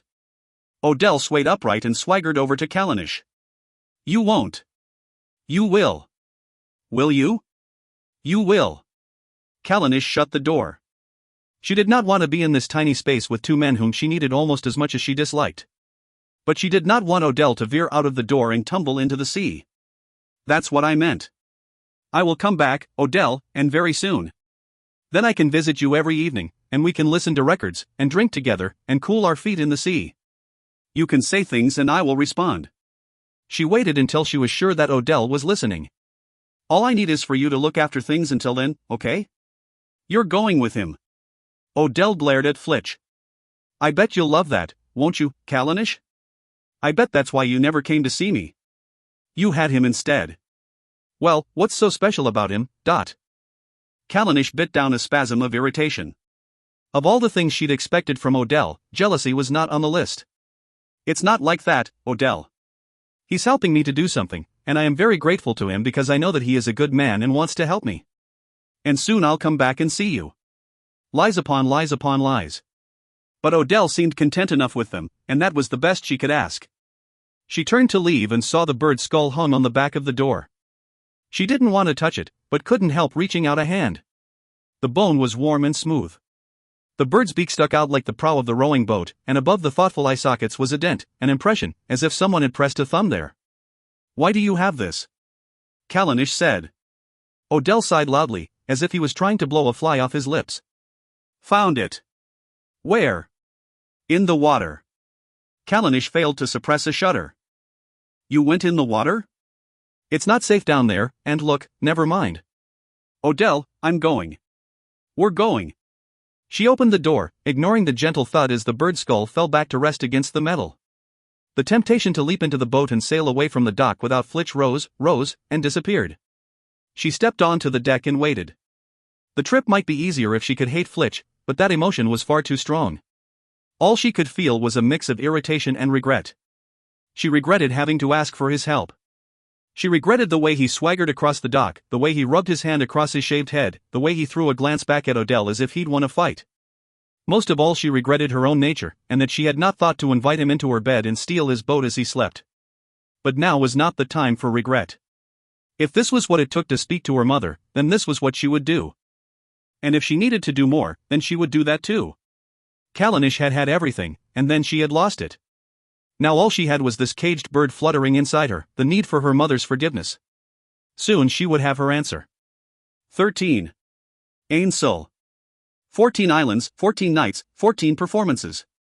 It did not take long for the Circus Excalibur to slip back into the comfort of routine. Behind curtains they were individuals, each full of doubts and concerns. On stage they were the circus, with glitter for blood and glass for eyes. Each night the curtain rose. Ainsel turned cartwheels on horseback, Avalon pranced gloriously around him, Jarrow boomed their introductions and exits. They were the picture of a perfect family, and the revivalist landlockers lapped it up. Every night the circus ate scrapings of baked cabbage and honey and raisins, black pudding and chicken hearts and pig snouts. There was never quite enough, but at least they were not sitting down to empty plates. With every passing night, Ainsel became more convinced that Jarrow really believed their performance. The old man had always had a knack for storytelling, and he made best use of this in telling tales to himself that conflicted utterly with the cold facts of his life. Otherwise, Ainsel knew, he'd never have made it through all these years on a leaky, rusting boat when his rightful place was on land. Unfortunately for Ainsel, he had not inherited his father's skill for self-deception. He knew that the Excalibur was rotten to its core. He needed to get ashore before the whole thing crumbled. The only good thing in the Excalibur was Avalon. But she didn't want him, she wanted a house. And there was only one way for Ainsel to get a house. At first he'd wanted to call off the wedding too. He'd just been waiting for the right moment. But then his father had taken them ashore and told them about the house, and Ainsel had seen the pieces of his life click perfectly into place. He had to make sure that North went ahead with the wedding. He waylaid her one evening as she carried 3 dinner bowls back to her coracle. "Good show tonight, North," he said, though of course he had not seen her act. What with the horses and Avalon and his father, he had no time to watch a bear dance. "Your bear looks well. Perhaps you could come and see the horses sometime. Give me some tips." North smiled and nodded, so the words were worth it, but it had hurt him to speak them. His stallions were glossy-coated, bright-eyed, sure-footed, more elegant than that violent beast could ever be. But Ainsel had known North a long time. She scowled at praise for herself, yet glowed if you complimented the bear. If Ainsel didn't know better, he'd say that North and the bear loved each other. A week passed, and North did not visit his coracle to see the horses, but there was time enough for that because now, finally, they had reached the Northwest Archipelago. Soon they'd be through it and at the Northeast Archipelago, and that meant Northeast 19, and his father's home island meant the wedding, and the wedding meant the house, and the house meant Avalon. She'd refused him so many times, but that would change when he had the house. She would love him then. She would. That night, after the performance, after the dinner, after the drinking, after the slow slide of the circus into sleep, Ainsel tapped on the side of North's coracle. It was tricky as he was wearing heavy diving boots and held a skin diver lung under each arm. The thick glass was scratched, and he did not know how much would be visible through the domes underwater, but they would have to do. He'd stopped by the Glamour's boat before dinner, allowing them to coo over him as they tied his hair in an elaborate knot and dabbed lilac powder under his eyebrows. It wasn't strictly necessary to look beautiful for North, but it couldn't hurt. He'd resisted the urge to stop by the Excalibur before going to North's coracle. His father would be there, and he wouldn't be able to speak properly to Avalon, but it was enough just to look at her, to hear her voice, to see the growing press of his baby inside her. His need for her was a physical ache, heavy as stones in his belly. But it was fine. They would be together soon. He tapped on North's coracle a little louder. When Red Gold had first decided on their engagement, Ainsel had not minded the thought of marrying North. He didn't love her, but he liked her, and perhaps that could have been enough. But then Avalon had come to him, and he found what love really tasted like. Everything since then had been an act, shadows and lies, the worst sort of circus fakery. But if he wanted Avalon, he needed that house, and so he needed the marriage and for North to go back to the sea afterward. He knocked again on the coracle. Still no answer. Through the canvas, he heard the snuffles and snores of North's bear. He unfastened one of the canvas knots. "North!" He hissed through the gap. No reply. The bright eye of the moon peered over his shoulder, lighting a blurred circle in North's coracle. Ainsel waited for his eyes to adjust. He leaned further in, tensing his back so that he wouldn't lose his grip on the lungs. In the silvery moonlight he surveyed the innards of the coracle. There was Melia, her body curled tight as a knot, her turquoise hair ratty and faded. There was North's bear, blacker than a storm cloud and just as unfriendly. There was North's tin chest of clothing, and her dimmed lamp, and her rack of whale-tooth combs, and her neat shelves of thread and oilcloth and tar. But where was North? Ainsel leaned in further. "North!" He hissed again. the bear shifted, turned, and a finger of moonlight landed on something pale among his dark fur. For a heart-stopping moment Einsel thought that the bear was dead, that he had been gutted, carved out, and that long white patch was the cage of his ribs. Then he saw how silly that was. The bear was just holding something. A stretched, pale object, one of North's dresses perhaps, though why he would be holding a dress Einsel could not. He frowned. He placed the lungs down on the canvas so that he could grip the edge of the coracle and lean further in. Yes, he had been right, that pale thing was North, cradled in the arms of the bear, sleeping as soundly as if the bear was a fur coat. And where were his chains? Why was he not strapped to the bunk? North, said Einsel, his voice loud in surprise. Quickly, before she could react, he pulled the canvas shut and picked up the lungs. He waited. A whisper of feet, a crumple of canvas. Up she popped out of the coracle. Einsel? Is that you? What's wrong? Her voice was thick with sleep. Hello, North. He kept his words honey smooth to hide his shock. Nothing's wrong. I'm sorry to have woken you. It's fine, I wasn't did you? She didn't seem to know how to finish the sentence. Einsel blinked away the image of North curled in the bear's arms, tucking it into his memory. He couldn't worry about it now. Later, maybe, it would come in handy. Yes, I saw, he said. Melia's hair looks like old seaweed and you need to wash your combs. North still seemed unsure, so Einsel followed his words with his finest grin. It took a moment, but her face cracked into the beginnings of a smile. Now, he continued, hefting the lungs. We're going for a dive. I want to show you something. Einsel, no. It's late, and it'll be dark down there, and... Go on. For old time's sake. From the coracle, the bear gave a wet-sounding snort. Einsel let his eyes stray toward the sound, his eyebrows raised in a challenge. North hesitated. Look. Einsel took North's hand and pulled her out of the coracle, then took hold of her hips. He pushed her down so that they were both sitting cross-legged on the taut canvas. Look up there. He examined North's profile as she tilted her head to the sky. In the moonlight she was almost pretty. She turned back to him and shrugged. I don't know what I'm supposed to be looking at. What do you see? I see the sky. I see stars and the moon. Which star? All of them. Einsel leaned into North so that their temples touched. Her heart was beating so hard that he could feel the pulse throb. He took hold of her chin, tilting it so that they were both looking in the same direction. There. That star, The pole star? She said. The North Star. Einsel paused to let that sink in. The North Star is the most beautiful because it's always there. It can always show us the way. North, he took her hands in his, gazing down at them as if he was too shy to meet her eyes. Do you see what I'm saying? North seemed to hold her breath. He could feel the nervous tremor in her hands and the quickening of her heart, thudding in her temples. There's something I should tell you, Einsel. Everyone will know soon enough. Later, North. We have time. That's what I'm trying to tell you. We've seen each other almost every day of our lives. We've always been there for each other. I really think we can make this marriage work. You're my North Star, and I can be yours. Before North had time to reply, Einsel leaned over the side of the coracle and dropped the lungs into the water. They landed with a plimp, cupping air between the water and the glass sphere. He slid into the sea, shivering at the chill. North, he called, but she had already put on her heavy sea boots and was slipping into the water after him. He tipped the lungs to refresh the air. He placed one over North's head, making sure that it rested flat on the water's surface, then settled his own lung. When it felt steady, he tied a long red string between his left wrist and North's right wrist. Now we can't lose each other, he said, the words echoing inside the glass sphere of his lung. North smiled uncertainly through the clouded glass. The moon reflected in the water's surface, turning the world monochrome. Einsel got a grip on his lung. When North was ready, they twisted their bodies in the water and kicked their feet off the outside of the coracle to force the lung underwater. Black, black, black in every direction. Einsel's insides shrank, rebelling against this dive down into blindness. It turned his stomach to feel the water close over him. The sea was an endless battlefield, and the deeper you went the worse it got, because everything that died had nowhere to go but down.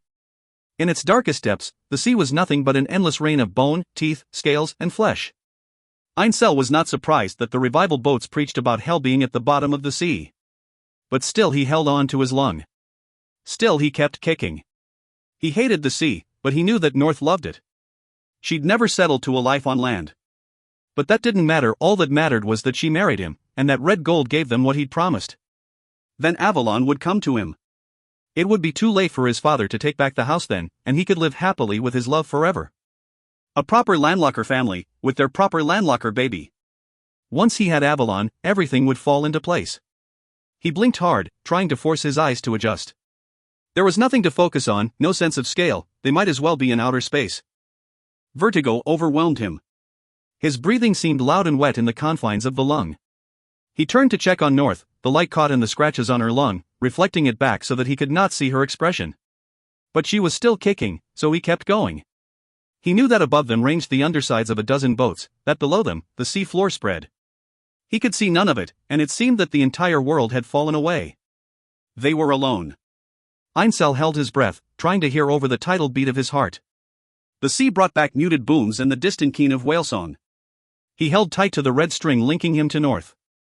Finally, from the gloom, came the sound of bells. He opened his eyes wide, and he could see. Below his feet, moonlight slid off a rooftop. He took hold of his lung and pulled on the string, forcing North deeper. He wanted to tell her not to panic, to soothe her like he did for his horses, but he knew that the words would come out tinny and muffled. One moment they were floating aimless in the black of the sea, the next, a spotlight of moon appeared, and there was the city. Dim light bleached the world silver.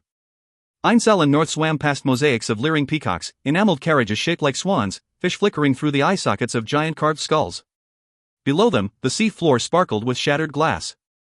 Floating along the flooded streets, they opened their eyes as wide as they could. Together they tiptoed along the top of a tower and caressed the stone faces of gargoyles. Together they slid down the seawater-smoothed gutters of a church roof. Einsel ducked into the bell tower to show North the enormous bell, whose sound had led them to the city. The clapper inside was too heavy for a person to move, only a strong current could cause it to chime. He led North further on. A horse's head, huge as a tower block, loomed toward them with its nostrils flaring, but its stone ears had broken off and algae rimmed its eyes. Einsel led North past the horse and onward through a menagerie of stone animals. He trod water while she ran her hand along the back of a deer, its antlers tangled with seaweed. Einsel closed his eyes and the ruins became his palace. He passed through his burnished gates, the gold curlicues gleaming bright as the sun. He walked through rooms furnished with blue marble fireplaces and green satin carpets. He reached out his hand to his carved birds, at his touch, their enameled beaks open to let out their clockwork song. Finally, he took his place on his wooden throne. He raised his head to receive his leafy crown. What more could be said? What could the sea provide that was more glorious, more noble than this drowned kingdom? No matter how wide the sea opened its maw, there would be some land it couldn't swallow, and that land would always be superior. He knew North would not see it that way. She was a child of the sea, and she would never leave it. She would never understand his true place as lord of the land. But the city was large and the lungs were small. They had to leave now, or stay forever. Einsel turned away from the sunken city and straightened his body in the water, kicking his feet to bring them back to the surface. He pushed aside his lung and gasped at the air. After the stale heat of his own breath, the harbor smells were overwhelming: soil, salt water, the skin of strangers. Without a word, North removed her lung and used the canvas ropes to pull herself back onto her coracle. Water sluiced off her body as she climbed. Einsel threw the lungs up to her, one by one, then followed. He watched North as he climbed. She was leaning over the edge, wringing the water from her dark hair. She was peeping into the belly of her coracle. She was rearranging the ropes so that they didn't dangle in the sea. North waited until he'd climbed the ropes. It's from before, isn't it? It's where people used to live when there was still land. That's where you want to be, isn't it? She said. My great-great-great-great-grandfather lived there. And you want something real. Something ancient. Like your ancestors had. Einsel nodded. Perhaps North understood after all. But it's gone, she murmured, more to herself than to him. The sea took it. We will take it back, he whispered. We will make the new land our home. There will be sterlings on the island again. Home, said North. Or was it just the suck of the sea against ships? Her eyes drifted away from Einsel and she dropped down into her coracle. He shook water from his limbs and closed North's canvas. He tied the knots tight.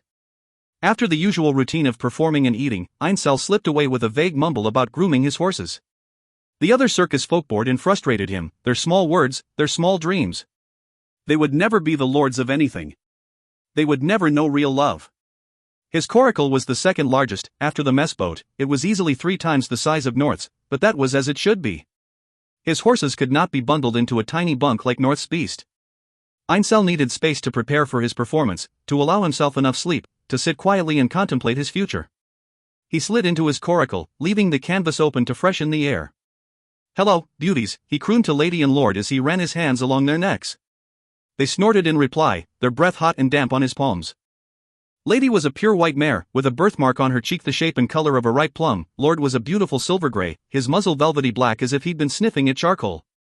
Both their manes were braided with green and silver ribbons from that evening's show. Einsel noticed that some of Lady's were coming unfastened. Rather than try to tidy the braiding, it would be better to do it all over again. Lady's mane could do with a rinse anyway. He pulled down his horse brushes, filled a tin basin from the filter, and got to work. On the boats there was never quite enough space, just as there was never enough food or water or privacy. A dampling's life was one of lack. Einsel deserved better. And he would have better, he and Avalon, together. His heart was Avalon's, from now until eternity. How strange that to be with her he had to marry someone else. What would it be like to have North for his wife, however briefly? His memory strolled through moments with North, the pair of them, 6 years old, prying abalone off salt-crusted rocks, sharing a pomegranate on a lazy, dozing morning, helter-skeltering across an eastern island, screaming half in terror and half in glee with a landlocker's dog snapping at their heels, age 10, playing doctor, 14, practicing kisses. In another life, perhaps he could have loved her. But not in this one. "Einsel," whispered Avalon into his ear. He jumped and tipped over the bucket. Water crept across the deck of the coracle, making Lady and Lord skitter their hooves and flick their ears. Einsel soothed the horses, turning his back to Avalon so that she wouldn't see his elation. His heart throbbed in his ears. He'd been alone with her only a handful of times, and it made his head spin. "My love. How I have wished for you to visit me again, but..." Avalon dug through the box of sea sponges, spreading a fistful across the deck to soak up the water he'd spilled. "I won't be long. I don't want Jarrow to notice I've gone. I knew you would come back to me." Ainsel's hands had stopped shaking. He turned to Avalon. Her night-black eyes, her throat as smooth as pearls, she was so beautiful he could barely look at her. "I haven't come back," she said. "I will never come back to you. Not in that way. I just need to speak to you." Einsel traced her lips with his finger, but she could not summon a smile. "Enough, Einsel. I told you, that won't happen again. Jarrow mustn't know. Are you worrying, my love? There is no need, I promise. Trust me, and I will give you all you want." In the light of the seal-fat lamp, Avalon's skin gleamed as white as a shell. Her black hair was still braided in ribbons from the performance. With a slow smile, Einsel reached over to unfasten it. It came free, teasing Einsel with the scent of jasmine. Avalon snatched her ribbons back, her nails scratching Ainsel's fingers. "Stop it.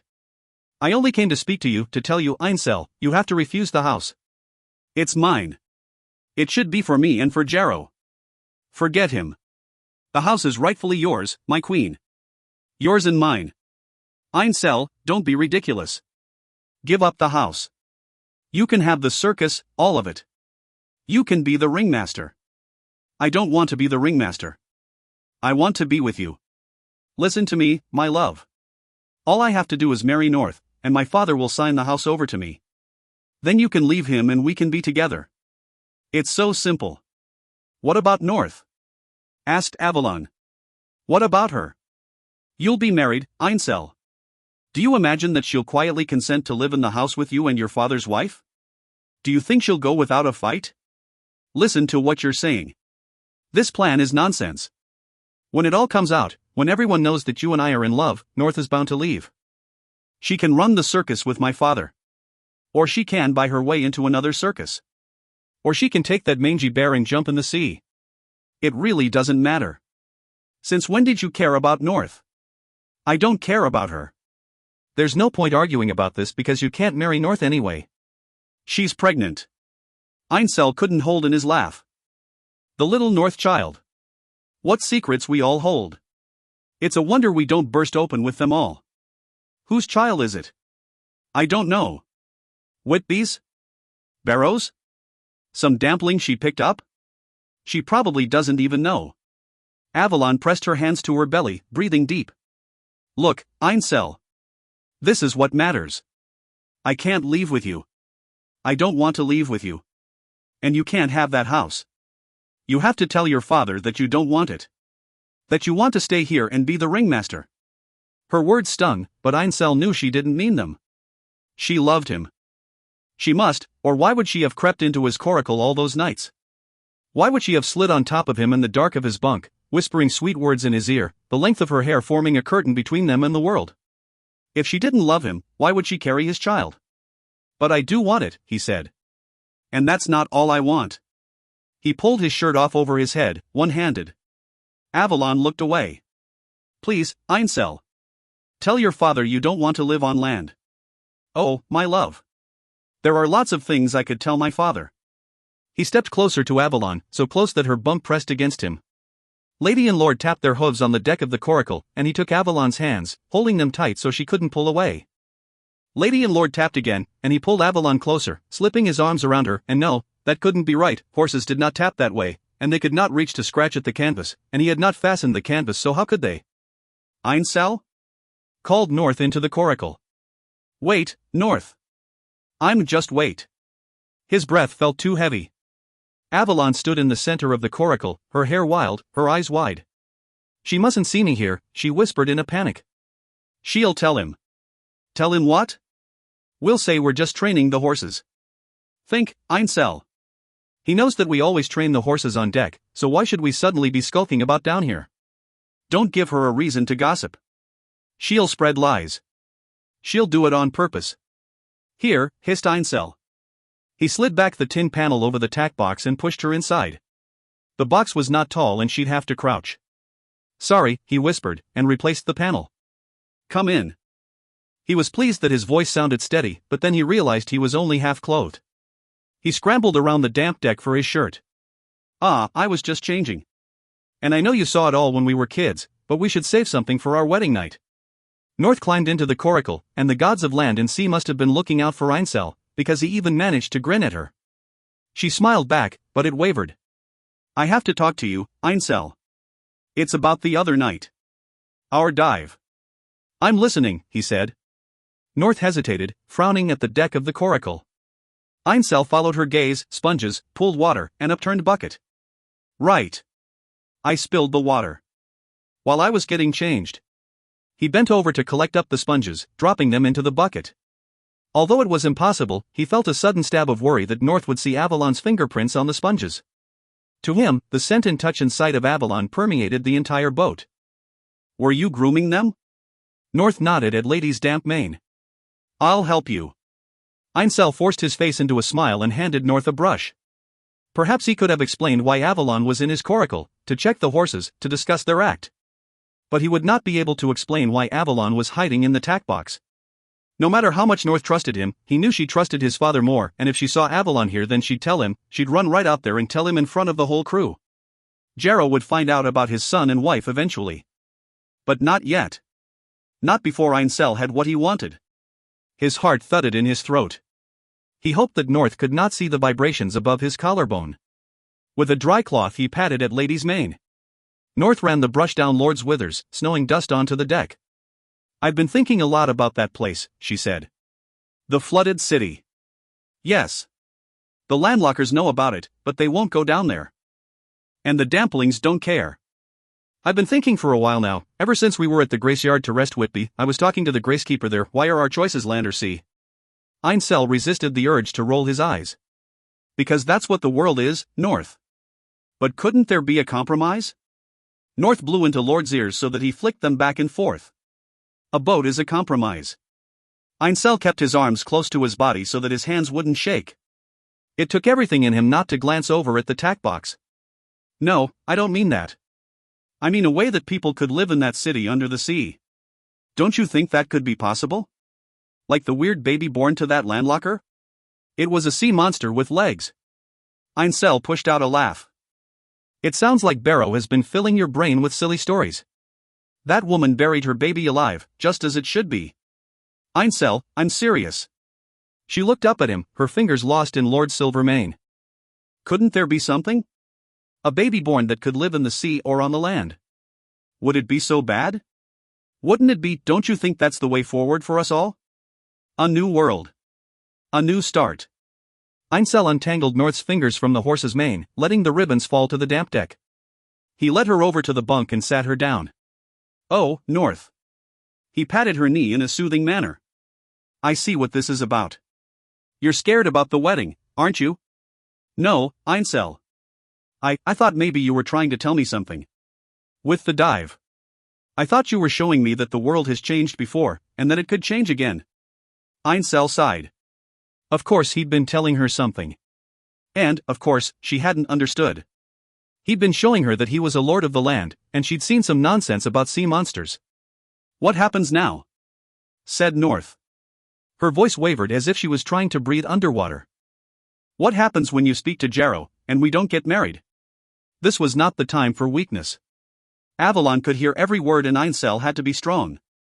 He had to show her that he had a plan. He could convince North, and Jarrow, and everyone. But we are getting married, he said. Don't talk nonsense. When are you going to tell him? I'm not, North. We'll get married, and we'll get our house, and we'll live happily ever after. That's the only ending. North gave an irritated snort. She paced the deck, tapping her fingers along Einsel's possessions as if making sure they were real. Loose paint flaked off an orange float strapped to the wall. Einsel, I don't understand you. Neither of us wanted this. Why have you suddenly changed your mind? She paused at the tack box and Einsel turned to stone. Colored lights crept across his vision and he remembered to breathe. We can't do this, said North. I can't, Dot. Einsel felt his temper stretching, until it threatened to snap. I don't care what you can and can't do, North. Avalon's baby will be born soon. We need to be in the house before that. But, what does her baby have to do with it? Damn. Damn. Einsel leaned back against the wall so that he wouldn't collapse. The baby. Avalon's baby. North looked as if she'd swallowed a fishbone. It's true then, what everyone was saying, it's not his. Einsel attempted to smile. Don't be an idiot, North. Of course it's Jarrow's baby. North was still frowning. From the tack box came a heavy silence. Avalon had heard it all. It was too late to swallow the words back down, he'd have to embrace them. The others are all talking about it. They say the baby will be half-horse, said North. Einsel threw back his head and crowed. North was an idiot. She knew nothing at all. Oh, such sweet relief. A half-horse baby? He said. Wouldn't that be a sight? That's about as likely as your baby being half-bear. North's eyes widened. What baby? Come on, North. We're past the time for silliness and lies. How could you know? Did Avalon tell you? No. I saw for myself. She paced from one side of the coracle to the other, touching things, unable to settle. Her voice shook. Does everyone else know? Einsel shrugged. I don't think so. Does Jarrow? Does he know? No. Einsel snorted. He doesn't know anything at all. He'd think it was mine anyway. But we both know it's nothing to do with me. So whose is it? Barrow's? Whitby's? Unless, wait, is it my father's? You always were his little favorite. North stopped pacing and glared at him. Don't be disgusting. It's not your damned father's. And it's not Barrow's or Whitby's either. I've never, not with them, not with any of them. It's nothing to do with this circus. Fine, have your little secret. So you bunked up with some grubby dampling. Very impressive. It doesn't even matter, North. We'll say it's mine. We'll be married, no one will care about the dates. But I don't understand. I thought we agreed. And then Jarrow told us about the house. Is that what changed your mind? I know you want that underwater city, Einsel. I know you want roots. But marrying me, and being a landlocker, it will never work. It took everything in Einsel not to let his eyes stray to the tack box. So that North couldn't see his face, he stood and resumed grooming Lady's mane. It's not like that, he said. I started to feel differently about you. I know we said we didn't want this marriage, but I've thought about it and I do want it. You're lying. I love you. North seemed to waver. I know you say you don't care. But you will care when the baby comes, Einsel. How could you not care? How can you marry me when you know? She gestured at herself. He focused on the grooming, turning his back to North. She had to leave. She had to leave now. I will marry you because I love you, North. I want us to have a life together. Because I love you. You don't love me, Einsel. I know you don't. He closed his eyes, remembering to breathe, picturing Avalon, seeing them as husband and wife, taking strength from his future. He threw down his grooming brush and turned to North. He grasped her hands tight and looked into her eyes. Her hands were cold, and they shook. But he was strong and he would not blink. I do, North. She pulled away and stood with her hands clasped over her belly, as if it was a treasure Einsel had threatened to steal. You don't. I know you don't, you just. I love you. But you. I love you. Einsel kept his jaw tight and his gaze unblinking. It did not take long for North to look away. While she wasn't looking, he allowed himself a triumphant smile. He had won this one, as he would win them all. I love you, he said. I love you. I love you. I love you. He stood his ground, ready to profess love until his tongue bled. Finally North turned and scrambled out of the coracle. He waited for 20 heartbeats before opening the tack box. Avalon climbed out, her face red as blood, and walked straight past him. Wait. He whispered, as loud as he dared. Avalon, my love, please. But she swayed up the ladder and disappeared back to the Excalibur, leaving his words to drift into the night. 14. Callanish. Days and nights passed on Flitch's boat, and every dream Callanish had was of the bear girl. Every night when she closed her eyes, she saw the same memory, the warmth of the coracle, the comfort of the bear girl's hand, the bear's heart beating strong and steady against their palms. Only 2 people had ever seen Callanish's bare hands, her mother and North. Her mother's reaction was to sew a pair of silk gloves and instruct her to wear them at all times, forever. North's reaction was to grip her hand tighter. When Callanish woke each morning, she felt sad. Not for having dreamed, but for the dream ending. Little fish, Flitch would coo to her every morning as he consulted his compass and his sextant. Did you dream of me? No, she would reply, because it was true, and also because she tried to use as few syllables as possible when speaking to him. And so Callanish kept her mind busy with thoughts of the bear girl, and the bear, and the sea-maid baby. She pulled bones from tiny fish and thought about the way that North had looked ready to punch her when she'd mentioned the baby. She checked over Flitch's star charts and thought of the way they'd leaned their heads on the wall of her house, sharing secrets in the silvery night. She watched Flitch barter for food with other damplings and thought of North's neat pirouette as she leapt between the coracles. She stitched up a tear in the cutter's sail and thought of the way North had caught her when she fell. She still didn't know what it meant that soon a child would be born that was, what? Callanish's own kind? A distant sister? Webbed and scorned and hidden forever? For her whole life, her mother had refused to discuss Callanish's hands and feet. Put on your gloves and your slippers, Callanish, and don't ever take them off. Don't ever let them see. She'd thought it was the revenge of the gods, proof that she did not belong, that she was half monster. But North loved her baby. She would not have desired a monster, and she would not now love a monster's child. Perhaps there was nothing wrong with Callanish at all. These thoughts were a good distraction. She'd spent 2 weeks with Flitch and had not felt the urge to drown him. Mornings were the time when she liked him least. His clothing sat in rumples and peaks, the way a grace ruffled its feathers when it was displeased. His breath was sour and his belly was empty, and so was Callanish's, so perhaps neither of them liked each other in the morning. The days swept by faster than the clouds. Callanish and Flitch sailed, ate, did repairs, bartered with the other boats. The sun dipped into the sea, throwing blood and honey across the sky. Flitch busied himself with settling the cutter for the night while Callanish prepared their dinner. It was not easy to gut the tiny fish while wearing gloves, and Callanish had to wash them a dozen times a day. Flitch had never asked her about them, though she'd often caught him eyeing the fish-gut-speckled silk, and for that she was grateful. In the evenings, Callanish suspected, Flitch liked having her as a travel companion, though he'd never admit it. Together they ate poached fish and fried seaweed, and Callanish loved it so much that she resolved never to eat anything else. Aren't you supposed to eat landlocker food? Flitch had asked her on their 3rd night at sea. Do you have any? She'd asked through a mouthful of sardine. In answer, Flitch only shrugged. I thought not. You're not supposed to share quarters with a landlocker, but I don't see much of an option there either. Who's to know what we do or say or eat out here? And anyway, I like dumpling food. Evenings were the time when she disliked him least. Their bellies were less empty, their eyes were heavy, and they could look off the boat's stern and see all the ocean they had covered that day. For Callanish too, the evenings meant that she could look forward to her dream. One evening, their bellies fishful and their feet warmed by the seal fat lamp, Flitch seemed to take more care than usual in dropping his lobster creels into the water. Callanish did not comment. She'd noticed that his store chest was almost empty, and it was tricky to barter with other ships when you had nothing. "I think we'll get some good lobster tonight," she said, though she didn't think that at all. She knew that she would have to pay dearly for this passage, and finding fault with Flitch would increase her payment. In response, he only grunted. She busied herself with scraping the last of the flesh from the bones of their dinner, dropping it into the soup pot for tomorrow. If the creels were empty, then she and Flitch could work carvings out of the bones. She didn't think there would be much call for such trivialities among damplings, but what did she know about their desires? Perhaps they wanted nothing more than tiny animals made out of the skeletons of other animals. Flitch dropped the last of the creels, then leaned his head on the stern and rubbed his palms over his scratchy-looking scalp. "Little fish," he said. "Do you see a problem here?"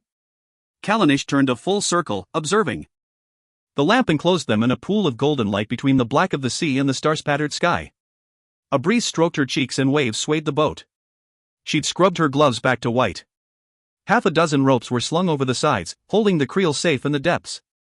All around them she could see the distant glows of other boats.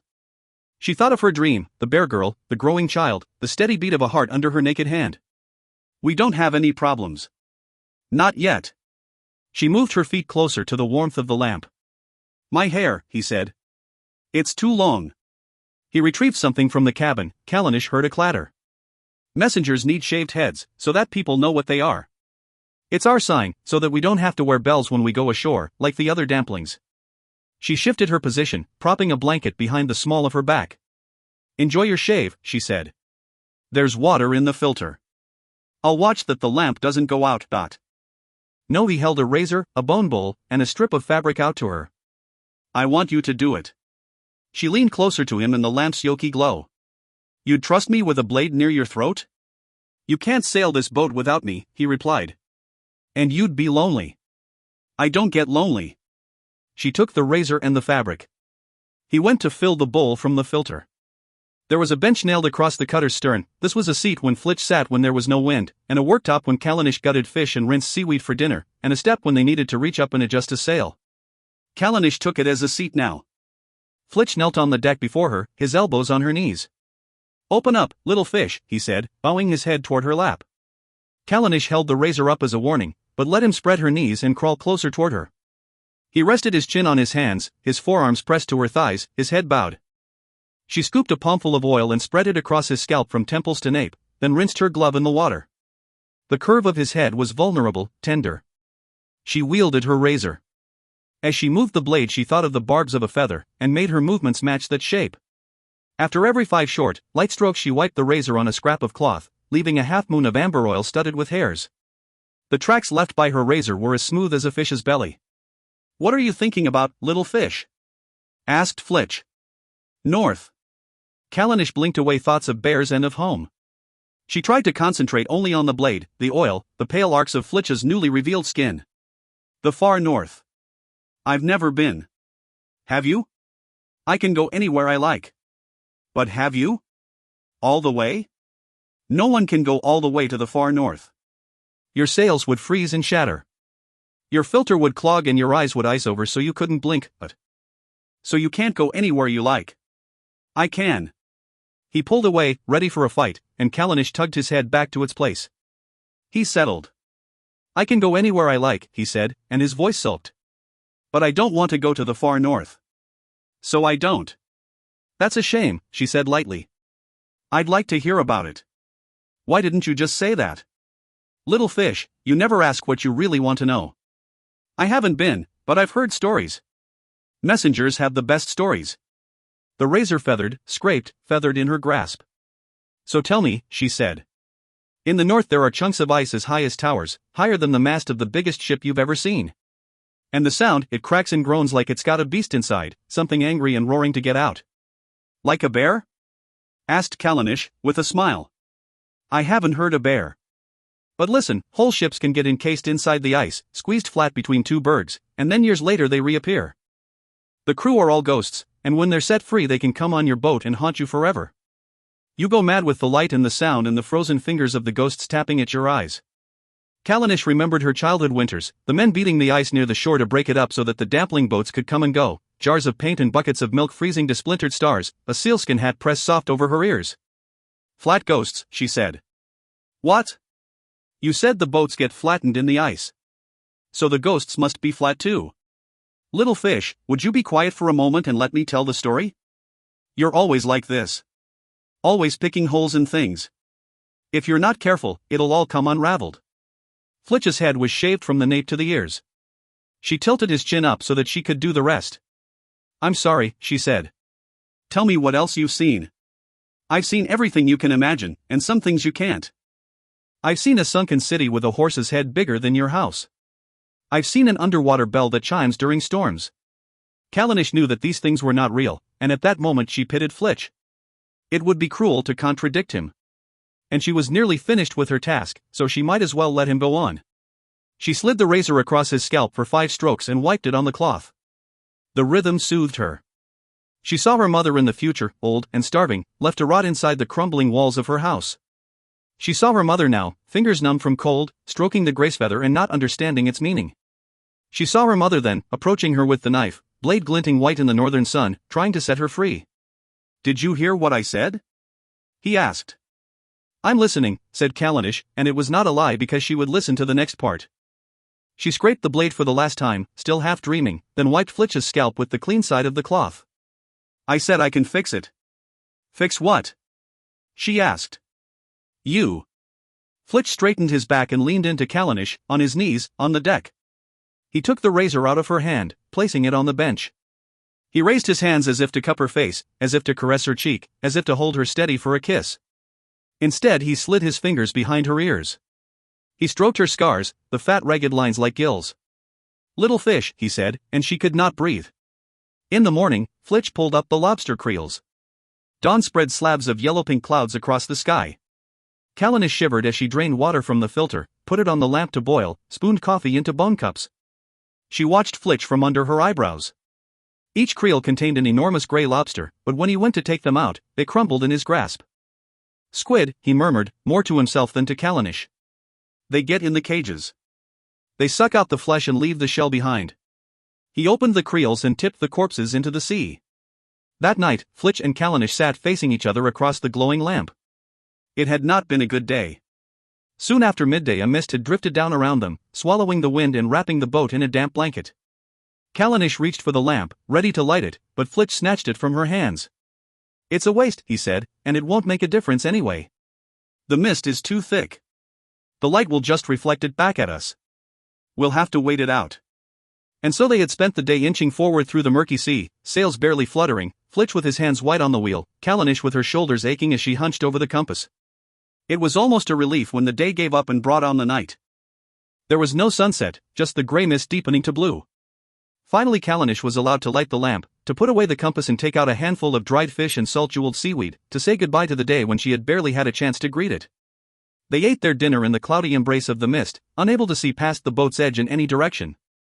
Afterward, Flitch bent into the cabin and popped up again holding a bottle. He poured a finger width into 2 cups and handed one to Callanish. She held it over the side of the boat, ready to tip it out. This stuff isn't safe, she said. What are you scared of, little fish? What could possibly scare you in the big bad ocean? You've got gills. You can swim away from danger. I've seen what happens when people drink too much of this. They lose control. Remember Odell? He could barely keep his graces alive, never mind himself. Flitch shrugged, drained his cup, refilled it. He drinks to forget his loneliness. We drink to bring it on more sweetly. I thought you didn't get lonely. I don't. Not now. Callanish pulled her hand back and drained her cup. It burned on the way down. She gritted her teeth and took deep, salty breaths to stop it rising up again. She held out her empty cup to Flitch's bottle, and then it was no longer empty. I'm going to leave soon, she said. I know. But you'll come back. Come back where? You're nowhere, Flitch. I'm everywhere. But if we want to get to where you want to be, to your island, we can't go like this. He swept his hands around the edges of their circle of light, out toward the choking walls of the mist. We're blind and slow. But I can get us a ride on a bigger ship, a military vessel or a revival cruise. I can make it better, little fish. I can fix this.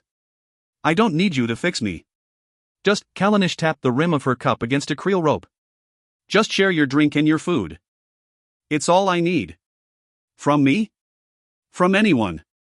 I don't think that's true. Flitch leaned forward and pulled her hand away from where she'd been rubbing at her scars. They felt raw, itchy, as if they were still healing. I think you need more than that. I think you need me. Callanish threw the contents of her cup into the sea. The stuff muddied her thoughts. It wasn't worth the risk of the sea's call. It made her conversations with Flitch emotional when they should be practical, heavy with sentiment when they should be transparent. "What I need," she said, "is to have my message delivered properly. The way you should have done it. The way I paid you to do.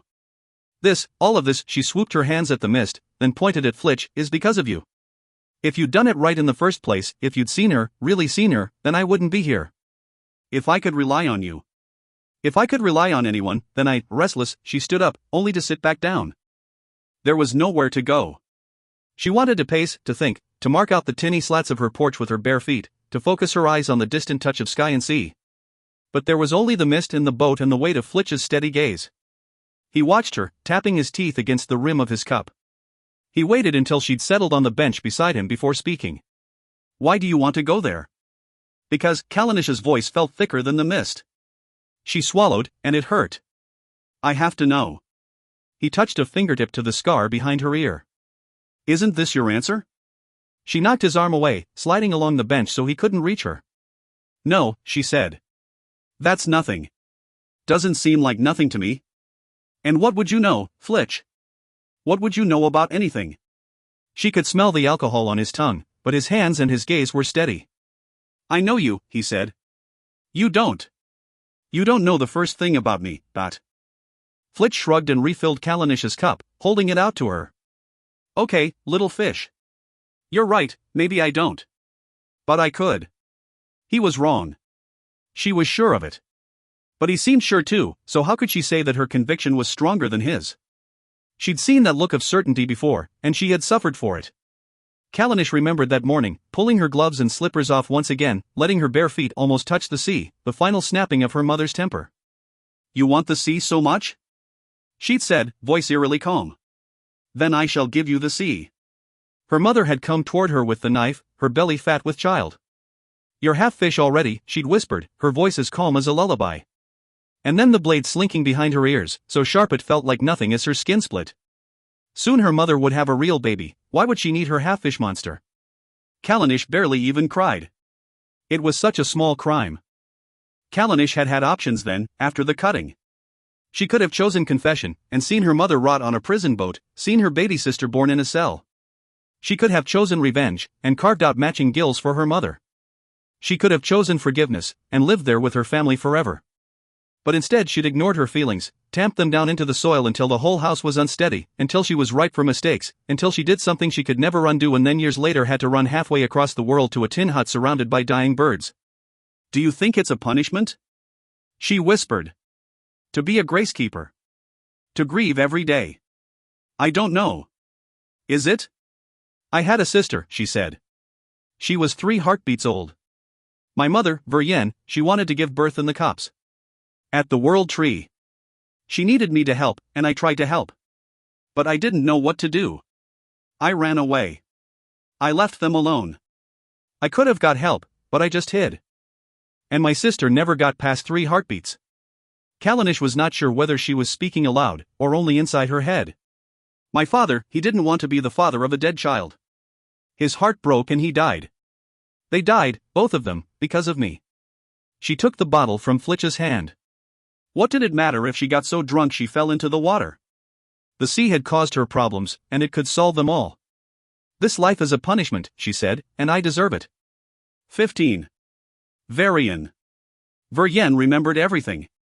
Spring was the bestest and most important time to the gods, and as the most loved child on the island, she had never been told this officially, but she knew it, and never hesitated to inform her older sister. As long as their mother couldn't hear, she was due to lead the procession. She had not led it last year, but that was because she was only 9. Now she was 19, and the procession was for her marriage. But no, a year later from 9 made her 10, so she wouldn't be married for a while yet. She remembered now. She remembered everything. Veryen filled the kettle and lifted it onto the cooker. Her hands shook. She looked down at them and they seemed strange to her, the skin softer, the joints stiffer, the hands of an old woman. But they could not be hers, because she was 19. No, she was 9. She was 10. She was sitting beside her mother and they were making oak leaf masks. They had a good store of leaves. She and her sisters had been out every morning, shuffle crouching through the copse, filling their skirts with fallen leaves. They started each school day with aching backs, but it was vital not to straighten up while in the copse, for danger of knocking or, gods, breaking a branch. It wasn't the island's punishment they feared, the gods had more power than any man, and did not look kindly on such sins. But she and her sisters were good girls. They had nothing to fear. Veryen lit the fire under the kettle. Her shaking hand swayed into the flame, but she felt no pain. She dipped her finger into the kettle of cold water to soothe it, simply from habit. It would not do to have blistered fingers when she had the oak leaf masks to sew. She looked around her house, but could not see any leaves. Her mother and her sisters were missing too. But her back ached, so she must have been gathering leaves in the copse, so it must be almost time for the procession. She was going to lead it this year, because it was her wedding. Her mother peered over at her sewing, then eased the leaves from her hands to straighten her stitches. She was good at sewing, but not as good as her mother. The gods could be angered by anything, even shoddy stitches. It was best to be careful. And everyone would see her mask when she was leading. She wanted it to be perfect. She'd collected the largest leaves she dared. Only the island elders were allowed the king leaves, their masks were one enormous leaf, while everyone else had to stitch together lots of smaller leaves. She could never be an elder, but perhaps she could be an elder's wife one day, depending on her husband, and they were allowed masks made of 2 leaves. One day, she would have a mask like that. It was time. She was 19, she was 9, she was 10, it didn't matter, nothing mattered except that she was leading the procession and it was her wedding day, her very own day. Behind her, the islanders had begun their chant, low and solemn at first. At Penhill Crags we tear his rags. At Hunter's Thorn we take his horn. The fur cape was warm across her shoulders, the collar tickling her throat. It was lined with silk, the softest thing she'd ever felt. She wished that the fur and silk were sewn to her skin so that she could feel it every day. The candle was heavy but she held it as high as she could, not even flinching when the dollops of wax rolled down her hands. They hardened in creamy lines on her forearms, caking her wrists and itching her elbows. At Capplebank Stee we break his knee. At Grasshill Beck we snap his neck. She sneaked a glance behind. The line of islanders was lit up like flickering stars. Half of them held a lit branch as high as they could, the other half wielded flutes and tambourines, playing them in rhythm with the chants. She almost stumbled, enchanted by the sight of so much fire. The punishment for burning wood when it wasn't for processions or official business was harsh, though deserved. Wood was holy, and must be burned carefully so that the sparks and smoke were sent up to the gods. She faced forward and stepped more carefully. The procession wasn't even halfway around the island yet, and already her shoulders ached, and her hands felt raw, and her vision was narrowed by the oak leaf mask. But it was her wedding, and she would not flinch. She lifted her candle and resumed the chant. At Wadham's end he cannot fend. At Graskill end he'll meet his end. In the days of the great-great-greats, the land stretched out so far you could have walked it for weeks without a sniff of sea. That was the time of true processions, long gleeful snakes of people stretched across valleys and hills.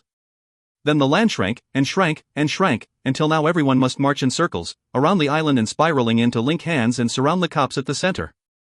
By then their chant would not be low and solemn anymore, but gleeful and loud, the words called at the tops of their voices to echo among the trees. At Wadham's end he cannot fend. At Graskill end he'll meet his end. Gods, hear us. Their island might be small, but the gods knew the distance they covered in their hearts, and that was what mattered. The islanders showed their obedience. After their deaths, they would all have a seat at the table of the great forest feast. The kettle was shrieking. Veryen creaked to her feet and moved the boiling water off the flame. She tipped tea leaves into a bone cup and added water, and she only spilled a little bit so her hands couldn't be that shaky after all.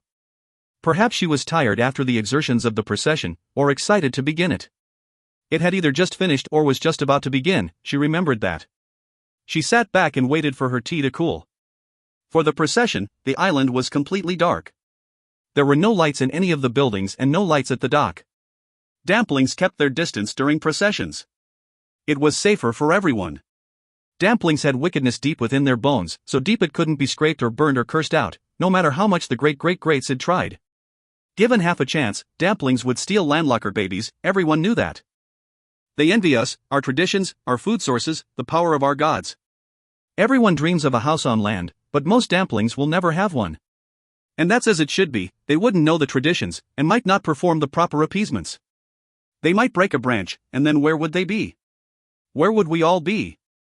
Around the copse, hands linked, the islanders increased their chant. Tambourines clashed and flutes shrilled. The rest of the song's words were abandoned in favor of the final line, called over and over, rising to a shriek, and then it died. Her time had come. She was the most loved child, the most beautiful woman, the island's bride. She had been chosen for this. She raised her candle, her forearms caked in wax, her blonde hair gleaming across her fur cape. She made her voice as loud as the wind in a storm. So here's a thought your teeth should clench. All greenness comes to withering. The islanders picked up her lines, chorusing as she led them along the narrow path and into the heart of the copse. They pulled their arms and then, candles and burning branches tucked into their bodies so that there was no chance of the trees catching fire. Tomorrow, everyone would wake to welts and burns on their chests and faces, but they'd be glad of it. To be burned at a procession, to carry marks earned by protecting the sacred trees, was an honor. Veryen had drunk her tea too soon and burned her tongue. She wrapped her hands around the cup, knowing it was too hot and not caring. It was an honor to have burns. Heat cleansed. That reminded her. She got up to check her coal store, but sat back down. If she did not have enough, then what? There was so little left to trade. She had sealskins, and her father had told her just this morning that they could keep even a giant warm through the winter. Not that she remembered winter, perhaps it was something that people feared, though it never occurred. Veryen did not find it strange that her memories consisted only of spring and summer. All greenness comes to withering. All greenness comes to withering. The copse seemed to answer the islanders' chant. It was green, and withered too. Their steps stirred up scents, leaf mulch, overripe berries, the tang of new green leaves. They held their flames close. At the heart of the copse grew the world tree, center of the whole archipelago. For the wedding, it had been set all about with the banquet tables and benches carved from the oldest and holiest oak. There was a place set for each one of the islanders, from the oldest to the youngest. The platters were of oak wood, as were the knives, and each place had a single item, covering the bounty of the whole world. She glanced around the table as the islanders took their places, setting their burning branches in bone-carved holsters around the edge of the clearing. She took her place at the end of the table, her platter laid with an entire roasted rabbit, and gazed at the feast in the glow of the flames, bone tubs of honey and mustard and rock salt, salads of nasturtium and nettle, bread as white as snow, made from fine milled wheat and with a sugar-crunchy crust, more bread as brown as earth, peppered with seeds, turkeys roasted with butter and garlic, their combs fried crispy. In these days of lack, not all the items that grew on the earth could be found. Pomegranate, banana, lemon, these things could not be stored for long enough to trade to a northern archipelago. But the gods did not care for trade routes. Their punishments could be harsh. As a compromise, the missing items were still there in spirit, carved from sacred oak wood and placed on platters. No one would go hungry that night, even those with totems on their plates. Their island had good rich soil and could sustain many crops and animals. They had bread and wine, pears and apples, roasted potatoes and spit-fired pig, enough to fill the bellies of the whole island. Veryen sipped her tea. It tasted of nothing, but she did not mind. Her tongue tingled with the memory of tastes. It was just yesterday that she'd eaten that rabbit, after all, or if not yesterday, then she was anticipating a taste to come the following night. She rubbed the tight joints of her knuckles. After the islanders' bellies were full, the sacrifice could begin. The youngest islander had been born only a few weeks before. She suspected that the child's mother, married at last year's procession, had conceived in a well-timed way so that the child would have this honor. Perhaps she would try the same thing, so her child could be honored too. One by one, the islanders passed their platters along, forming a tall oak tower in the center of the main table. It reached higher than their heads, but it did not waver. Oak was strong like that, which was why it was the finest of trees, which was why this was the finest of islands. The child's mother clambered onto the table and placed her baby on the platter, a symbolic meal offered to the gods. The islanders lit fresh branches from the final sparks of the old ones, forming a circle around the tables with the raised child at the center. Up rose the islanders' voices, inverting their earlier chant as they stamped and cheered around the banquet tables. All withering grows to green. All withering grows to green. The child wailed at the noise and the lights, but only because he did not understand the great honor. In time, he would be proud. The damplings told stories about the islanders killing babies to appease their gods, a tiny life traded to protect hundreds more. But that had never happened, not that she remembered, and she remembered everything. It was just nasty talk among the damplings. And they were nasty, the damplings, full of spite and wickedness, and it couldn't be burned out of them. Even the islander children knew it. They invented little chants and taunts, daring one another to cross the black shore and grab handfuls of seaweed to fling at the boats. It was all in fun, of course, just the play of youth, but those nasty damplings did make such a fuss about it, feeling so sorry for themselves. She tried to pity the damplings. It came from a lack of heritage, of family. How could anyone feel steady without good land under their feet? The procession had marched itself to bed and the island was asleep. She was 19, the perfect age for a bride. The island council had chosen her husband, and they had chosen well. Now all that remained was their wedding night. Making love was making life, and that was her duty, she knew, though it was never spoken. Her husband was green-eyed and strong-boned with hair the color of oak leaves. She waited for him at the edge of the copse. Her underwear was scented with lilac. His cheeks were red from the spiced wine, and he came to her with the passion and honesty of a lit candle. Afterward her skin was raw, parallel scrapes down her thighs and back, and she thought of the lines left by the melting wax. She would be proud of her burns. They were a mark of duty, of worship. Her husband kissed them before heading back to the feast. She stayed in the cool dark of the woods, praying to the gods that she would conceive soon, so that her child could be honored at next year's procession. She could not concentrate, her scrapes ached. She wandered alone across the island to the shore, looking for seaweed to soothe her skin. Damplings were disgusting, but some of their old folk remedies did work. There it was, spreading in lines across the black shore, damp from the water, slimy and repulsive. But her scrapes burned. She bent to gather an armful of seaweed and her feet slid on the wet sand. She landed on her back in the blackshore's embrace. Her skin sighed at its coolness. She stayed. She fell into sleep. Then, a slow pull out, reality seeping into her dreams. A mouth pressing against hers, cold as the sea. Was this her husband, come back to love her again? She felt the weight of a body on her own. She raised her hips. In the dim light of the stars, she saw the silvery gleam of scales. Varian's tea was cold, but she drank it anyway. There was a draft coming from somewhere, wrapping itself around her throat. She pulled her shawl tighter and hunched her shoulders. She could still feel the squeaking strands of grass that he'd plucked from the ground and braided into her hair. She could smell the sharp green scent of the grass, and of him. She inhaled, no grass, only dust and damp wool and cinders from the fire. From her sleeve she pulled a feather, its iridescence faded, its barbs tatty from touching. She stroked it against her cheek. She was going to have a child.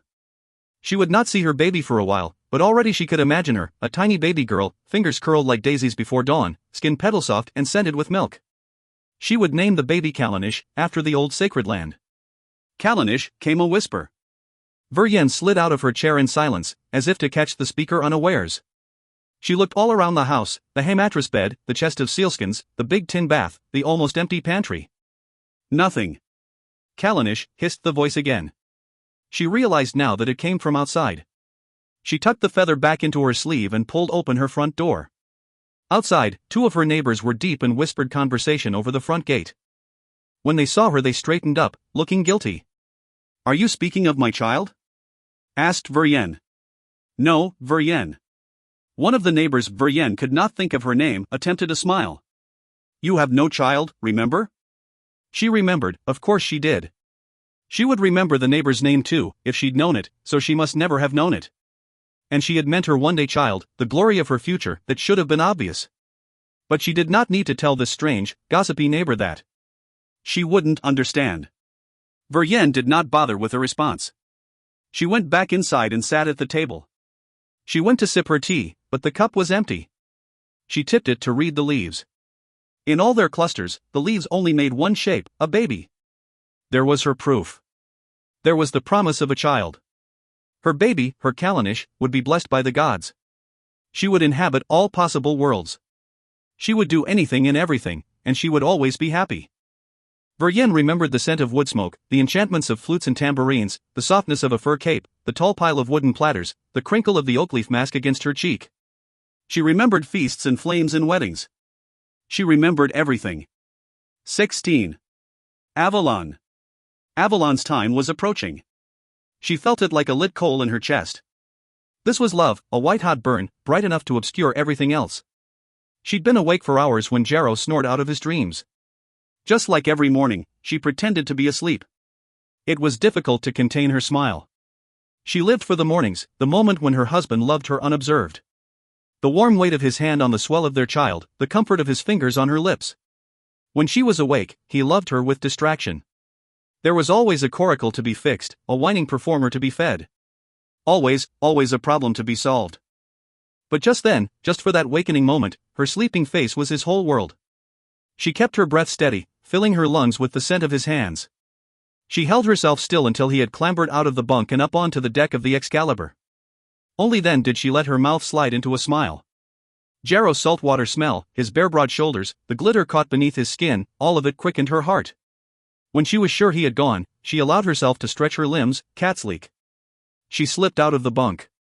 Her baby nestled low inside her, and she took a moment to rest her hands on him. This was why. Her husband, her child, for them, it would all be worth it. Above her, on the deck, she heard Jarrow's heavy tread. It was too late to slip back into bed and enjoy his touch again. "Queen of mine," he crowed, his voice filling the tiny cabin. "You have surfaced. But calm yourself, my sweet. I have plans to winkle a cup of special tea from our fire breather and bring it to you in bed." Avalon wanted nothing more than to luxuriate in their bed, sipping tea, and feeling her child grow. But she had something more important to do. "My king," she purred, reaching out her slender arm to her husband. "You are kind to take such care of me. But perhaps I could convince you to take care of me in a different way?" She pulled Jarrow closer, wrapping her hands around his, using them to slide the hem of her nightdress up her thighs. She leaned into him to whisper in his ear, "A wife needs her husband." Avalon had loved Jarrow from the moment she met him. Fiercely, fully, she loved him. She dreamed of growing old with him, the two of them with their feet firmly on land and their arms around their children. She would never let the flame sputter out, no matter what it took. But everyone knew the danger of flames on a boat. Jarrow smiled at her, but she knew that he wasn't really seeing her. His mind was on coracles and circuses. "Alas, my queen. I wish I could. The day is upon us, though, and I have duties that I must." "I understand," she interrupted, biting back a sigh. This was love observed. This was love at sea. If they had a home on steady ground, then Jarrow could love her unobserved all day. He could look at her and truly see her. She pulled her nightdress back down. "Before you begin your day, would you help me to the mess boat? Our son is restless this morning, and I must feed him. This life at sea is not good for him. The unsteadiness. The constant movement. A child needs somewhere to plant his feet and stand tall." Jarrow did not reply, but simply waited while she continued dressing and washing. As she scooped water over her body, she peeked over her shoulder to see if he watched. His eyes were distant, looking at nothing. He had barely touched her since she had fallen pregnant. And she could be honest in her own mind, if nowhere else, there had not been much touching before her pregnancy either. In the first years of their marriage, their passion could set a boat aflame. But grief can dampen any fire. All those babies, lost before their first breath. She straightened her dress, pinned up her hair, and leaned girlishly on her husband's arm as they emerged from the Excalibur's cabin.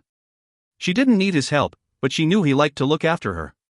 In truth, Avalon had never felt healthier. Her son nourished her as she nourished him, and each day she felt her strength grow. Strength was good. Strength was important, because this was an important time. She needed to get it right. For the baby, and for her husband. She knew what they needed, she only had to work out how to get it. After Jarrow had deposited Avalon at the head of the mess boat's long bench with a cup of nettle tea and a rough-lipped kiss, she sat. She watched. She waited. A plan would reveal itself as long as she was ready for it. She saw the twittering, glittery nonsenses from the beauty boat descend in a clump trio, flirting aggressively with the fire breather before taking their seats at the far end of the bench. How they managed to lever any food into their mouths while spewing all that gossip from them, Avalon didn't know. She averted her eyes, sipping her tea with dignity. She saw the clowns slump through one by one, exchanging winks with the fire breather and swallowing their breakfast in fast, furtive spoonfuls. They were planning rebellion, no doubt. Avalon had told Jarrow 1,000 times that the clowns weren't to be trusted, but he would never listen. He never doubted his crew members' loyalty. Avalon, on the other hand, never doubted anyone's deviousness, and that was why she was always a step ahead. She saw Einsel drop effortlessly into the mess boat, ignoring the slats bolted to the coracle's inner wall. He sauntered to the serving hatch. He must have seen Avalon, perhaps his whole loose show was for her benefit. She sipped her tea and made sure that she didn't look at him, but also that she didn't obviously avoid looking at him. She prodded at her guilt, but it did not give. She could not regret her nights with Einsel. The logic leading up to it had been clear. All those babies with their unbeating hearts. All those nights that she and Jarrow could not stand to love each other. This baby was a sterling, and it was alive. Those were the only important things. She would never know how close Jarrow had come to giving up on their marriage. But it did not matter. Now she had a baby, and he would never give up on her. Ainsel had served his purpose, and Avalon was grateful. But Jarrow's old family had had their time, and now it was her turn. Hers and her baby's. Ainsel would be fine, he would be the ringmaster. He was a man, and men should make their own way in the world. Let him earn his own home, as Jarrow had. Lost in thought, Avalon had not noticed Ainsel approaching her at the head of the table. The sway of his steps at the corner of her eye snapped her awake. She saw him dare a glance at the glorious moon of her belly. She saw a smile spread slow across his face.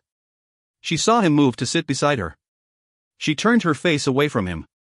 He hesitated. Luckily the bear girl clumped in, and Ainsel took the chance to turn away from Avalon and bow low to North. He climbed the mess boat's ladder one-handed, gripping his breakfast bowl, off to eat alone with the horses. North accepted 2 breakfast bowls from Barrow, but ate neither. One seemed a reasonable portion, but the other was heaped with crab stew and topped with several wedges of knobbly brown pita, the stack so high it was in danger of toppling. For her dirty great bear, no doubt. Avalon and Ainsel's horses needed a special diet of seaweed and oils, but the bear required no such consideration. It ate the same food as the rest of the crew, and did not seem fussy. Avalon did begrudge the scale of its portions, though. Such a vast amount of food would be much appreciated if spread out among them. They never stopped muttering about their empty bellies. Avalon never complained about food, even though she should have the biggest portions. For the baby. All morning, none of the Excalibur's crew spoke to Avalon. That was as it should be. They might pretend that they ignored her out of disdain, but Avalon knew it was because they were afraid of her. The clowns, the glamours, the fire breather, the acrobat, and that irritating little bear girl most of all. Why Jarrow seemed to like the wretched urchin so much, Avalon couldn't imagine. Well, so much the better that the crew would soon have the circus all to themselves. They were too interwoven, tangled together like seaweed around an anchor. They were dragging Jarrow down, clodding him up, and if she could just. The bear girl. If she didn't marry Ainsel, then they could not provide a sterling child. It wouldn't be easy for Jarrow to set up another match for his son. It was too much of a gamble to choose a dampling stranger from another boat. No child meant that Ainsel's claim on the house would be useless. Avalon's baby would be the only sterling. She had been holding on to North's secret, waiting for the right moment to reveal it to her husband, but why complicate things? A smile spread across Avalon's face. She lifted her cup of cold tea to hide it. Now that Avalon knew she would soon be leaving the circus, she almost felt nostalgic for it. She enjoyed her steady afternoon progress from the mess boat to the Excalibur, her careful hold of the salt-crusted chains between the coracles. Here was the clown's coracle, where she'd made them fear and respect her. Here was the beauty boat, where she'd crept at mealtimes to steal perfumed oils to wear in bed with Jarrow. Here was North's coracle, where nothing good had ever happened there. Here was Ainsel's coracle, where she'd spend hours alone grooming Lord and Lady when Ainsel was off being preened by the glamours. And here was the Excalibur, where she had first seen Jarrow all those years ago. She paused on the deck and lost herself in the memory. She loathed circuses, and had only come that night to keep her sister company. Any excuse for an evening away from the cabin of their family's fruit trading clipper, any reason to avoid yet another evening sorting good apples from bad. The dumpling section of the big top had been crowded and sweaty. But all that had faded to nothing when the ringmaster stepped on stage. His broad shoulders, his glittered cheeks, the boom of his voice so strong it vibrated through her ribs. She felt a flame burst to life in her chest. The show was dull, all the performers trying too hard to shock with their gender play, their costumes ragged and their eyes desperate. But that didn't matter. The ringmaster was all that mattered.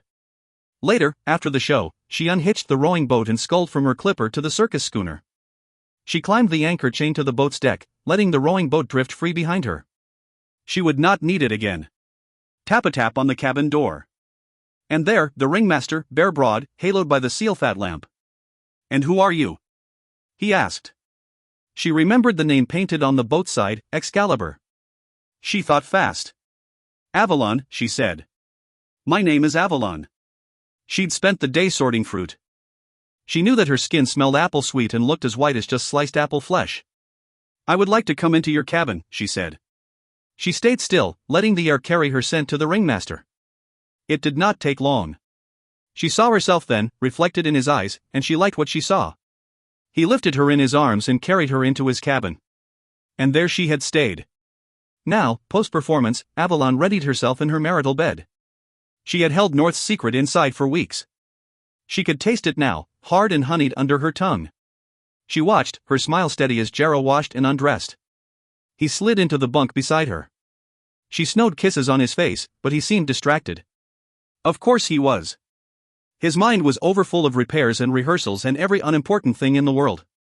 Avalon leaned across as if to kiss her husband again, then sat back with a sigh. Sweet husband, I must speak to you. Yes, my queen. Any time. Jarrow's smile was honest, but his eyes were unfocused. You know how much I love and value our crew, but there is something I must tell you. It's not right the way the crew keep things from you. Avalon paused and bit her lip, trying to look as if the truth was being reluctantly squeezed from her. Our sweet North child, she will soon have her own child. Well, she certainly had Jarrow's attention now. He sat up on the edge of the bunk. I am sorry, my love. I think I misheard you, he said, his throat tight. Alas, Jarrow, you heard me perfectly. She tried to put a slight wobble in her voice, the threat of tears. North, our bear girl, Ainsl's bride-to-be, she is pregnant. I see. Jarrow sat, hands on thighs, head lowered, motionless. He held the pose for so long that Avalon glanced at the rise and fall of his chest, to make sure. 1,000 accusations against North rose up in her throat. She swallowed them all down. She waited. Finally, Jarrow spoke. Thank you for telling me. But everything is fine. The child will not come before the wedding. Nothing needs to change. Anger flared in Avalon. She inched in closer to her husband, keeping her voice light. Sweet husband. I do not think that you understand. North is pregnant, and she can't marry Ainsel. It's Ainsl's baby. Jarrow. Please listen. I have tried to be delicate, but Avalon resisted the urge to scream. But you are not hearing me. North has been with another man, many men, for all we know. She is having a baby, and it is not Ainsl's. The baby is a Sterling, said Jarrow. But it isn't. Avalon could not help the shrillness in her voice. It isn't his. The baby is a bastard, a filthy nothing child, and it doesn't deserve the home that should belong. Enough, Avalon. I won't have this. That child is Ainsl's, and he will raise it with North in their house, and the Sterlings will be restored. I thank you for telling me. But nothing has to change. Everything is the same. Everything is fine. Avalon wanted to pout, to cry, to slap Jarrow in his stubborn face. The thought of the bear girl raising that bastard child on land, flouncing about in a mockery of the life that Avalon should be living, it made her sick. But it would never happen. Not while Avalon's heart still beat. She slid her slim arm around her husband. He simply needed time to absorb what she had said.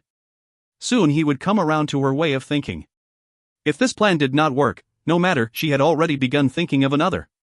And if that one did not work either, well, if she had to tear down the whole world to build a new one with her husband and child, then she would. My husband, she cooed. My wise husband. I am sure that you are correct. But let's not speak of others. We are the only ones here. We are the only ones who matter. Us, and our child. She pulled him back on the bunk, pressing kisses along his hairline. She took hold of his hands and slid them along her hips. She was ready to love him. Gently but firmly, Jarrow pushed her away. Alas, my queen, I cannot. It's not a good idea. Oh, but it's a very good idea indeed. Look, I'll show you how good it is. Avalon. Jarrow pushed her aside and stood abruptly, thudding his skull on the overhead. Enough, please. Avalon could not respond. Nightdress rocked, hair tousled, legs at awkward angles, she stared at her husband. My queen. Let me explain. Jarrow sat back on the bunk, reaching for her hands. I fear for our baby. So many of our children have been lost. Avalon tipped back her head and laughed in relief. Oh, Jarrow. This one is different, I can feel it. You can't harm him. I just think, can we be safe? I don't know what I would do if I lost this one too. I need you both kept safe. Of course, my love. How wise you are. Avalon felt the flame inside her flare, then fade. She collected the feelings, squeezed them small, held them in her fist so that she could examine them.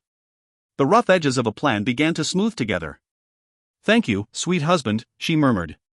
You always know the right thing to do. There were many ways to be unsafe at sea. Storms could drown you, sharks could bite you, pirates could attack you. You could starve or die of thirst. Your own crew could turn on you. And the dangers of a circus at sea were even greater: twisted limbs, animal attacks, falls from a great height. So many dangers. So many reasons to choose land over sea. Avalon rested her hand on the swell of her sun and smiled. If Jarrah would not leave the circus for love, then he would leave it for fear. 17. North. North woke shivering. Her bear's arms weighed heavy around her, but she shrank further into them for warmth. She had dreamed of bells chiming under the sea, of ghosts as translucent and choking as chalk dust, of linked hands with webbed fingers. In the coracle, Melia and the bear were still snoring. The air was so cold it ached. Last night, North had tied her canvas tight to keep out the reek of earth, but she could feel that it was past dawn, and the sun should have warmed her coracle by now. She slipped out of her bear's grasp and stretched up to pull back the canvas. Dew plipped onto her shoulders and scalp as she peered out. Even from inside the coracle she could see what was causing the chill: the massive bulk of the revival boat, casting its shadow across the Excalibur's tiny convoy. The boat's crew had left their painted banners unfurled, blaring out redemption to any passing sinners. In the shade, the Virgin's blue eyes and blue robe were as dark as a bruise. This was their fourth morning in its shadow. It was following the circus from island to island, or perhaps the circus was following it. North hoped that Red Gold had a plan to shake the revivalists off. It was affecting the size of the circus's crowd, which affected the size of their payment, which affected the size of their dinners. It was bad enough that her own belly was empty, but she couldn't stand to hear the rumbles of her bear's stomach. She'd never seen a revival show, but from the music and stamping coming from the ship and the dazed, dreamy looks in the landlockers' eyes when they exited, it was not dissimilar to the circus. It made sense, she supposed.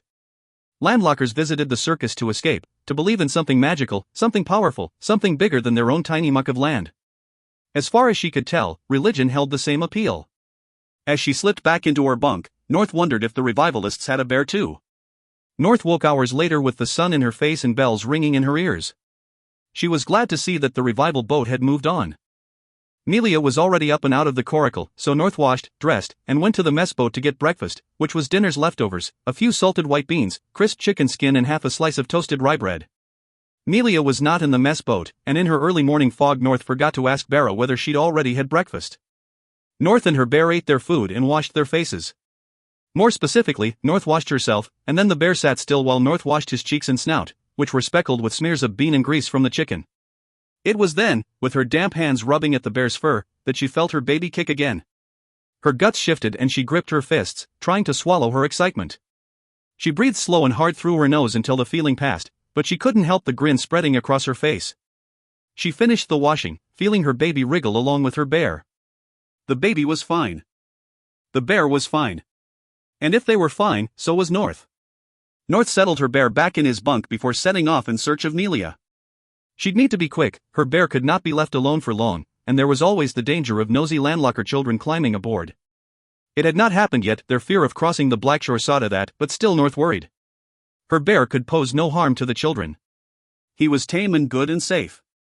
But perhaps he was not. She'd already tried the mess boat, and she could see that the Excalibur's deck was empty. Melia wouldn't be in Ainsl's coracle, so that left the Glamour's boat. She tapped on the hull before pulling back the canvas and dropping inside. The island of Maidens smelled of honey-spiced perfume and dusty fabric, with something rotting sweet underneath. North inhaled. She couldn't identify the smell, but it made her think of the inside of her bear's mouth when he yawned, or the mess boat on warm nights. The coracle was bigger than North's, but felt smaller due to the clothing rail that stretched like a spine through its length, strung with dozens of circus costumes. Cyan? Called North into the mass of feathers and velvet. Teal? Mauve? I'm looking for Melia, is she in here? She ventured deeper into the coracle, pushing aside swaths of leather and cotton. Her steps were tiny, the soles of her feet were hard enough for stray beads or sewing needles, but she feared stepping on whatever was making that raw, meaty smell. Sequins gleamed back at her like hundreds of fish eyes. Strings of beads bumped her head and bright hairpieces tickled her shoulders as she passed. She recognized the white dress from her funeral waltz. She'd given it to Cyan for repairs, as her bear's claws had nicked a seam during the last performance. Her hip thudded against something solid, a table, bolted to the deck. It was dark among the dusty embrace of the costumes. She squinted down at the table and discovered the source of the smell: fish guts, scooped out mussel shells, inedible animal parts. Whatever Barrow could not fashion into a meal, the Glamours ground up for dyes. North had never been squeamish, but now her stomach roiled like a stormy sea. She clutched at her middle and turned to fight her way out of the coracle. North! Cawed Cyan. It's an honor. Do you need? She lifted one of North's golden braids and examined it. Yes, I suppose you do. Come on in and we shall prepare some lovely new dyes for you. Cyan folded an arm around North's shoulders and led her further into the coracle, ducking and bending expertly around the swaths of hanging fabric. Teal and Mauve were arrayed on a bunk as if they were about to perform a maypole, bodies draped in pink and orange silks, limbs stretched, eyes languid. Now that North thought about it, the glamours always seemed ready to perform at a moment's notice. She wished she could develop the same skill in her bear, not that he'd satisfy a crowd of clams, his broad furry body wrapped in ribbons, gyrating around a maypole. That thought tweaked a smile, lessening the royal in her belly. Cyan kept up a constant monologue, pottering around the coracle. Teal has been experimenting with the leftover bits from the chicken hearts, not much color in them, mind, but they do mix up so nicely with the razor clam shells. Oh, watch yourself. There's sharp edges on those sleeves, we're making them for your crucifixion so you don't need to carry the blades, isn't that clever? Almost idea, you know how the thinking goes, our Mauve was always so good at sharp things, and are you alright? You look a bit sick. Tell me if you're sick. I won't be having sick in here, the smell of it, I can't stomach it. Here, you sit down next to Mauve and I'll make you some herbal tea. Barrows just brought a kettle over, he's such a darling, though Teal thinks he was trying to get a peep at us in our undones. Cyan's giggle and hair toss seemed more threatening than flirtatious. North managed a weak smile as she reached for the tea. I was looking for Melia, she said. I thought she might be in here, but, she peered into the mass of costumes, but knew it was pointless. She's not here, said Teal with a sigh. She's not here at all, added Mauve, with a little wink at Teal. They giggled together, and how did the glamours make laughing and hair tossing look like they wanted to start a fight? What do you mean? Asked North. Where is she? Mauve and Teal shrugged in unison, a tandem dance. Oh, somewhere. We're all somewhere, wouldn't you say? North had had enough. She drained her tea in one go, forcing herself not to wince at her scalded tongue. Thank you for the tea, Cyan. She began elbowing her way back through the storm of fabric, calling over her shoulder, I'll come by later to collect my costume. She suspected that her words were swallowed by the layers of velvet and silk, but it did not matter. What mattered was getting out of the coracle and seeing the sky, and breathing clean air, and finding Melia. North hunched over the edge of the glamour's coracle and clenched her teeth until her nausea passed. When she straightened, she saw that she was being observed. Avalon stood at the stern of the Excalibur, back straight, belly pressed out, as proud and round as a mermaid carved on a galleon. Feeling seasick, North child? She called across the line of coracles. North did not answer. She waited, but there was no movement from the taut canvases of the other coracles. Without breaking Avalon's gaze, without cradling her inferior bump, she began her steady progress across the chains toward the schooner. Avalon's eyes flickered, but she did not flinch, and she did not retreat, not even when Red Gold came up behind her, wrapping one arm over her belly and hailing North with the other. North stepped from the Island of Maidens to her own coracle, to Ainsl's coracle, and onto the deck of the Excalibur. She did not want Red Gold to recognize her standoff with Avalon, but neither would she be the first to break their gaze. After a heartbeat, Avalon tilted her head up and smiled at her husband. Are we not lucky, my king? A visit from our darling future daughter-in-law. I shall leave you two alone. She darted a kiss at Jarrow's raw cheek, then perched on a pile of blankets along the boat's port side. She took a long look at North's midriff, eyebrows raised, before resting her chin on her hands and gazing out at the bustling port of the island. North's cheeks felt as burning red as the ringmaster's. It's Melia, said North abruptly.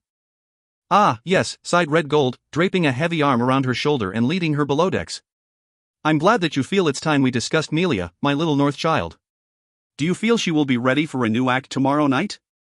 Or shall we wait until the night after? I shall bow to your knowledge and judgment, my dear. And he did bow, forehead almost touching his knees, arms spread wide like bird wings. Tea? Cooed Red Gold, straightening. Avalon made some. She will insist on me drinking this peppermint nonsense. For my stresses, she says. North shook her head, her tongue still burned from the glamour's tea. I'm worried about Melia. She's gone. Red Gold sighed and poured the tea. The act was oddly dainty, the teapot absurdly small in his needy hands. I know, sweet child. She hasn't been the same since we lost Whitby, has she? At times I fear we will never have her back. North's head spun from the dust and guts in the glamour's boat. She felt as if she'd slept too long and missed a whole day during which the world had changed. Is she? Did you put her somewhere? To heal? What on oceans are you talking about, North? Melia is with you. She's not. That's what I'm trying to tell you. She's not with me and she's not on the mess boat and she's not with the glamours, so where is she? In the sea, hissed a voice in North's head, in the sea with Whitby, but she would not listen to the voice. Hush now, said Red Gold, leading her to a bench that was once upholstered in velvet but was now mostly patches. Calm yourself. It's not good for you, in your condition. North gaped. She was tired and she was confused, and that was what Red Gold meant. It must be, he must see the shadows under her eyes and the shake in her hands. He swallowed the contents of his dainty cup in one go, then turned to North and patted her hand. It was absurd, the whole thing was absurd, and she needed to find Melia, and she needed to get back to her bear, and it was taking all her self-control not to vomit her breakfast right into the ringmaster's lap. I know about the baby, he said. North forgot how to breathe. Red Gold frowned down at her. For a moment, North thought he was going to loom toward her and press a cracked, bloody hand to her forehead to check her temperature. I was referring to your future joy. Yours and Ainsl's. My own first grandchild. Einsel. And me. And my, she locked her fingers over her belly, whether to hide or highlight it, she wasn't sure. It is Ainsl's, yes? Red Gold's voice was deep and low, burring through the cabin. Because if it is not Ainsl's, he said, then that means it is someone else's, and that makes it a bastard. You are free to do whatever you like, love whomever you like, sleep with whomever you like. I do not own you. But I do own the Excalibur, and any coracle that is lashed to her. Any bastard baby that lives inside you cannot live in your coracle, because that coracle belongs to me. Do you understand, my North child? North's body fell cold and still. Red Gold's voice vibrated through her bones. Yes, Jarrow. I understand. Then it is fortunate indeed that your child is my grandchild, is it not? Yes, Jarrow. Of course it's Ainsl's. I didn't mean to, we didn't. No matter. Ah, but perhaps I should not call you our North child anymore? Clearly you are a woman now. He chuckled as if he'd made a joke. My Einsel is a fine-looking boy, don't think I don't know. You're young, you're in love, well, it's not as if you're the first couple who couldn't wait until their wedding night. There was a storm in North's ears, blowing in rhythm with her heartbeat. She took a breath. Are you well, my North child? Is the pregnancy tiring you out? Is the baby addling your brains? His expression was pure concern. North ached a smile across her face. I am quite well, Jarrow, thank you. But I should go and lie down, just to be safe. To protect my Ainsl's baby. Red Gold went to speak, but his words were drowned out by a louder sound, the long, low blast of a horn. North's guts twisted and the baby kicked a drumbeat on her ribs. The military were boarding. A thud-tink, Red Gold's cup tumbled to the deck and broke. He was casting anxious glances at the hatch, but North knew that there was no need. If anyone could smarm the charmless military men, it was Avalon. The schooner swayed in its moorings as the military boarded. 5 men in all, judging by the sound of their boots. Only the military would be stupid enough to wear boots on board. Clearly the thud of heavy feet was more important than having a decent grip on the deck. Dambling! Commanded a voice. On deck! 2 strides, and Red Gold was out of the cabin. North followed him reluctantly. It was better to come to attention before you were commanded, but that didn't mean it was pleasant. As she walked, she hunched her shoulders to hide her bump. She wasn't sure why, even the military couldn't command her not to be pregnant. But if there was anything she didn't want to have to discuss with them, it was the state of her womb. With the military, it was best to be as bland as possible. North tried to imagine herself as a thin shell full of seawater and fluff.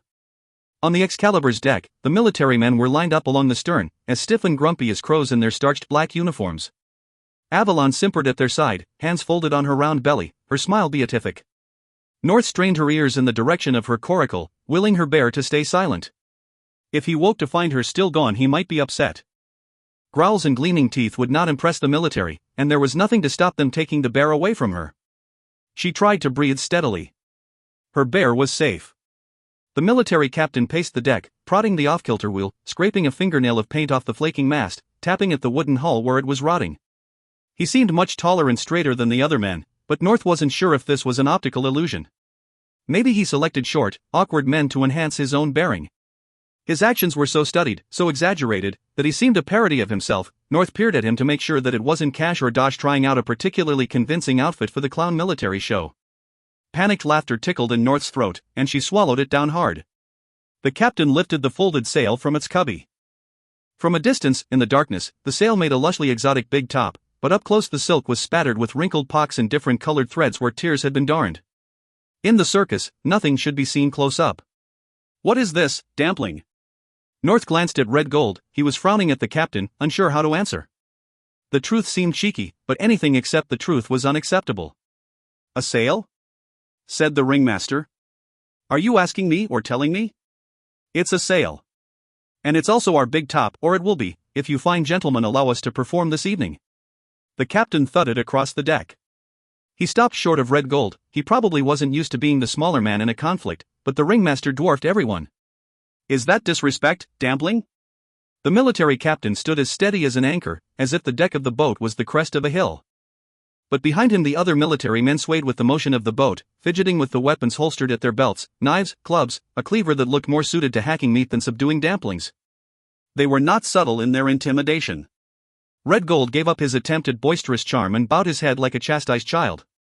No, sir. It's the mainsail, sir. North saw Avalon avert her eyes from the ringmaster and shift uncomfortably in her beatific pose. Her pride seemed to have been knocked, and something in this knocked North too. She bowed her head so that Red Gold would not see the hot rush of shame that heated her cheeks, shame for her shabby home, shame for her cowed captain and his faithless wife, shame for all of their silences. Then she remembered Callanish during the resting, the calm hands, the steady voice. The Gracekeeper didn't bow her head, and neither would North. She lifted her chin and straightened her back. Soon the military would tire of them, and she would settle her bear, and she would find Melia, and they would all perform, and then they would eat and drink as if this had never happened. They just had to grit their teeth until then. You know why we boarded, Dampling, sighed the captain. You may as well give it up. North felt a flutter, the thrust of a fledgling foot. She locked her fingers over her belly as if to still it. There was a movement in the corner of her eye. She glanced up and was surprised to see that Avalon was mirroring her action. For a moment, North and Avalon looked at each other, mother to mother. North knew that Avalon's heart was coal and that the flames would catch them all, but at that moment her own chest felt full of fire too. The military captain strode over to Avalon and laid his heavy arm across her shoulders. After a moment he patted her belly in an avuncular way, directing an expression bumpward that was half sneer and half grimace. Avalon simpered a smile up at him, but North could see the tension in her arms, the twitch of a muscle in her cheek. He squeezed Avalon's shoulder and addressed Red Gold. It seems you have a lot to lose here, Dampling, so let's not play games. Captain to captain. For you are a captain, he cast his eyes around the scrubbed and peeling deck of the Excalibur, of a sort. There's been a report of activity from your convoy. What have you to say about that? Red Gold kept his eyes down. Nothing, sir. Nothing, is it? He motioned to his line of military men. One of them produced a roll of fabric. The captain let go of Avalon, then unrolled the fabric and consulted the rows of neatly printed numbers. So, Dampling, you're confirming that if my men were to check your convoy, we would find, let's see, 13 crew members? He glanced up. Seeing Red Gold's expression of panic, he made a point of frowning down at the fabric again. Shall I name them for you? We did lose one crew member. There was a storm, sir. Was it a recent storm, The past few nights, perhaps? No, sir. And yet you did not update the military records. You have no documentation whatsoever. No, sir. Sorry, sir. Is that not part of the resting procedure, Dampling? Is it not, and correct me if I'm wrong, though I rarely am, is it not impossible to conduct a resting at a graceyard without the proper documentation? Without looking, the captain passed the fabric back to one of his men. He stepped toward Red Gold, careful, still, not to get too close. You're right, sir, but we didn't, the ringmaster trailed off. He glanced up at Avalon, but her expression stayed blank. Didn't have the documentation, or didn't conduct a proper resting? Think carefully on your answer, Dampling. Someone is in serious trouble here, and I suspect it is you. Sir, we. And we have not even begun to discuss this morning's transgression, have we? Let me explain. Before it left port this morning, the revival boat Stella Maris submitted a report. This report states that the Stella Maris's crew has increased by 1. This one new member claims she is from the Excalibur, which, you may have noticed, is this very convoy. The problem, Captain, and he made the word sound like a curse, the problem is that there was no report from you about your crew reducing. Do you see how we must be sure of these numbers? People cannot be allowed to slip through the cracks in the deck. Before you make me promises, I suggest you check your own boats. I haven't checked today, sir. Oh, Dampling. Here I am, presented with a captain who cannot even control his own crew. Well, it would be irresponsible of me to allow such a man to retain ownership of a convoy, would it not? From the harbor, chains clanked and birds shrieked and ships scraped into their moorings. From the other boats, waves slapped and Damplings called and fishing lines squealed. But on the Excalibur, they all choked on silence. Underneath it all, North heard the low vibrations of her bear beginning to growl. It took everything in her not to glance over at her coracle. She did not dare look up to see if Red Gold could hear it too. Shall we? Red Gold coughed the waver from his throat. Shall we go below decks, sir? I believe I have the proper documentation there. Ah, now there's a good Dampling. I knew you had it all along. The two captains disappeared, and North did not need to hear the clink of coins to know that Red Gold was saving the Excalibur once more. The bribe took only moments, but it would take the circus many months to save up for another visit from the military. Realizing that there would be no need to wield their weapons, the military men had lost interest in the Excalibur. Without orders from their captain, they didn't dare to disembark and head for their own boat, but they turned their gaze to the island instead of fixing it on North and Avalon. Avalon swayed over to North. North gripped the handles on the gunwale to steady herself for the onslaught. Are you well, North child? Said Avalon in an undertone. Is the baby well? North tried to hide her surprise. Yes, thank you, Avalon. And yours? Avalon sighed. Weathering the storm. It's a tough one. Half ringmaster, after all. You don't need to weather anything now. The storm is over, whispered North. From her coracle came no growls, no bumps or roars. She felt the sun's warmth on her shoulders, saw its bright glints catching in her eyelashes. Look around you, Avalon. It's over. With a thud of boots and an out-of-tune whistle, the captain emerged from below decks. Did you think the storm had passed, little urchin? Crooned Avalon into North's ear. We're in the eye. And just you wait until we emerge. It will be glorious. North pulled back from Avalon, her hip bumping hard against the gunwale. The convoy was small, but she could still stay as far away from Avalon as possible. The captain nodded to his men, who filed messily off onto their own boat, hands on their weapons. One or two glanced back, all the better to remember Avalon, who had a conventional sort of beauty, North supposed. One of the men glanced over at North and she stared at the deck, trying to be invisible. The captain stepped onto his boat and turned around, one foot still on the Excalibur, straddling the boats. It was an awkward pose, but he'd chosen it now, and it would be weak to fidget. I hope I won't have to see you again, Dampling. No, sir. Yes, sir, muttered Red Gold, louder than he must have meant. The captain paused, one foot still on the deck. The Excalibur teetered. I'll be watching, said the captain. And then his boot left the schooner, and the military boat sailed on to the next convoy, and without all those booted feet the Excalibur felt light enough to float up to the clouds. Relief made North giddy. Avalon turned her back to North and pressed her body into Red Gold's arms, stretching up to whisper something in his ear. That beast, North heard, and something about danger. Before she could separate more words from the rapid crooning, Avalon turned and went back into the Excalibur's cabin. Red Gold was left staring at nothing. He didn't seem to know what to do with his arms now that his wife was not in them. North wanted to thank him, but her tongue would not form the words. Her coracle bobbed in the swell of the military's boat, silent now. She needed to return to it, but she hesitated, afraid of what she knew would be missing from it. It was Melia, wasn't it? She asked Red Gold. On the revival boat. She's gone. He did not reply. North had so many questions that they tangled in her mouth and she said nothing at all. If Einsel would not ask his father to call off the wedding, she had no choice but to get married. Angering the ringmaster meant she would be kicked off the Excalibur, with no food, no shelter, no payment to buy her way onto a new boat, and no bear to perform with even if she made it to another circus. All she could do now was go back to her coracle and begin the routines of another day, feeding, washing, dressing, performing. She stepped off the boat's stern and onto the tow chain, but Red Gold's hand on her ankle stopped her. She glanced up at him, surprised. He seemed surprised too, as he pulled back his hand and placed it on the stern. I'm sorry, he said. I'm sorry, North. I didn't know about Melia. That she was planning to leave us. There are coins missing from my cabin. She must have bought her way on board. Even though his hand was steady on the stern, North could see how it shook. It's over. There's no use in weeping for those who have chosen to leave. Now go and tend to your bear. He will be fractious. The schooner caught in the swell of a retreating boat and North wobbled on the chain, one foot slipping off to dip into the water. To her shock, Red Gold seized her by the shoulders and lifted her onto the Excalibur's deck. Damn it, North! He snapped. Be careful. Don't you think I've lost too much in this ocean already? Surprise stole North's words, but Red Gold did not seem to notice. After depositing her on the deck, he turned away from her to look out toward the island. When will he be tame? North froze. He is tame. Don't lie to me. We both heard the growls. He was confused. I left him alone for too long. It's my fault, not his. North tried to keep the pleading note out of her voice. You know he's safe, Jarrow. He's never hurt anyone. Red Gold sighed. Oh, my sweet North child. He is a beast, and he will always be wild. He turned to North, reaching his meaty hands out to her. The bear can never be tame. But you can. He took her hands in his.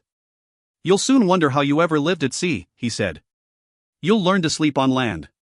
You'll learn to love the steadiness of earth, the lullaby of trees and the wind. You'll watch the afternoon swing a bar of sunlight up the wall, and you'll wonder how you ever lived on a deck that never stays still. Your world will become rock and shell and trees. You'll love it, North. You will make it your home. Inside North, the baby woke. It wriggled, it shifted, it turned a somersault in the ocean of her insides.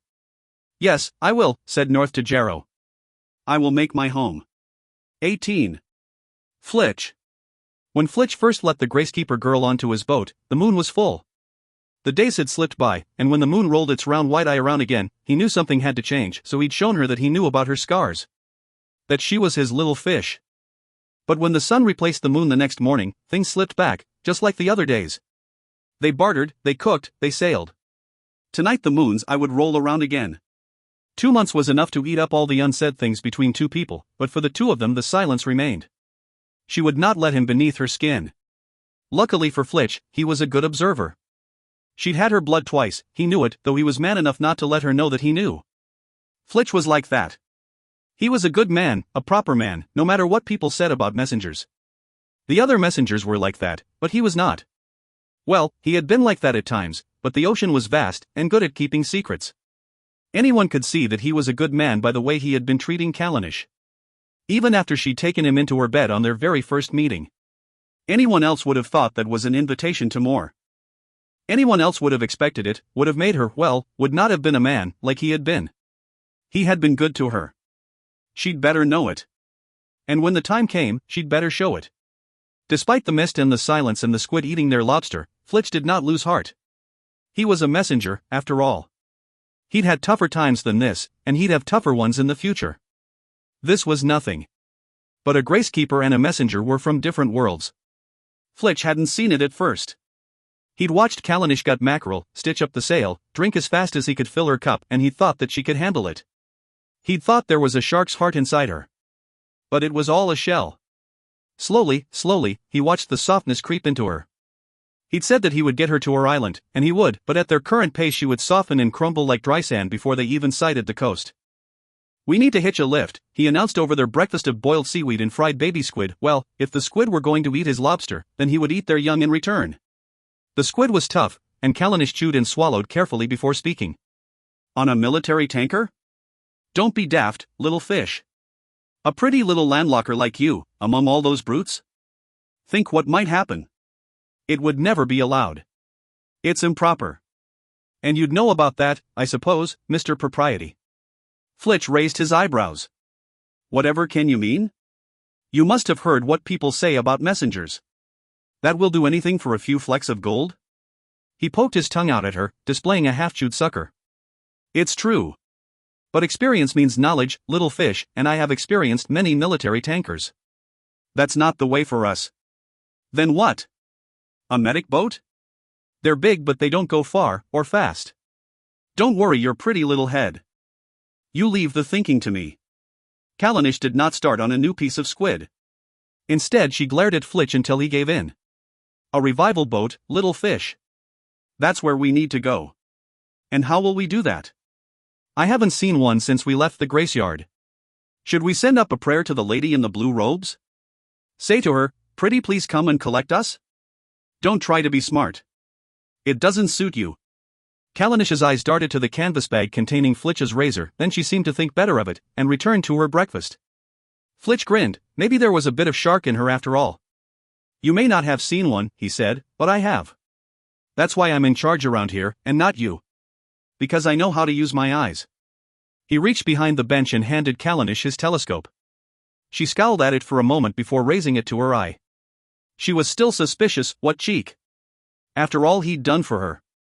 Still, in the end she'd show her appreciation. Flitch knew that he was not the only one who needed company. Which way? She asked.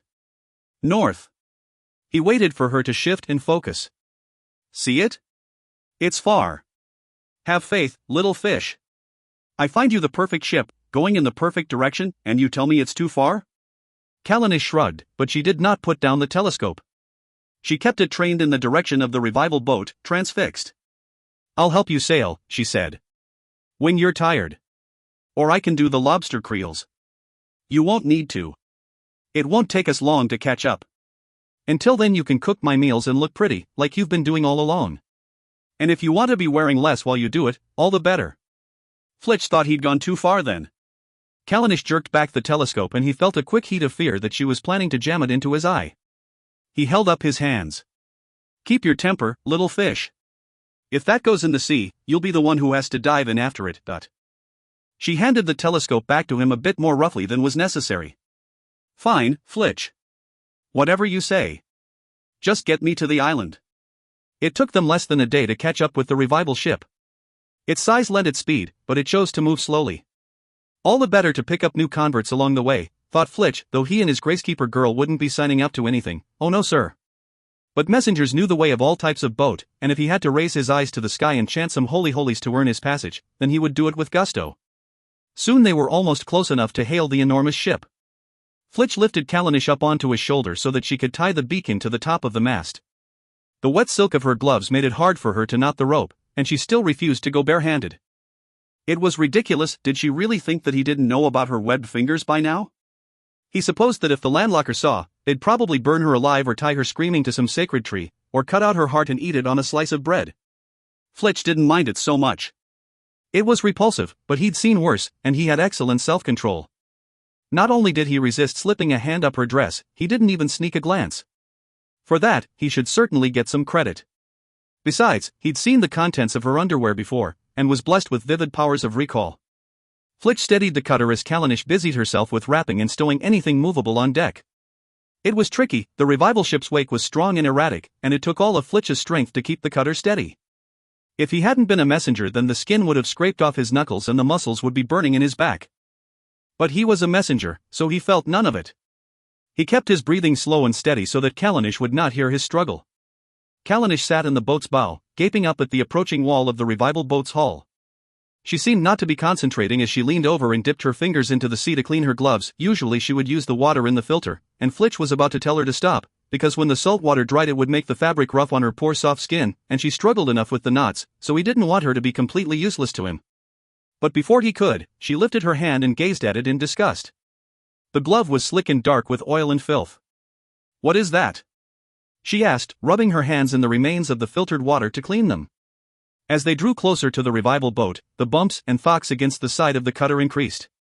He didn't need to look to know what it was: frayed ends of rope, the hollow bones of birds, dirty sponges, scraps of fabric sewn with beads. All the big boats left filth in their wake. Flitch shrugged and kept the boat steady. Debris. Those revival boats are clean as fish bones, because they throw all their muck out behind them. But what about everyone else? What about their boats? Hands clean, she took her place back in the bow. The closer the cutter got to the revival ship, the denser the filth became. Now they could see the name Stella Maris, painted in enormous gold letters on the gleaming white hull. As they neared, Callanish pressed her nose into her shoulder, but Flitch didn't need a reprieve from the smell because he was a proper man and he could take it. He could take anything. What about them? Said Flitch. Little fish, the folk in that boat are too high up to care. But it's not right. Everyone else scavenges and reuses until their things fall apart. Everything can be used for something. It's not right. If they don't need it, they should share it. Ah, so you're angry because they're rich? Because they don't have to scratch around for every single thing they eat or touch or use? You have a lot to learn, little fish. There's no use in the poor hating the rich. There's more to the world than landlockers versus stamplings.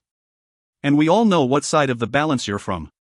I don't need to learn that, she snapped. Don't pretend you know me, Flitch. Flitch knew a lot more about Callanish than she thought, but now was not the time to point that out. Her blood was due, after all, and girls could get uppity when the moon turned. Instead he kept sailing, pulling in level with the stately pace of the revival ship until they acknowledged his beacon. They did not have to float in filth for much longer. With a clankflosh, a chain was thrown over the side, just missing the cutter's deck. The revival ship was too tall for Flitch to see who'd performed the clumsy throw, so his withering look was wasted. Quickly he furled the sails. He instructed Callanish to grab the mast, then fastened the chains to the cutter. He held tight to Callanish as the cutter jolted, and they were hoisted into the sky. Flitch was pleased that he managed to appear unimpressed by the revival ship. He wouldn't have bothered, but Callanish was there, and she was clearly unnerved. The more uncomfortable she seemed, the more important it was for him to be calm and confident. It was his duty to be the man in the situation. Revival ships are always big, but this one was a beast, big enough to house a dozen blue whales, with 7 decks and all its windows intact and every surface gleaming white as bone. As he watched, a blue-robed revivalist slid from the upper deck window with a rope around her waist. She steadied her feet on the boat side, then reached for the cloth and bucket attached to her waist and began to scrub it as if the ship was caked in filth. It looked clean enough to Flitch, but then, maybe religion made you see dirt where no one else could. I need to speak to your captain, he announced to the trio of scrunch-faced, blue-robed revivalists who'd hauled up the cutter. 2 of them were occupied with lashing the cutter to the deck, but the other abandoned his work to peer down his nose at Flitch. You will speak to the crew manager. Flitch had no idea what a crew manager was, or where he could find one, but Callanish was standing right next to him, so he kept his expression steady. Fine by me. Where do you keep him? Deck 3. Portside, cabin 9. And, messenger? The revivalist laid a commanding hand on Flitch's shoulder. Show your respect. Your wife is uncovered. Flitch's face jerked into a sneer. Before the revivalist noticed, he managed to slide it into a wheedling smile. Of course, sir. Whatever you say, sir. I'll sort that out right now, sir. It was cheeky, but the revivalist seemed placated. He was clearly a fool, but he had the cutter now, and Flitch could go nowhere without it. He and Callanish would both have to fit in with the Holy Holies if they wanted to get to the island. He put his arm around Callanish and pulled her into the shadow of the upper deck. You're indecent, he said. She pushed him away. I am not. Little fish, it's been too long. Look at yourself. Is that how you want the revivalists to see you? Is that how you dressed at your graceyard? Callanish, still frowning, looked down at herself. When she'd first come onto his cutter, her dress was gray, long and loose. Now it was faded and torn, the bottom hem ripped above her knees, the fabric so thin it was almost transparent in places. When she raised her head, she looked shocked. Flitch, I didn't know. I didn't think about it, I didn't see. What can I do? Flitch shrugged. Makes no matter to me. But if we want the revivalists to play nice, we'll have to be what they want us to be. And what's that? Don't you know anything? Revivalists want women to show true faith. So what would that mean to you? Stop being awkward, Flitch. On my island we worshipped the world tree, all right? And I don't see any trees on this damn ship, so if you could stop being a pain and tell me what I'm supposed to do then we can. Calm, little fish. He put his hands on Callanish's shoulders, pressing down when she tried to shrug him off. I'm sorry. I won't tease you again. Yes, you will. You know you will. Her muscles were still tensed, but he saw a smile ghost across her face. You're right. I will. But for now, he ran back to the cutter and retrieved his spare blanket from the hold. For now, wear this. Callanish took the blanket, unsure. After a moment she draped it over her head like a shawl, then gave him a questioning glance. He tipped his head back to let his laugh go. Little fish, you crack me up. No one's asking you to be the Holy Virgin. Here, this is what I meant. He pulled the blanket off her head and wrapped it around her chest, folding and knotting the corners at her shoulders. It hung down to her ankles, covering her body in a mass of fabric. There, he said. You look terrible. The revivalists will love it. Now let's go and find this man before they decide we're too grubby and throw us off the stern. The more Flitch saw of the revival ship, the harder it was to appear nonchalant in front of Callanish. The ship was so huge that he was sure the sun had crossed the sky by the time they found Deck 3. It was impossible to know for sure, though, as the gangways were windowless. After years spent almost entirely on his cutter, Flitch got anxious when he could not see the sky. From the outside, the door to cabin 9 looked like all the others, shiny metal paneling, with a shiny metal number bolted above the shiny metal handle. All metal was salvaged, but this looked brand new. Or at least, how Flitch imagined it would look brand new. It must have been hammered and sandpapered and polished and polished and polished. After wandering down dozens of scrub-shining gangways, Flitch's eyes ached. On every gangway they'd had to step over at least one revivalist with a cloth and bucket, scrubbing at the already spotless walls. Flitch knocked on the door to cabin 9 and waited to be summoned. Yes. It was not a question, but still Flitch answered by turning the handle and holding the door open for Callanish. He thought that the crew manager, being a revivalist, would identify with a bit of old-style chivalry. He didn't know what he'd expected of the crew manager, but it was not what he got, a pale-lipped woman with black hair and thick spiral curls. She wore the blue of all revivalists, but instead of robes she had on a modest knee-length dress. The room was all bone white and shiny silver, as thoroughly scrubbed as the rest of the ship. A deep shelf ran at head height all around the edge of the room, with objects placed on it at regular intervals. Flitch tried to take it all in at once, the gleaming gold orbs, the tiny glass vials, the stacks of silver coins, the candlesticks studded with red and purple gems. He reminded himself to breathe. "You must be new," said the woman. "Welcome home." Flitch couldn't see Callanish's face, but her body language was enough. She was terrified, humbled, excited. He'd forgotten how small her world was. Had she even met a revivalist before? Did she understand what the woman meant by the welcome? "Thank you," he said, silently willing Callanish to trust him. "We appreciate your kindness." The woman nodded, motioning Flitch and Callanish onto the bench in front of her desk. A glint amid her hair, jewels, set in shiny metal, dangled from her earlobes. Up until that moment, Flitch had forgotten how it felt to covet. He blinked the gleam out of his eyes.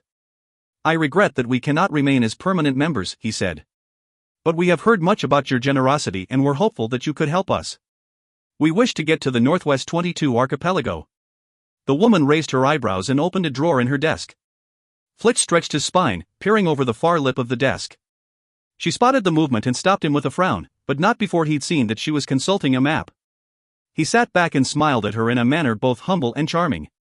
Flitch knew that if he could get under her desk and under her dress, he could get under her skin and then she would do whatever he asked. It was the best way to get what you wanted from a woman. Not so easy with Callanish shadowing his every move, though. Still, his manners were pretty enough to get him through. And a bit of flirting never hurt. "Some nice shiny stuff you've got here," he said. "If you weren't all such good people, I'd suspect it was stolen." He held back a wink, but allowed her a cheeky grin. "We do not steal. We liberate. If these are holy objects, shouldn't they be in a holy place? A sacred copse, but, well, on a boat?" asked Callanish. Flitch cursed himself for not telling her to stay quiet. The crew manager looked up from her map and regarded them with an expression of long-suffering patience. Everywhere on the revival ship is a holy place. Everywhere must be fit for worship and everything must be sacred. Flitch resisted the urge to ask whether the revivalist's shit was sacred too. "Of course," he soothed. "That makes perfect sense. And if I were in your position, I'm sure." The woman slammed her drawer shut. "You are not in my position, and you never will be. I am not asking why a messenger is traveling with a landlocker. I am not asking why she is not on her home island. I am not asking about the nature of this relationship. You may thank God's grace for that. We are traveling toward the Northwest archipelago. You may stay on board until then." Flitch forced out a smile. He wasn't sure what she would want in return for letting them tag along. Sex? Money? Faith? Flitch was pretty good with the first, but he'd long run out of the other two. Still, he would try to make her believe that he could believe. "Thank you," he said. "We had heard of your generosity, but the glory you have shown is. You are here to be saved, and salvation comes from work. Go to the next gangway. You will be issued with cleaning materials. You will have noticed as you came aboard what happens to dirt on this ship. Mind you keep clean." "Right," said Flitch. "Thank you. Shall we just?" But she had already dismissed them. 19. Callanish. That night, the revivalists put on a show. Callanish accepted Flitch's offer to sit with him in the dampling section and watch, but now that the show was starting she found it hard to make her eyes focus. Still, it was a distraction. She'd scrub, she'd gut fish, she'd watch a revival show, anything to make the days go by faster, so she would be at her island quickly. And, at the same time, she'd do anything to make the days feel dull and endless, so that she would never arrive at her island. "Welcome, welcome, to each and every one of God's children," boomed the preacher from the stage, his voice caramel rich and too heavy to echo, filling the enormous space at the heart of the revival ship. Earlier that day they'd used this as a dining room, but now the tables and chairs had been cleared to leave an empty deck that was quickly filled with revivalists, damplings who docked nearby, and the brave landlockers who dared to cross the black shore. To one side stretched a stage, dominated by a huge banner of the blue-robed Virgin. At first the sheer number of people in the room had panicked Callanish. It was more people than she'd seen in one place in her entire life. She tried to count, but lost track in the triple figures. Flitch was restless beside her, and the room was warm with mingled breath. "This evening we will show you God's love," continued the preacher, his voice intimate now, "and we will teach you, as we hope you will teach us," and whatever that was supposed to mean, Callanish didn't know. The preacher was dressed in the same blue as all the revivalists, but the fabric of his suit seemed richer and denser than the usual rough cotton, and was that a fresh flower in his buttonhole? No, it couldn't be. Callanish scrunched up her eyes to see better. She had not seen a fresh flower since she left her island. Except, now that she thought about it, hadn't she seen one, where? In someone's hair, thick and treacle-dark hair, and there was some bad feeling attached to that. The memory loomed up, the pregnant woman from the circus, with her imperious face and scent of pollen, but even as the memory solidified it began to fade away again to be replaced with something else, something good. The bear. The bear girl. The beat of a heart. "And so our tale begins," said the preacher, his voice returned to its boom, "with the sorriest of God's children in the sorriest of situations, and perhaps," his voice dropped again, "bedroom soft, perhaps you will see a little of yourself in the story." Lost in thought, Callanish had missed the setup, but she soon found her place. The preacher was bemoaning the fate of the forsaken sinner, who was represented by a woman in glittery scraps and painted red lips, balanced on a perch so high she could almost touch the ceiling. "Observe the fragility of the sinner's foundations," said the preacher with a dramatic gesture at the sinner's perch, "for without God's love she is unsteady wherever she stands." Throughout these proclamations the preacher was pacing the stage, raising his hands skyward, and alas! He proclaimed, "Pity the poor sinner," and to Callanish's surprise the crowd all bewailed alas. And most surprising of all, Flitch joined in with them. She turned, eyebrows raised, to find him winking back at her while crowing alas. "Oh, alas!" and shaking his fists gleefully at the ceiling. Callanish suppressed a smile, not wanting the crowd to think she was mocking them. When the crowd had reached sufficient volume, all the lights fell to black, leaving only a spotlight trained on the preacher. He pointed his finger and swept it around the room, his voice booming over the crowd's wailing, "You will see, my children, that a bedrock of sin is no bedrock at all." On his last word the spotlight swooped up to the forsaken sinner, in time to show the crowd how she twisted, turned, and slipped off her perch, dropped down, down, down, and as the crowd readied themselves for the crack of bone, the bright reveal of blood, the sinner straightened her arms, letting the ropes looped around her wrists catch her, and she jolted to a halt, her muscles juddering, her body suspended at head height above the hard wooden stage. "This is God's love," announced the preacher, his tones honeyed once more, "for God's love will always catch us before we fall." The sinner, now presumably saved, unlooped her arms from the rope and landed neatly before the preacher. "But we must always," continued the preacher, and Callanish wasn't listening because there was something familiar about that sinner. She leaned across Flitch the better to see the stage, but she must have been blocking his view for he pushed her back. She turned, frowning, trying to explain, and he must not have been able to hear her now that the preacher was rhapsodizing, "We must always hold on to our faith as we would hold on to a rope," and Callanish was trying to tell Flitch that she knew the sinner, she knew her from somewhere but she didn't know where. He wasn't listening, too distracted by the now saved sinner who, despite having oddly large arms and shoulders for a woman, was still dressed in a sinner's glittery scraps, which Flitch would surely think was more important than anything Callanish had to say. "But we must never," and here the preacher's voice took on a forbidding edge, "we must never cling to unholy things," and he took hold of the sinner's dress and, in one swift movement, tore it off. The crowd gasped, shrieked, couldn't decide whether to cover their eyes or lean forward for a better view. But underneath the glittery scraps the sinner was clothed in a flesh-colored bodysuit, and it seemed to Callanish that she might as well be naked, except that technically no skin was on show, and she had an enormous flaming heart painted on her chest, from her collarbone right down to her breasts. Callanish wasn't sure what the heart meant, but the crowd seemed to know, as they all leapt to their feet and clapped and cheered. The sinner swooned into the preacher's arms, making the tears painted on her cheeks sparkle. As he held her, the preacher was saying, "The knots of our love for God will hold fast through any storm," and Callanish shouted into Flitch's ear, "I know her." "Who?"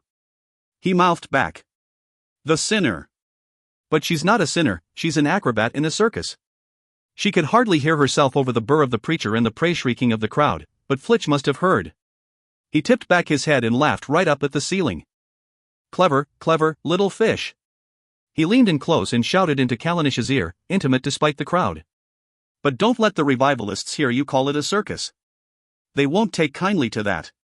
Callanish shook her head, mouthing, "No, I didn't mean, it didn't matter." The show had reached its climax and the crowd had rushed the stage, frantic to touch the saved sinner, to be blessed by the preacher. Callanish hunched over in her seat, trying not to let any of the passing limbs hit her. For the revivalists, the show had been a success. By the next morning, their crew would be even larger, but soon Callanish would not be a part of it. Callanish spent the rest of her time on the revival boat, 59 window washings, 21 deck scrubbings, 92 sheet rinsings, trying to be alone with the acrobat. At first she'd hoped that the acrobat's presence meant that the whole circus was on board, but she soon realized that was impossible. If the revivalists had a bear, the revival show would have a bear. Her task was not easy. Even at night Callanish was surrounded by revivalists. As she and Flitch weren't married, the crew manager had forbidden them to share a cabin, eliciting a barely suppressed snigger from Flitch and a not at all suppressed grimace from Callanish. Instead she was assigned to a narrow bunk among many rows of identical bunks, each occupied by a blue-robed revivalist, their eyes glassy with bliss and their conversation breathy and excited. This suited Callanish, as she was not interested in eye contact or deep discussion. She attended the revival show each night, but watching the acrobat tumble and swoon did not bring them any closer. During the day, she'd catch glimpses of her reflected in the passageway's polished floors as she trailed after the preacher, but Callanish clung to her mop and stayed silent. The acrobat had clearly confessed her past on the circus boat, or the preacher would not have known to cast her as the tumbling sinner, but still, Callanish did not want to mention it in front of anyone else. She dug through her memory, trying to retrieve the acrobat's name, but North and the bear loomed so large in her mind that they blotted out all the other circus folk. With each passing day, the air grew colder and the sky paler. The boat was edging further north, and Callanish knew they would soon arrive at her home archipelago. She needed to ask the acrobat about the bear girl before that happened. Rather than wait for an opportunity that might never come, she resolved to make one. The next night, she slipped into the revival show as late as she dared, to get the perfect seat, at the back, on the edge. She moved slowly and kept her head bowed so that her neighbor wouldn't notice her. She waited until the crowd's wails of alas for the poor sinner reached a crescendo, and she slipped away not through the door she'd entered by, but through the back. This passageway was windowless and gleaming like all the others, though Callanish was sure it was not one she'd polished. She waited. She heard the shrieks, the wails of joy, the staggered silences that meant the acrobat's fall, her unrobing, her swoon. Still she waited. The door opened, making the last of the applause blare into the passageway, and the acrobat appeared. "Hello, my sister," she said. "Hello, sister." Callanish's tongue tripped over the word. The acrobat smiled and turned to walk away. "Wait. Please. I want to ask you, to tell you, I know you." "That is good, my sister. We are all friends here." The acrobat rested a hand on Callanish's wrist to soothe, Callanish thought, but then realized it was in defense. She had grabbed the acrobat's muscled shoulder. She eased her grip. "I mean, I know you, the real you. Not this you." The acrobat frowned. "Sorry," mumbled Callanish. Sorry. I'm not making sense. Do you recognize me? We've met before. You visited me you came after I'm a gracekeeper. You were at my graceyard. Do you remember?" A flicker passed over the acrobat's face at pain, panic, though it was quickly smoothed out. "It does not matter what came before," she said. "It only matters that we repent and live our lives cleanly and correctly. That is the only way that we will reach heaven, where our loved ones await." The acrobat peeled Callanish's hand off her shoulder a little harder than necessary, Callanish thought, though to be fair she was probably coming across like a madwoman, and turned to go. "I won't ask anything else of you," Callanish said. "I'm leaving the ship soon and I may never see you again, so I have to ask now. I need to know how to find the circus. I mean, I might need to find it again. Do you know where the circus is now?" The acrobat tightened her jaw. "Once the devil has touched you, you'll always carry the scar. You can never get rid of him, not completely. He'll take everything from you. So you know how I can find them?" asked Callanish. "Sister, trust me when I say that you don't want them. That circus, it's cursed. You can't make that many sparks and not expect one of them to catch. That whole sinning lot is going to burn, you'll see." Callanish forced her face into a smile. "I'll stay safe. My business with the circus is minor. I will return to the revival ship afterward, of course, to do my true duty. And I may not need the circus at all. But first I must cleanse myself. There are threads in my life as yet untied, and I must atone." The acrobat's expression softened. "I understand. I know all about purgatory. And we all have to cleanse ourselves. The noise behind the door had lessened. Soon the preacher would extricate himself from his ecstatic children and sweep the acrobat under his arm once more. It was a risk, but Callanish took it. She grasped the acrobat's hands in her own and squeezed. Tears prickled, and that was one thing she did not have to fake. "Please," she said. "You're the only one who can help me." After a moment, the acrobat squeezed back.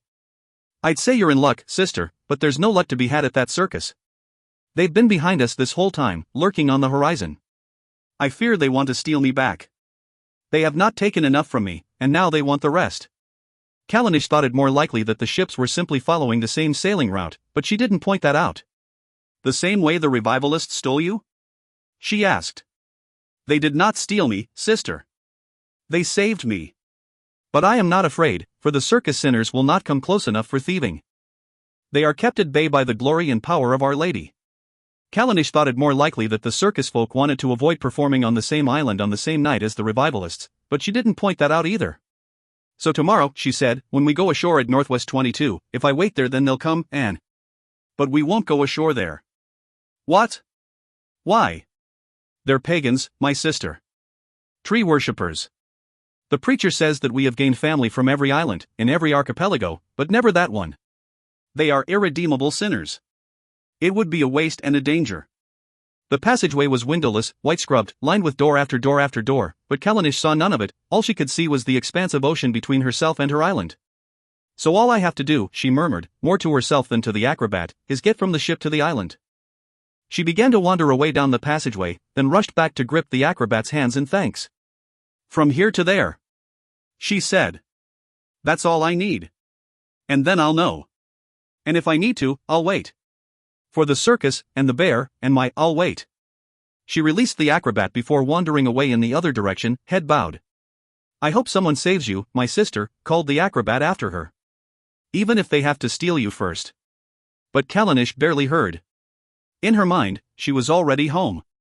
The next morning Callanish woke before dawn. The room was restless with the sounds of sleep, but that was not why she woke. She could smell oak leaves. She inhaled so deeply she felt the muted clicking of her vertebrae. Eyes bleary, she slid from her bed. Through the door, down the passageways, up onto the deck, and still she could not breathe in deeply enough, and still she could be dreaming. Out of habit she checked her hands, she felt the silk gloves, and knew she was awake. In dreams her hands were always bare. In dreams she slipped into the sea and felt it soothe her tired, air-parched skin. The night's cold hit her with a slap. She crossed her arms over her chest, hunching so that her blue nightgown covered her knees. From the deck of the boat, she saw her home island, the answer to her question. The scent of oak trees enveloped her. She wanted to turn the ship around and sail to her empty graceyard without looking back. She sat cross-legged on the deck, back pressed hard against the wall, and watched her distant island. Clouds thickened overhead. Through the gaps, the blackness smudged to gray, to pale blue, to the first pinkish wisps of dawn, and the oak tree scent was as soft and comforting as a feather bed, and the air grew heavy around her, and perhaps she dozed off, because she snapped awake to the warm weight of an arm around her shoulders. "Good morning, little fish. I see you've made it home." She shrugged off Flitch's arm and stood, feeling her joints crack. The first heavy raindrop plipped onto the deck. "Not yet, Flitch. I won't really be there until my feet touch the land. Don't be a silly fishy. You're so close. Can't you smell the trees? Can't you smell your mother?" Callanish clenched her jaw and breathed hard before she could speak. "You said you'd bring me home, and you did, and I am grateful." "Thank you, Flitch. But I have to go now." Flitch smiled and turned his palms to the sky. "In this terrible weather? We can't take the cutter out in this. We'll have to wait for the rain to stop. But whatever can we do to entertain ourselves?" Until a raindrop hit his upturned palm and he frowned at it, rubbing his hand on his leg as if it had hurt. "Until the rain stops? Speaking of which, we haven't agreed on a payment for my services." "I only have a few coins," said Callanish. "Nothing to trade. But you can have the coins, all of them. I'll get them right now." "Oh little fish, we always have something worth trading. You paid me before, didn't you? I'm sure there are plenty of coins left in that soft little purse of yours." He leaned closer to her, rain heavy on his eyelashes. "How about you make a partial payment now? Then when we rescue my cutter, maybe we can renegotiate terms." The rain grew heavier, thudding on Callanish's shoulders, and she saw it was not water now but ice, breaking apart as it ricocheted off her and smacked the deck. 7 coins is all I have, hidden in my pillow, and you can help yourself to every single one of them. But I'm not your little fish, Flitch. She put her hand along his jaw. She felt his teeth clench, and resisted the urge to pull her hand away and punch him instead. His cheek was rough with stubble, his skin cool and damp from the hail. I don't want you. I want my mother, and I want the bear, and I want Dot. A sudden thud, a shock of pain, and they stared as an acorn-sized hailstone skidded across the deck. Blood trickled from Flitch's head onto Callanish's hand, warm on her fingers even through the gloves. Disgust leapt in her and she took a step back. Flitch raised both hands to his head, his fingers coming away bloody. What did? He murmured. What hit me? Callanish pulled off her gloves and pressed them to the cut on his head, linking his hands together over the compress before letting go. She walked away from him, toward the edge. He could see her webbed fingers now. For all it mattered, the whole of the revival boat could see them. They could curse her and damn her and throw her into the sea, and it would not matter at all, because that had always been where she would end up. Below her, waves sucked at the boat, hungry for her. She had traveled halfway around the world and ended up exactly where she started. The hail drummed on the deck, scudding messily, turning the polished metal white. The noise of it blocked all thought. Callanish concentrated on staying still, her feet slippery on the ice. She put her hands on the guardrail, Flitch's gaze weighing heavy on her back. Are you going to swim home, little fish? Those landlockers won't rescue you if you drown. 1 step, 2 steps. Her silk slippers were sodden and she slid out of them. She flexed her feet, stretching the webbing between her toes, feeling the chill of the guardrail against her bare soles. You can't swim that far. No one can. Panic grated in Flitch's voice. Come back, Callanish. I need you. I won't call you little fish. I'll take you ashore, and I'll wait for you, and then I'll take you wherever else you want to go. You don't have to pay me anything. Just stay with me. Callanish paused, perched on top of the guardrail. The island was so close. 2 hours of swimming, maybe 3. Maybe more. But what choice did she have? She inhaled the scent of oak leaves. She jumped. For 2 heartbeats she couldn't breathe. Couldn't think. Could only feel the way the wind caught her and seemed to hold her, to lift her. No! Flitch was shouting after her, or maybe it was go. She couldn't tell because the wind stole everything, all the sound, all the feeling, and she was an acrobat, falling from the heights of her sin, clad in scraps of nothing, with no need of a rope because the wind was safe, was holding her, would never let her fall, and... The sea. She was in the sea. The water held her but it was cold, cold. Too cold to breathe and don't breathe, Callanish, don't breathe because you'll only breathe water and that's called drowning. The sky was down, the sky was up, she kicked out, fought back, and she would have to give up because she couldn't, but the harder she fought to hold her breath, the harder grew the pressure from her scars, as if they were trying to open, to let her breathe water, but that couldn't be, surely they weren't really gills, just scars on her flesh from her mother's knife, and that was not how it worked, you couldn't just cut yourself open and expect to find gills under then her scars. Strained, and she knew she couldn't breathe underwater but still she was breathing. She was not drowning. The knowledge that she wasn't drowning calmed her panic and she could think. The sea cocooned her in darkness so she couldn't see, but there were the silvery pocks of the hail falling onto the water, and so there was the surface. She kicked toward it.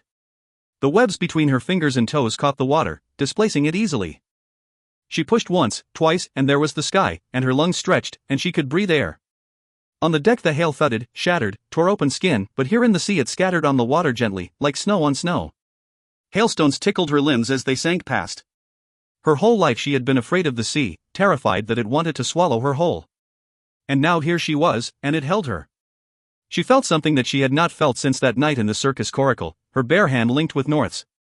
She felt at home. Behind her, on the deck of the scrubbed-in strange revival boat, Flitch raged and bled and called her name. But Callanish did not look back. She took a deep breath and swam for shore. 20. Avalon. Help! Jarrow, help me, Dot. Was the canvas cover pulled back too far? Was it obvious that she had not really been in the coracle? Should she lever herself inside more, but that filthy beast might take a swipe at her feet, and she wasn't sure she could get her feet on the slats, and it was tricky enough to maneuver when she was this big, and what if she accidentally knocked her son? Jarrow, please. Help!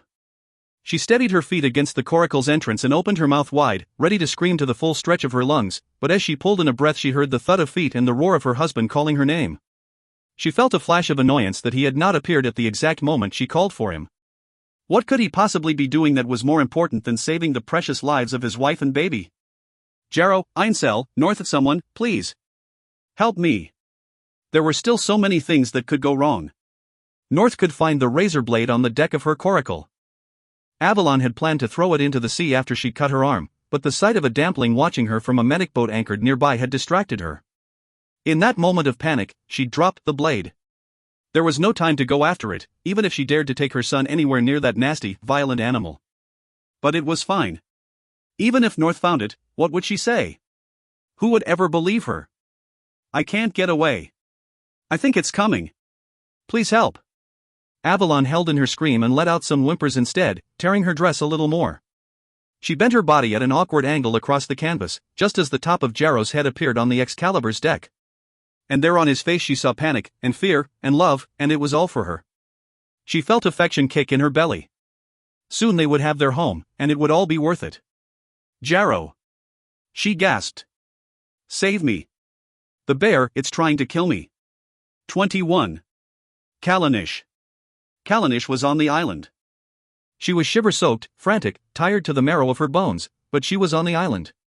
By the time she managed to pull herself ashore, dawn was stretching out across the horizon.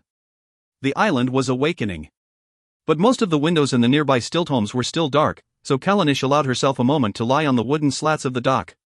She stretched her limbs, and it hurt. She blinked her eyes, and it hurt. She breathed, and it hurt. Her lungs throbbed with the air of the island, heavy with smells, leaves, earth, rain, wood, animals, grass, strangers, family. She kept breathing until it stopped hurting. Over the lip of the hill a landlocker approached. Callanish stood with her bare toes scrunched together and her hands behind her back to hide the webbing. She was ready with reasons. She had been thrown off her ship, her papers had been stolen, she had to leave her graceyard because. But she knew that none of it would matter, because now the landlocker could see her face. For a dampling it would be impossible to get on to the island. Stowing away on a revival boat, pretending to be a trader or a butcher, all pointless. They'd never get past the Black Shore. But this was Callanish's birth island. This is where she'd come from. The angles and planes of her face, a mirror of her mother's, marked her out. Every landlocker here knew the face of every other landlocker here, including that of Veryen Sand. You, said the landlocker to Callanish, and though she had never seen him before, she knew his face. Yes, she said. Hello. She smiled, pretending that her clothes were not damp and her eyes were not bloodshot and her hands were not clenched into fists. I have come home to visit my mother. I am going there right now. Goodbye. She took a step. Her pulse throbbed at the base of her tongue and she tasted metal in her mouth.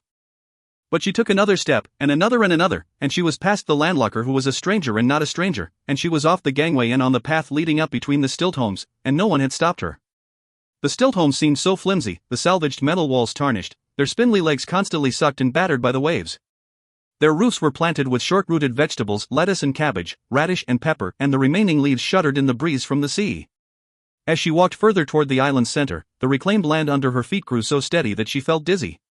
She carried on past the reclaimed homes, their wooden walls thin as fabric, their proportions larger and their roofs lower for maximum contact with the ground. Landlockers could buy these houses even if they weren't native islanders, so she didn't know who would be living in them now. If they were new to the island, they might not recognize her. There might be questions. Her steps quickened, and she walked as fast as she could without tripping into a run. Memories of her childhood home loomed up, faded as old paper, soaking in an herb-scented bath, her mouth watering for pepper pumpkin soup, the song of the wind in the trees, then the shush of her mother's footsteps, the burn of her mother's knife. She had slowed almost to a stop, bare toes dragging in the dirt. It was fine. She was fine. This island was supposed to be her home, and what could be safer than home? She picked up her feet and kept walking. After all, she'd visited her mother before. Not for a while, true, but she must have visited since. No. There was no use in lying to herself. She had not returned to the island since the day she left for her graceyard. Houses and fences and face-framing windows flickered past as she walked. Finally the sun had made its way over the horizon, and Callanish was at her mother's gate. Her house was on old land, the most valuable of all, reserved for native islanders. The ground held her feet so steady she thought she might fall. She stood with her hand on the latch. There were no flowers in her mother's garden. There was no smoke from her mother's chimney. There were no lights in her mother's window. Callanish swung the gate, walked up the path, and opened the front door. "Mother," she said. "I've come home." Callanish knew that she should wait in the doorway until she was invited in. She knew that she should greet her mother warmly, should accept a cup of tea, should provide chatty updates on the noble and horrible business of gracekeeping. But she had come this far, and she could wait no longer. "Mother?" She called again into the house. "It's me. It's Callanish. Can I come in?" Still no answer. She went in anyway. "Mother? Are you?" She trailed off. The house was too small for hiding. Callanish saw immediately that her mother was not asleep in her straw mattress bed, or fetching food from the pantry, or soaking in the huge tin bath. She was not pulling vegetables from the tiny garden pressed up against the back wall of the house. There was nowhere else that she could be. Callanish slumped on the bed, too cold even to shiver. The sea's chill was deep in her bones, and she knew that the earth would never get warm enough to chase it out. In the center of the kitchen table sat a gracefeather. From her perch on the bed, Callanish could see how its green-blue colors had faded and its barbs were clumped and bent from repeated handling. The sight of it made tears clot at the base of her throat. Her mother knew her, and her mother remembered her, and her mother forgave her. So where was she? To slow her thoughts, she ran her hand over the wood of the bed frame, pressed her bare feet on the wooden floorboards, inhaled the scent of oak leaves from the trees at the... And then she knew where her mother was. She stood up and ran toward the woods at the center of the island. 22. North. Things were serious. The Excalibur's crew huddled around the messboat table, but there were no dinner plates and no cups of fire. Everyone kept their gaze lowered except for Jarrow. He looked at North. She kept her eyes down, the same as everyone else, but she could not help her expression. If her outside was anything like her inside, it was shifting between fear and anger. "Thank you," Jarrow said, "for your time. You know why I have asked you here. You heard the cries of my poor wife, you heard the bear tried it, you heard it." North bit back her protests. "I do not blame North for this," continued Jarrow. As the bear's trainer, she did more than could have been expected.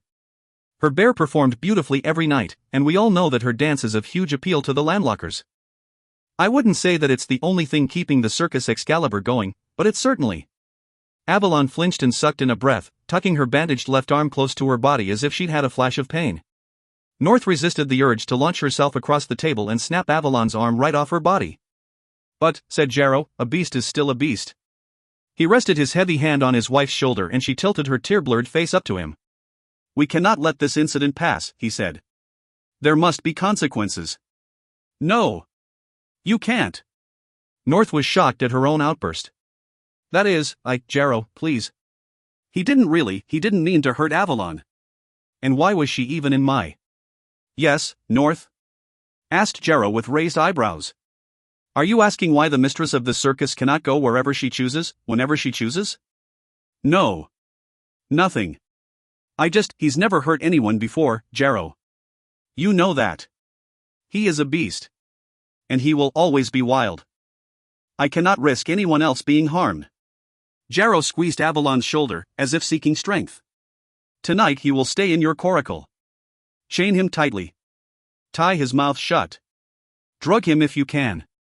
North clenched her hands white on the tabletop. "Yes," she said.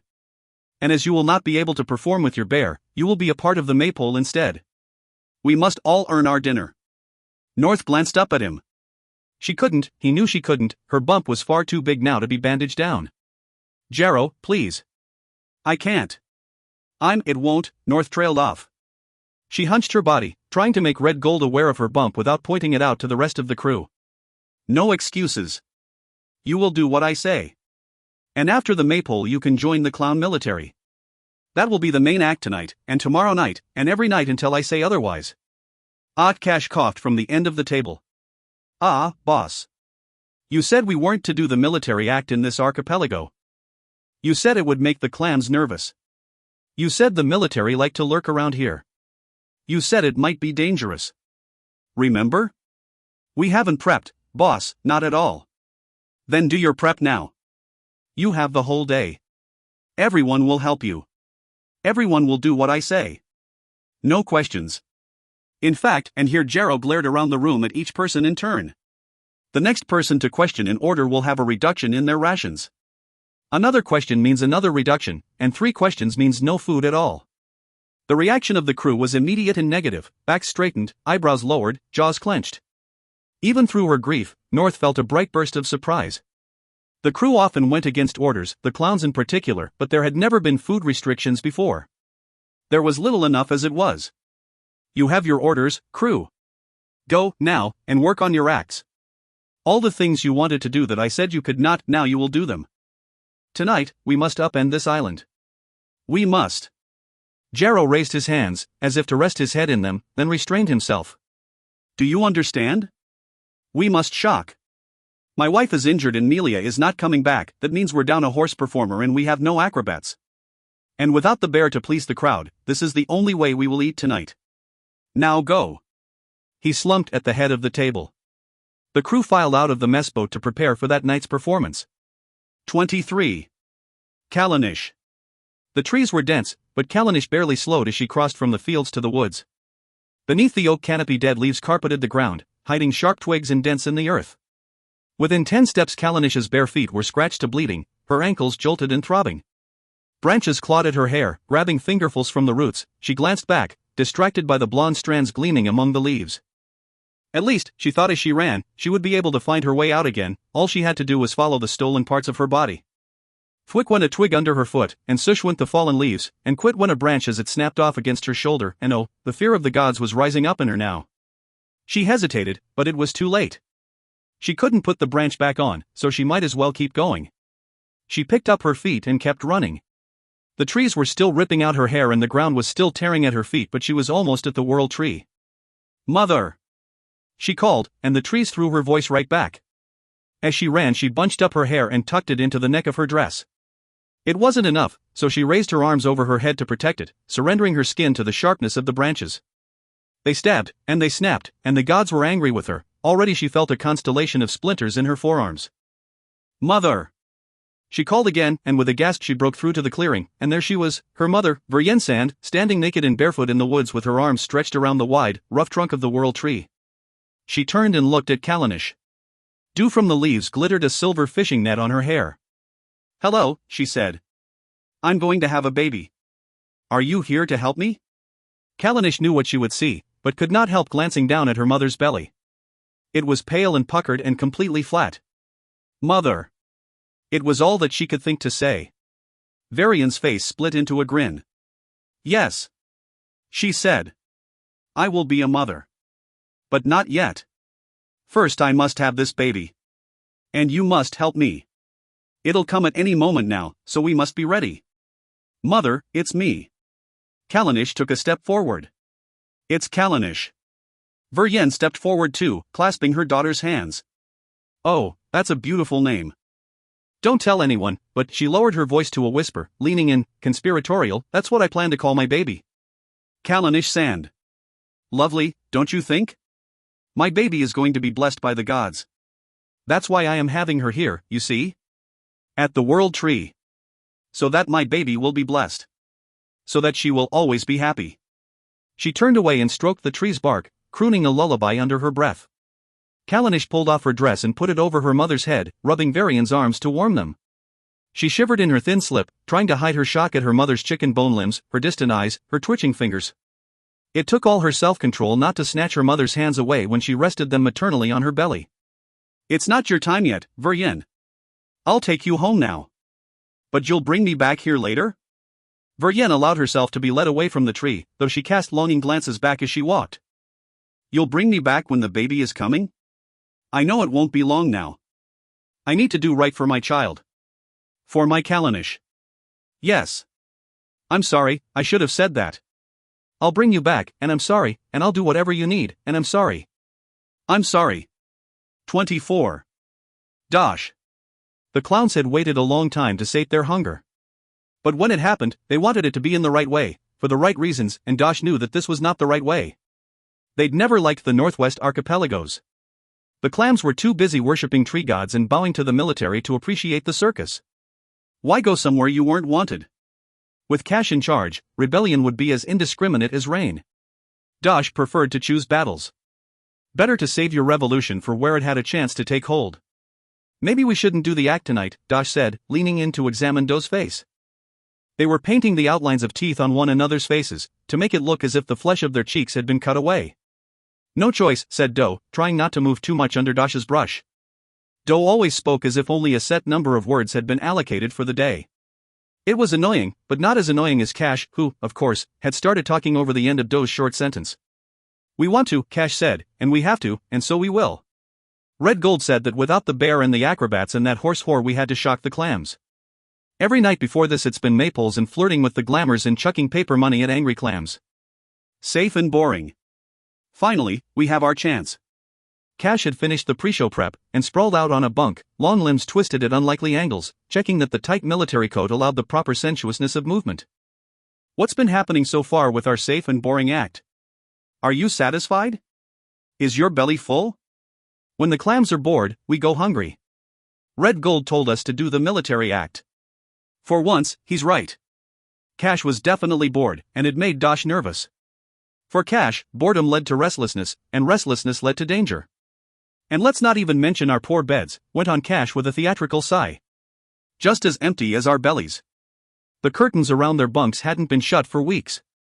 Northern girls were more cautious about going with the clowns. They said the circus was all surface and lies, which was obviously true, though only Northern girls seemed to think that was a bad thing.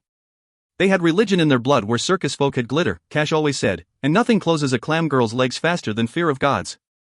Clam girls were hard to seduce, but there were always a few who wanted a secret taste of rebellion. Once or twice, Dash had enticed one behind curtains post-act, eyelids smeared black and limbs speckled with paint and blood.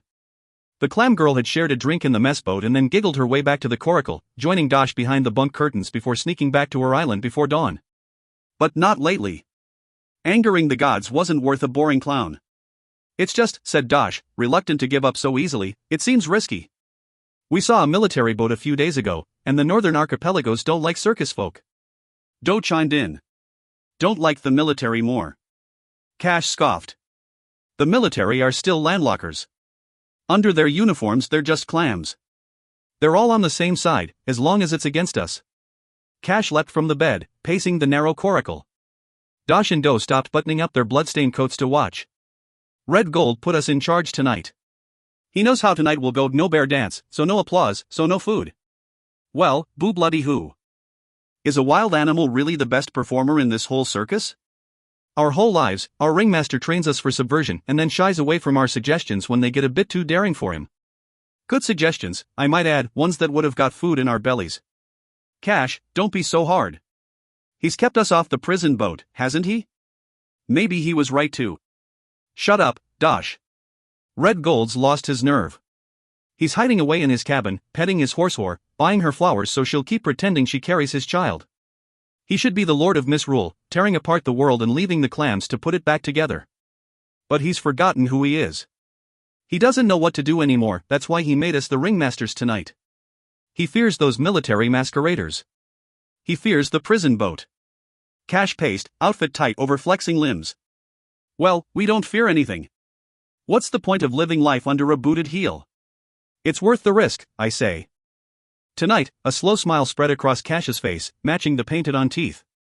Tonight we go all out. Dash knew that whatever new tweak Cash wanted to put on the military act, the others would go along with it. They had to. And more than that, Dash wanted to. He would not be frightened by the clump of boots on the deck. They'd chosen their battle, and this was it. 25. Callanish. Callanish fed her mother, bathed her mother, put her mother to bed. She tweezed splinters from her mother's feet and stroked her mother's hair until she fell asleep. It was still morning, but the day's light was pale and watery. Callanish left a candle burning beside the bed in case Verienne woke. Her mother's clothes were far too big, they had all been sewn with roomy hips and a pouch in the belly, to accommodate a growing bump, but she pulled them on anyway, boots, a dress, a fur-over vest. She could not chase out the chill. After a moment's thought, she pulled on a pair of her mother's leather gloves. They had been made for her mother's hands, and they pressed uncomfortably on Callanish's webbed fingers. She clicked the front door shut behind her and crossed the tiny front garden, leaning her elbows on the gate to rest her head in her hands. Compared to the stillness of the Graceyard, the island was a riot of sound and movement, but compared to the constant wind and waves and motion and chatter on Flitch's boat, it was as calm as death. She stood with her eyes shut, steadying herself on the motionless land. Her mother did not know her. She was not forgiven. Callanish? The voice was tentative. Callanish jolted upright, muscles protesting. I thought it was you. Did you find your mother? The woman was familiar. Pale lips, awkward shoulders, wood-brown hair wrapped in a long braid. Her hands were chapped red, and she smelled of bread and musty fur. Mrs. Farrow? Guessed Callanish, her brain still catching up. But her memory stumbled. This couldn't be Mrs. Farrow, because Mrs. Farrow had looked like this when Callanish was a child, and now she looked exactly the same, and how could? The woman smiled. Mrs. Farrow was my mother. My parents both passed, so I have the house. I'm Mrs. Rye now. I remember. From when we were little. It's Jenny, isn't it? The smile stayed. Mrs. Rye will do. You found your mother, then? Did you know she was there? Why didn't you bring her back? She was freezing. The smile disappeared. She's always there. Every morning, every evening. You'd know that if you'd ever come home. I'm sorry, Mrs. Rye. I didn't mean. Me and the other neighbors, we've done right by her. We've spent weeks of our lives bringing Veryen back from the woods. Islanders look after one another. I know. But I'm here now, and I'm going to take care of her. Ah. So you're staying? Mrs. Wright tucked her hands in the pockets of her sealskin overvest and looked satisfied. No, I don't think I can stay. On the island, it's not the place for me, and I'll have to go back to the Graceyard. But I can look after her there. You want to take Veryen with you? Away from her home, to your island of dead dumplings? Disgusting. We've heard all about what happens out on the water. Those people living out on the sea, they're already infecting the good folk of the islands. Mrs. Rye's voice was getting louder, and curtains were twitching in the other houses. Callanish was sure that the islanders had been watching her from the moment she knocked on her mother's door. They would have all seen her stumbling back from the woods, wearing only her underclothes, carrying her mother as best she could. And behind those curtains they'd stayed. If they'd seen her hands and feet, then they'd seen them. It was too late now to hide. She was too big to be buried like a baby. We should have known, went on Mrs. Rye. As soon as you sent that dirty gray feather, we knew you'd turn up here sooner or later. We should have guessed that it wasn't enough that you abandoned your home to go to that horrible place. But how can you even think of taking Veryen? She led the spring procession more than once as the spring bride, even, and you can thank that for your own life. There's not many here can claim that honor. This island is her home. And you want to make her serve dumplings for the rest of her days? To touch their dead bodies and say heathen prayers over them. Tell me, is that what your mother had planned for you? There's no other way. I have to earn a living, and the Graceyard is the only work I know. I have to take her back with me. You have to let her live here, so that she can die here. What would you do when she passes? Tip her into the sea with the dumplings? She belongs on this ground, in this ground. She should be burned on sacred wood and scattered at the world tree where she was born, where she was married. It's the natural order. Her body should nourish the good earth after she dies. She's not going to die. Why are you saying that? She won't die. She's fine. Callanish had held more dead bodies than she could count. She knew that people died every day, dozens, hundreds of them. But not her mother. Never her mother. Mrs. Wright took a long time to reply. You left, and you forgot all about us. But we remember. We remember what happened in this house. Callanish felt a shiver from deep in her bones to the top of her scalp. I know, and that's why I'm here. I came to say sorry. To make it right with her. She tightened her jaw. She would not let a single tear fall, not in front of Mrs. Rye. I know I haven't visited, but I tried to make it right. I sent her a feather from one of the Graces, to show her that I remembered her. But you already knew that. Did she show you? Did she know what it meant? What were you thinking, sending her that? What good could it have done, ? So she did know? She does know, still? Oh, Callanish. Your mother doesn't know anything at all. You're wrong. She's ill, and you're being cruel. She doesn't know you, child. She's been the same way for a long time. We looked after her when you wouldn't, and that's what she knows, her home, and her neighbors, and her island. Why change that now? What good could it do? She's my mother. And she doesn't, Callanish swallowed hard. She doesn't know me. That is sad. But the world is full of sadness. Callanish glared at every one of the twitching curtains, refusing to blink. What do you want? You're angry that I didn't come back, and now you're angry that I'm here. Tell me. What do you want me to do? Mrs. Wright pushed open the gate, forcing Callanish to take a step back, then walked into Varian's garden. Shock replaced grief. All landlockers were fierce about their own tiny patch of earth, and in all her childhood Callanish had never seen an islander trespass on another's ground. Mrs. Wright took hold of Callanish's arms and leaned in to hiss in her face. Leave. Leave, and don't look back. She's better without you. Callanish pulled away, but the garden was too small for retreat. But I'm her daughter. She needs to know who I am. It's better that she knows. Better for who? Without waiting for an answer, Mrs. Wright turned and went into her own house. Callanish stood, silent and alone in the garden, still trying to steady herself.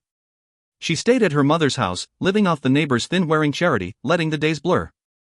Every night she sat and watched over her mother, every morning she made breakfast for her mother, every afternoon she weeded and planted the back garden with her mother, every evening she fell asleep upright in her wooden chair and had to run into the woods to the whirl tree and bring back her mother. Did she know?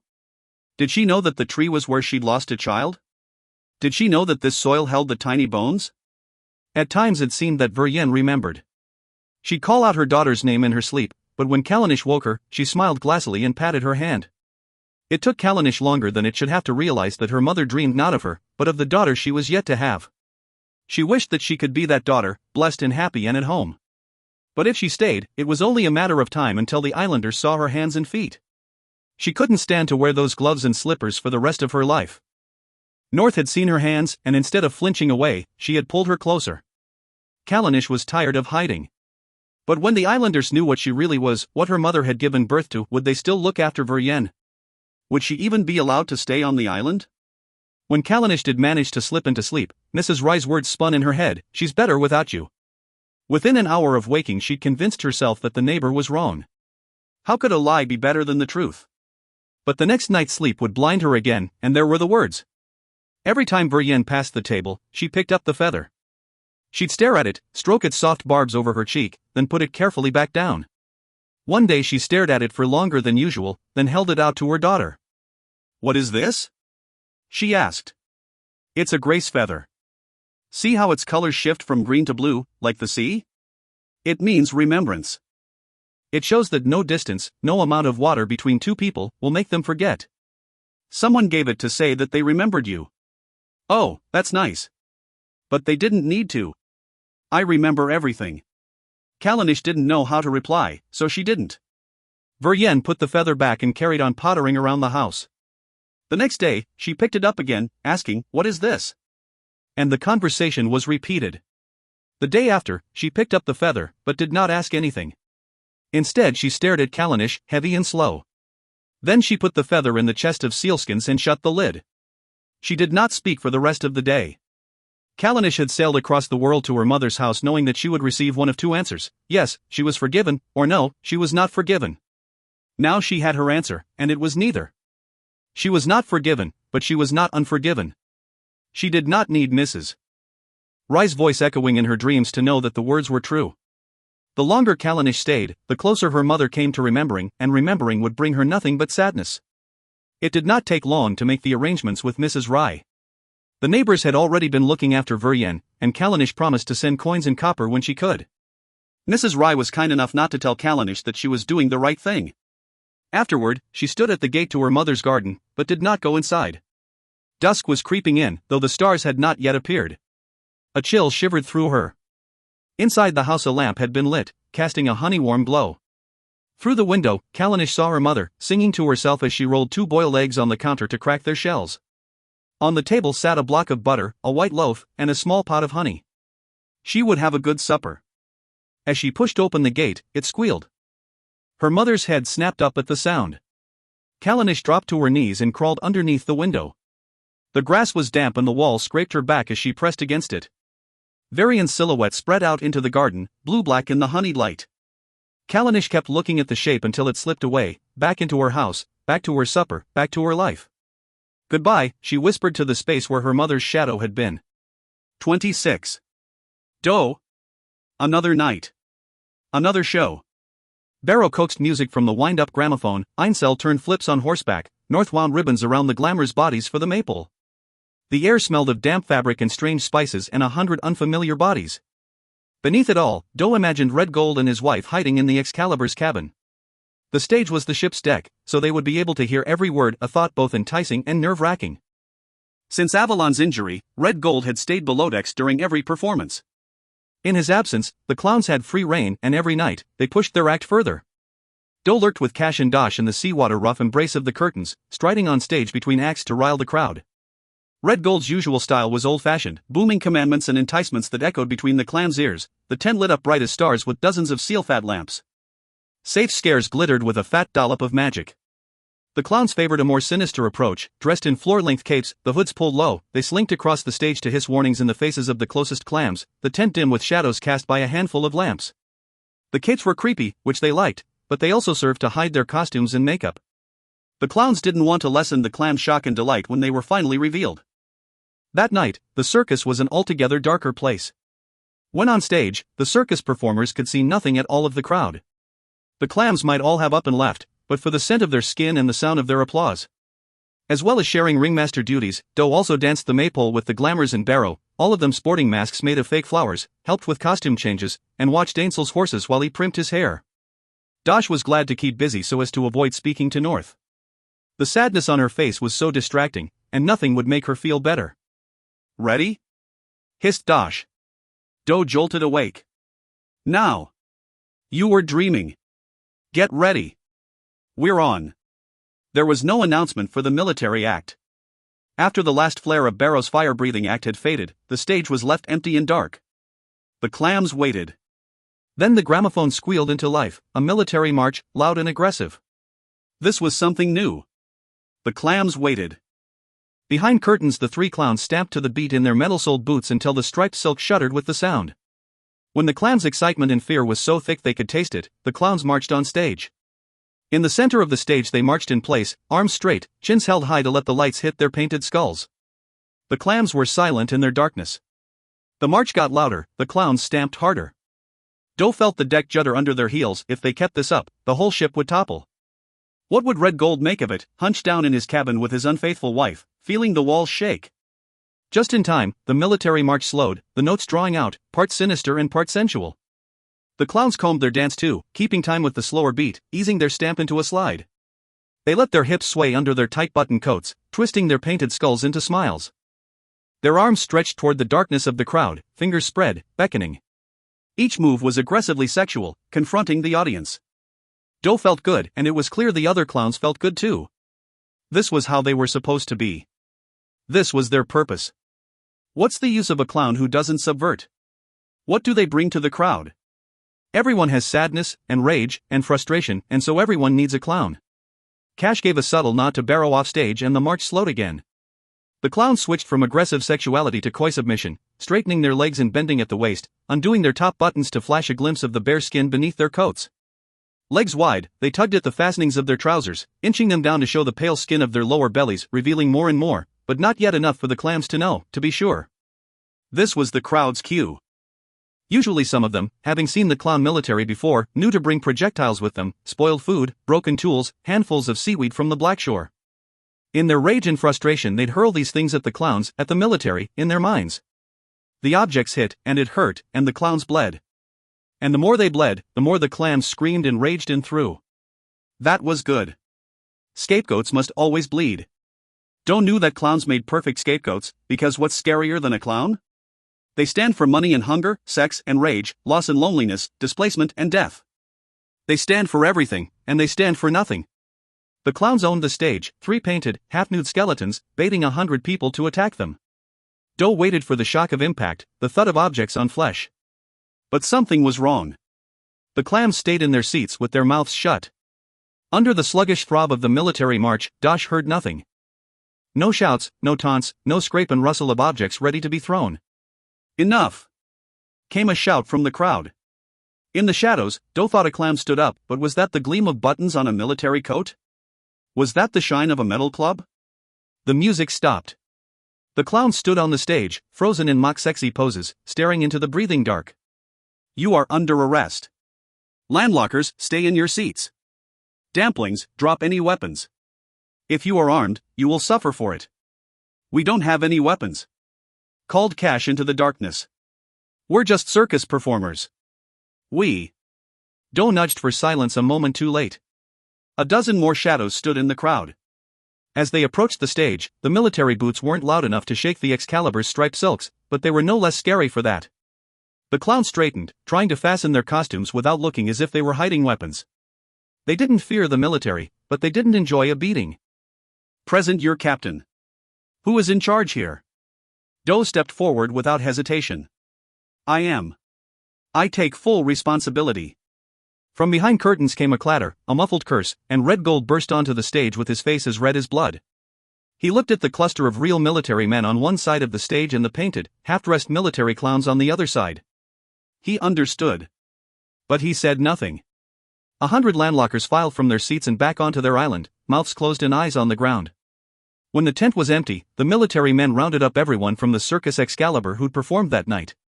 Together, they marched on to the prison boat.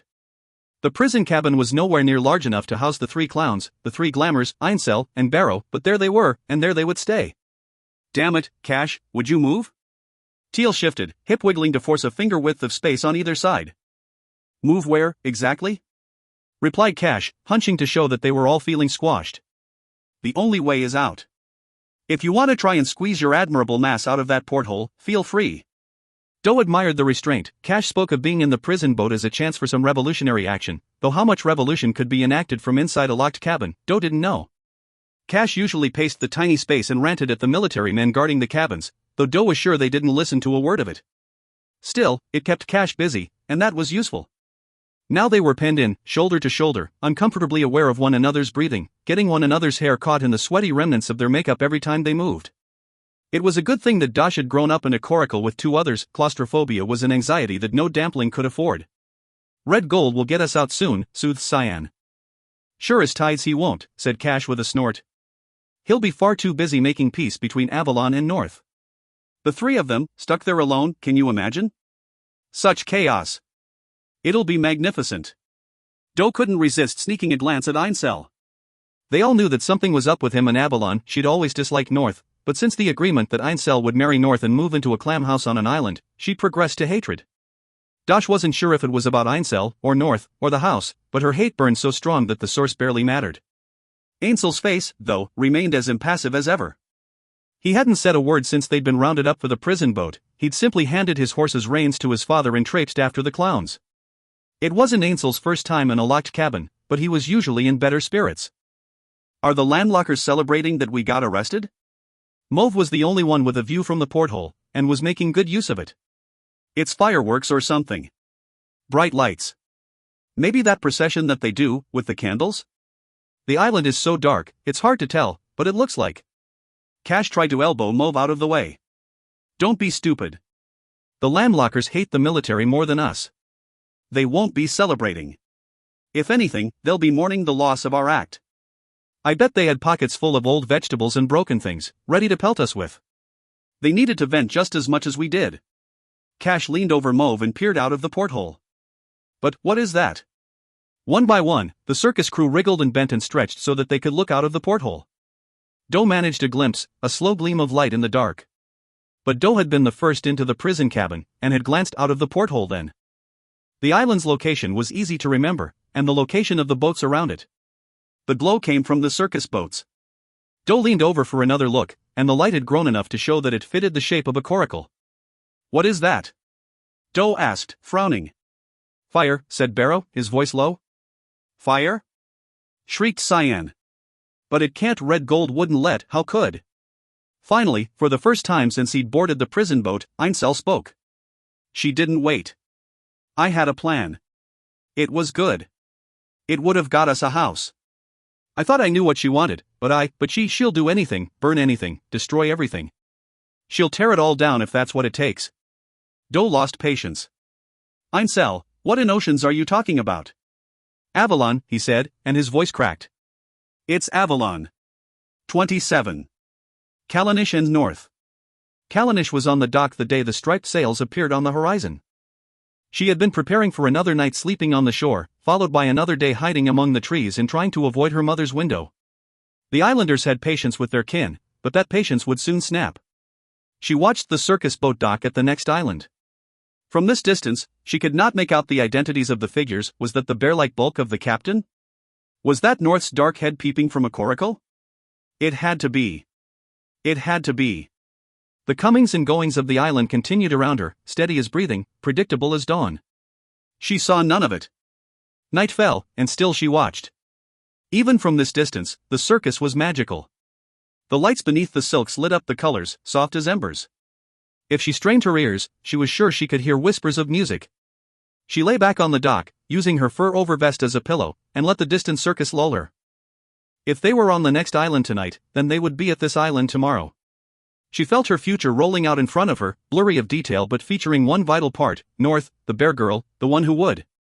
She jolted upright, eyes straining against the dark. Why was a prison boat, lights dimmed almost to nothing, being hauled ashore beside the circus? Why had the music stopped? Why were the landlockers all filing back onto their island?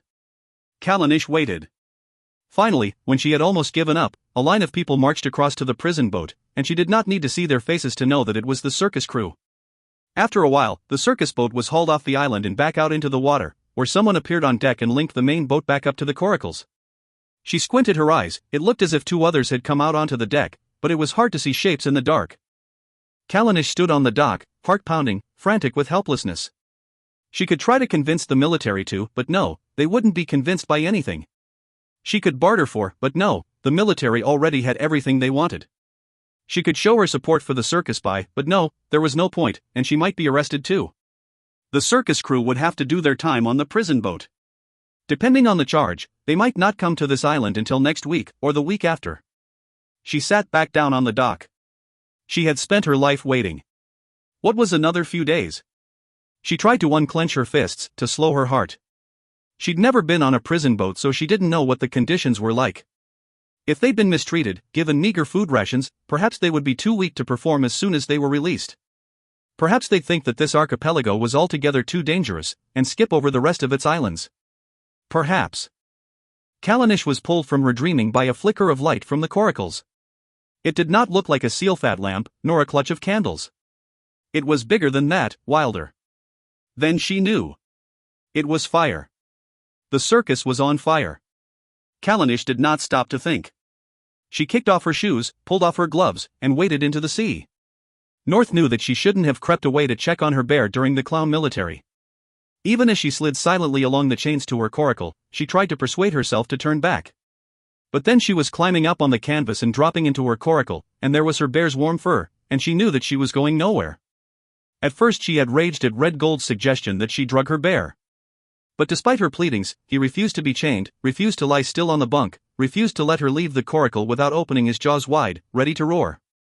Barrow provided some secret herb from his kitchen stocks, and finally the bear lay still. And now, while the circus sparkled and thrilled behind her, North lay still too. She tried to stay awake, but had almost drifted into dreams when the music stopped. She jolted upright. The world shook with the steady tromp of military boots, and she knew that it was not the clowns. She prayed to the gods of the sea for the military to pass her by. Silence fell, broken only by the sway and whisper of the clams leaving the circus for their island homes. The circus was still. North knew what had happened, though she didn't know how. Through timing and luck, she escaped the prison boat, though as soon as she emerged from her coracle she realized that it was not good luck, but bad. Red Gold and Avalon had clearly just had an argument.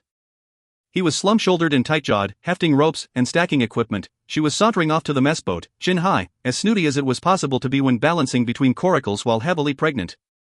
North tried to duck back down into her coracle, but it was too late. "North!" called Red Gold. "Come and help." North mumbled some excuse in reply, knowing it was pointless. She checked once more on her dozing bear, then climbed across the coracles to the Excalibur. "What happened?" she asked Red Gold. "Military," he replied, his voice low. "In the crowd. Don't know how. Took the crew." "How did you?" "I was checking on my bear, just quickly."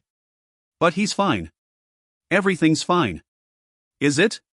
Red Gold was the strongest man that North had ever known, but now he slumped and strained as if weights were tied to his shoulders. "Is Avalon?" she asked. "Avalon will be fine. She doesn't want the circus, but I've worked too hard and too long to let it go. She just wants a house. We all know she wants a house. And we all know that there's only enough money for one house. That house is for you and Einsel.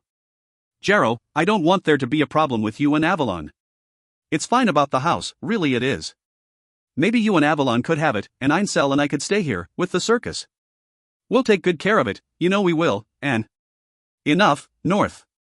I know you mean well, but Einsel has more important things to do than become a ringmaster. I want Sterling's back on land. Avalon has had everything she wants for too long. I'm not letting her tell me what to do, not about this. It's too important. I'm the captain, and that's that. Now get back to work. North bowed her head and busied herself with returning the Excalibur from a circus to a ship. Pulling ropes, storing props, returning the gramophone to its cubby. She kept her gaze on the ship's deck, but let her mind drift out across the sea. It was only when she glanced across to the coracles that she knew something was wrong. Fire! She tried to shout, her voice constricting in panic. Fire, Jarrow! Her eyes widened to take it all in. She was blinded by the bright lick of flames already running across the chain that attached the mess boat to the clown's coracle. Her eyes followed the line, furthest to nearest, Barrow's mess boat, clown coracle, island of maidens, her own coracle, Ainsel's, and then she saw Avalon, lying on the rumpled canvas of Ainsel's coracle as if in a faint. In one swift movement, Red Gold emerged from under the silk, roared his wife's name, and took off across the chains to her. His progress was unsteady. His feet slipped on the chains. It made the row of coracles dip and swoon in the water, sending them drifting off. North saw that the chain attaching Ainsel's coracle to the main boat was still attached, but Ainsel's was not connected to her own boat. The Excalibur and Ainsel's coracle were safe from the fire, but the rest of the circus was aflame, already drifting away. And so was her bear. By the time Callanish had swum out to the nearest circus boat, the flames had already taken hold. She scrabbled at the pitted metal shells, unable to find purchase. Her head dipped under and she breathed sea. She opened her eyes, blinking salt water, and swooped under the coracle to search for a handhold. There, a loose rope. She grabbed it, hauling herself up and out of the water. She braced herself against the coracle, straightening her legs so that she could peer inside. The metal shell couldn't burn, but through the flames she saw that the coracle was stuffed with fabric, sequins, furs, silks, all the costumes of the circus. If anyone or anything was inside, it was too late. The smell of burning fabric caught in her throat. She dropped back into the water and stretched her arms toward the next coracle. As she was hauling herself up, she heard a shout. On the boat stood North, dream hazy through the smoke, but she was real, and she was calling to Callanish.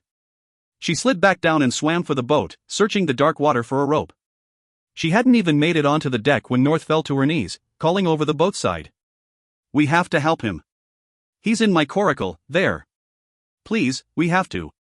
Without waiting for Callanish to reply, North dived into the sea and swam toward a coracle, one that, to Callanish's relief, was not yet burning. She let go of the rope and swam after North. North did not know why the Gracekeeper had suddenly appeared, clambering up the side of the smoking mess boat, but it did not matter. What mattered was getting to her bear before her coracle caught fire. She kicked and pushed and choked on the water until she reached it, heart throbbing in her ears. The flames reflected off the dark sea, dazzling her. There was the end of the rope. She could not reach it. She scrabbled, trying to tip the coracle toward her. Panic rose in her throat, but there was Callanish, swimming smooth as a fish, and with one strong kick her upper body shot out of the water, high enough to grab the rope. "Come," she said, reaching down to grab North. Her skin was slick with seawater, her webbed fingers strong around North's wrist. Together they climbed the rope and dropped to the canvas cover, panting against the smoke billowing from the next coracle. Flames licked at the far end of the chain, the metal links reflecting the light greasily. "We have to unhook the..." North grabbed the connecting chain, then let go with a howl. She clutched her burned hand to her chest. "It's too hot. And it's coated with seal fat. That's why the fire is spreading. Avalon, we must get him out." They both dropped down into the coracle. It was dark and hot, and smelled of fur and breath. "He can't climb up," said North. "He's too groggy, I had to drug him, and he can't. But he's so heavy, and I don't know how." "The rope," said Callanish. "Where's the ladder?" North took her hands and placed them on the ladder. Callanish climbed out and threw North the rope they'd used to climb from the water. "Tie him," she said. The bear was too heavy. Callanish knew it, and North must know it too. But still they braced their feet on the canvas. Still they pulled. "North!" A voice boomed over the crack of flames. The ringmaster balanced on the raised edge of the big boat, a rope in his hands. "Grab it!" He threw the rope to North. In the dark and haze and flames, she missed. A shriek sounded, but not from North. Kalanish rubbed at her eyes and focused on the figure trying to navigate from a coracle attached to the boat. Kalanish recognized her, the ringmaster's wife, black-haired and dressed in blue, her belly swollen to twice the size it had been when Kalanish last saw her. "What are you doing?" shrieked the woman at the ringmaster. "Are you mad? Leave it. Let it burn." He turned his back to the woman and threw the rope again. This time, North caught it. The rope was rough with salt water, scraping the skin from North's palms as she pulled her coracle to the Excalibur. When they were close enough, Red Gold lashed the rope to the schooner and jumped on to North's coracle. He landed with a thud, and before the coracle had stopped tilting in the water he had the bear's rope looped around his shoulders, and he was heaving, and he was pulling, and North let out a sob of joy when her bear's dark head appeared. With one enormous heave, Red Gold pulled the bear up onto the canvas. But Avalon had not given up. As Red Gold stepped back onto the Excalibur, ready to heave the bear onto the deck, she laid her hands on his arm. "You made me do this. You know that, don't you, Jarrow?" Her angry tone had lightened to a whine, and North could barely make out the words. "You wouldn't see the truth. You wouldn't make the choice. So I took away the choice. How can you stay with the circus when there is no circus? Take me home, sweet king." Red Gold did not appear to be listening. He lashed the bear's rope and pulled North's coracle closer in, so close the helms thudded. The sound seemed to make something in Avalon snap. "You can't still want to give her that house. You can't be that stupid." Red Gold kept his head down, securing the boats. The flames were flicking at the chain on the other side of North's coracle. The canvas could catch light at any moment. "It's not Ainsl's baby." Avalon's voice dropped to a croon. "North told me. She said she got drunk and slept with some nasty dampling, and he paid her. Jarrow, did you know that he paid her? She puts it around everywhere. She's gone through all the clowns and the glamours and the fire breather too. You have no idea what she's really like. She doesn't even love Ainsel. She just wants a house, she told me. She'd do anything to get a house, she said." "Hush now, Avalon." The ringmaster did not shout. "Hush," he said. "It's finished. It's over." As the woman disappeared below decks, sobbing, the ringmaster heaved the bear onto the big boat's deck. North and Kalanish followed. As soon as their feet touched the deck, the ringmaster loosened North's coracle and pushed it away, just in time, for the flames were reaching for the coracle's canvas top. Under Kalanish's hands the bear's fur felt oily and tangled, almost too hot to touch. He seemed dazed, half asleep. He raised a paw and she grabbed at it, ready to tug him upright. But the paw fell, and the bear's eyes closed. "Are we safe?" she asked.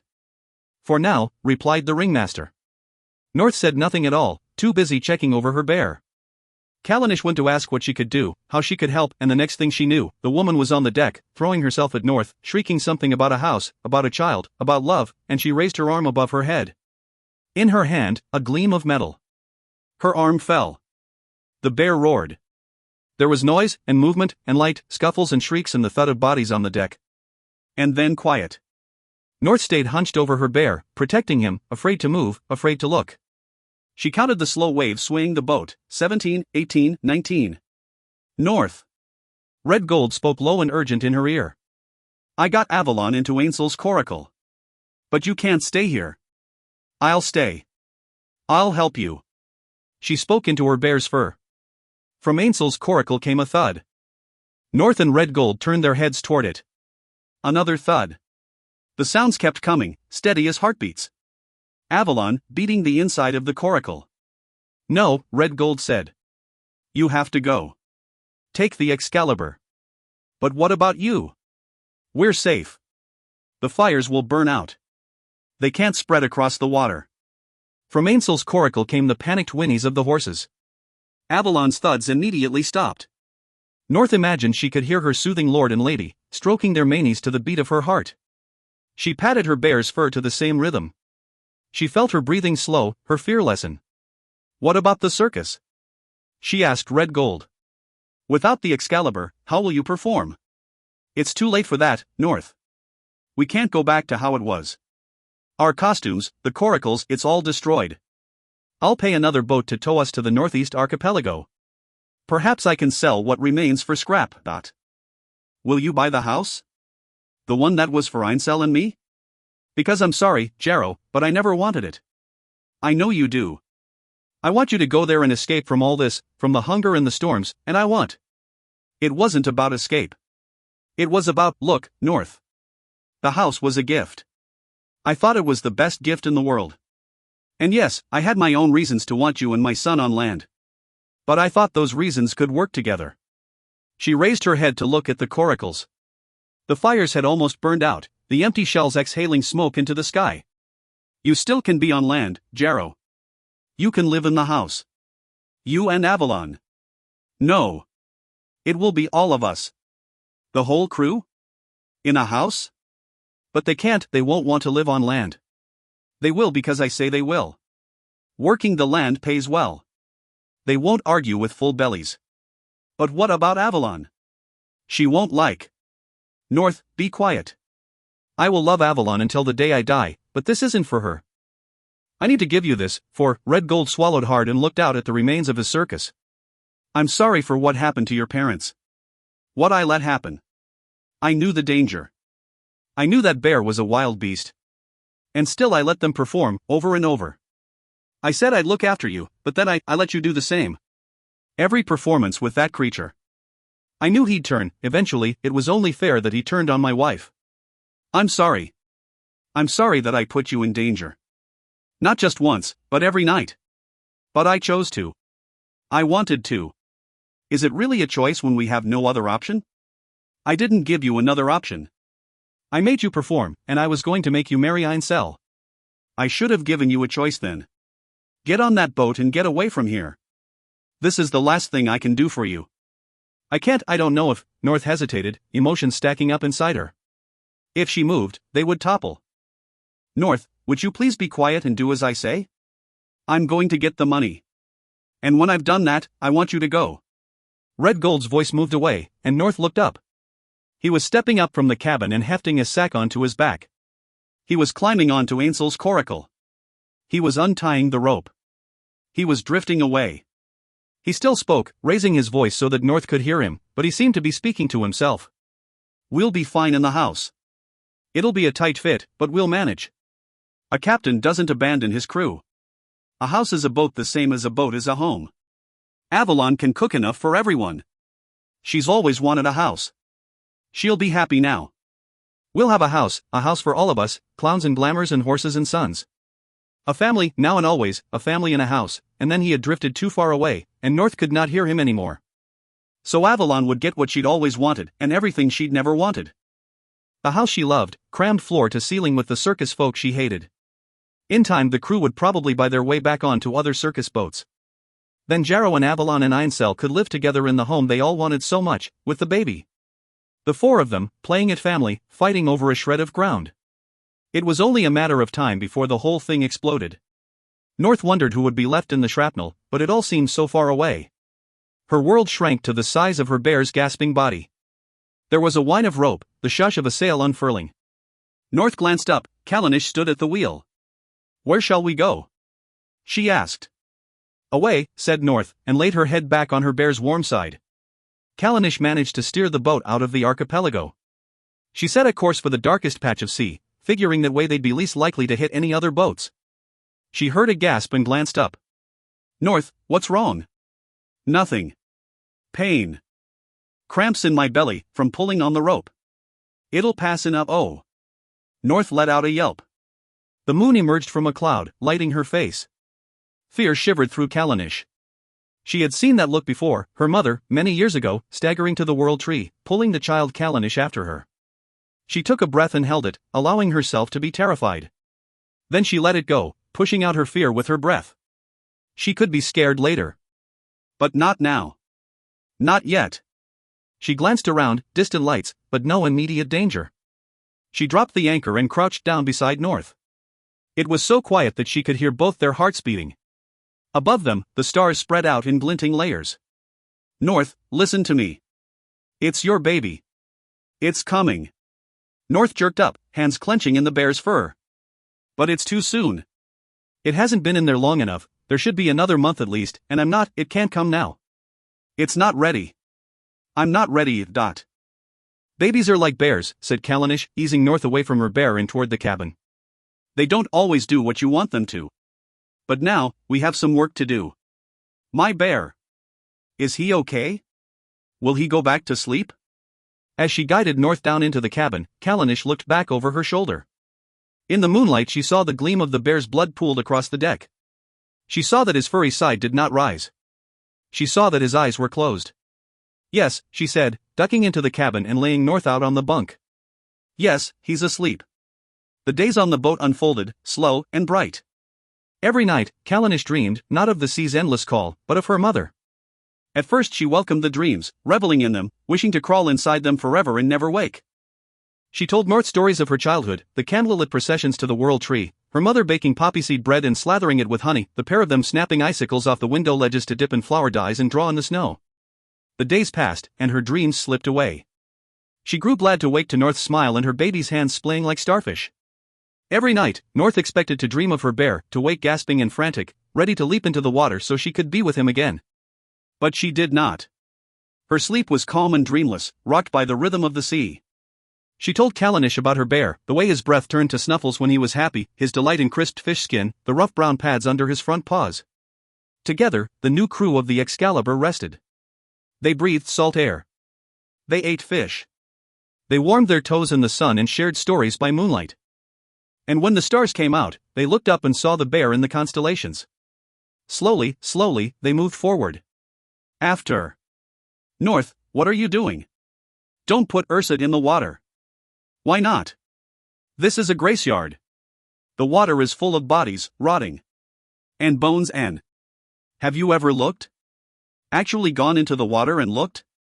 "No. Because, as I said, it's full of bodies and rotting and. I looked. I wasn't about to let my child go somewhere that I hadn't checked first." "And you know what's down there?" "Nothing. There are no bodies anymore, Callanish, and the bones are all buried. There are all these flashing shoals of fish, and flowing weeds with purple flowers, and around the chains that anchor the house there are mosses and weeds and all kinds of beautiful things. But the bones are still down there, right at the bottom, under the sand. The fish eat the flesh and the bones sink. So what? Let them be there. The sea is full of secrets, but they're not all out to harm us. But I. Come here, Callanish. Sit with us. Oh, you've got your arms in the water and everything. Hold on to her, no, don't let her go. She's fine. She can swim.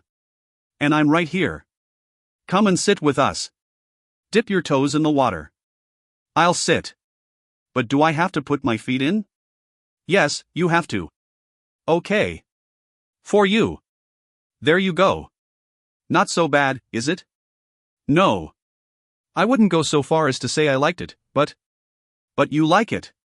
I do, North. I like it a lot. And a feather fell from the bear's grace this morning. I suppose that must be what happens when you keep them alive for more than a few weeks. They lose feathers and grow new ones. I suppose so. I'm glad we're keeping this one alive. And we can send the feather to your mother, if you're sure. I'm sure. She liked the other feather I sent. I saw how tatty it was, she must have touched it every single day. I don't know what it made her think, but it must have been a good memory. It only started to cause her pain when I was there to remind her. North, are you and Ursa staying here with me? We can all stay here. For how long? For as long as we like. You can do restings, and Ursa and I will sit in the house when anyone comes by. I'll catch fish, and cook up seaweed for us. On the Excalibur we had seaweed stew, seaweed salad, seaweed puffs, seaweed patties, seaweed fritters, seaweed scones. It's not pretty, but it's versatile. And maybe sometimes you can stay inside with Ursa and I'll do the restings. Your white dress would fit me fine. Oh, North. You'd be a terrible Gracekeeper. I think I'd be good. I'm used to performing, you know. It's not so different really, what we do. But can we do that forever? Well, when we're ready to go, we can go. All of us. Where? Anywhere. We'll dive for fish and coral and mother of pearl, and then we'll trade that. I've seen you swim, Callanish. You can dive deeper and longer than anyone else. You'll be able to find such wonderful things. Where will we live? We don't belong anywhere. You're right, but you're wrong. We don't belong anywhere, because we can belong everywhere. But Ursa. She's different. Look around you. Look at us. Is it so bad to be different? To make your own way? We have this place, and we have a boat. We can stay still or we can keep moving. But there are more than two options in the world. In fact, there are more than two worlds. And this baby, our baby, she proves that. Ursa is both of us, and she's something else as well. I don't know what these new worlds are yet, but I know that when we discover them, I want us to discover them together. I suppose we've made it this far, haven't we? I just worry. We can't know what's coming with the dawn. Now stop asking questions and come into the water with me, Dot. North and Callanish slid off the dock and into the water, tilting back their heads to let the sun warm their faces. Around them the sea stretched to the horizon, silver bright, busy with worlds. Between them Ursa swam, stretching out her webbed fingers, floating between earth and sky. Acknowledgements. Thank you, Catherine Summerhays and everyone at WME, Liz Foley, Bethan Jones, Alexis Washam, Jennifer Lambert and everyone at Harville Secker, Hogarth and HarperCollins Canada, Claire Marchand Collier, Helen Croney and everyone at Scottish Book Trust, Nick Bartley and everyone at Edinburgh International Book Festival, Peggy Hughes, Helen Sedgwick, Katie McCauley, the board and staff at Brownsbank Cottage, Hawthornden Castle and Cove Park, all the Logans, Bennetts, Jinkses, Adairs and Sopers, and all my long-suffering and inspirational friends.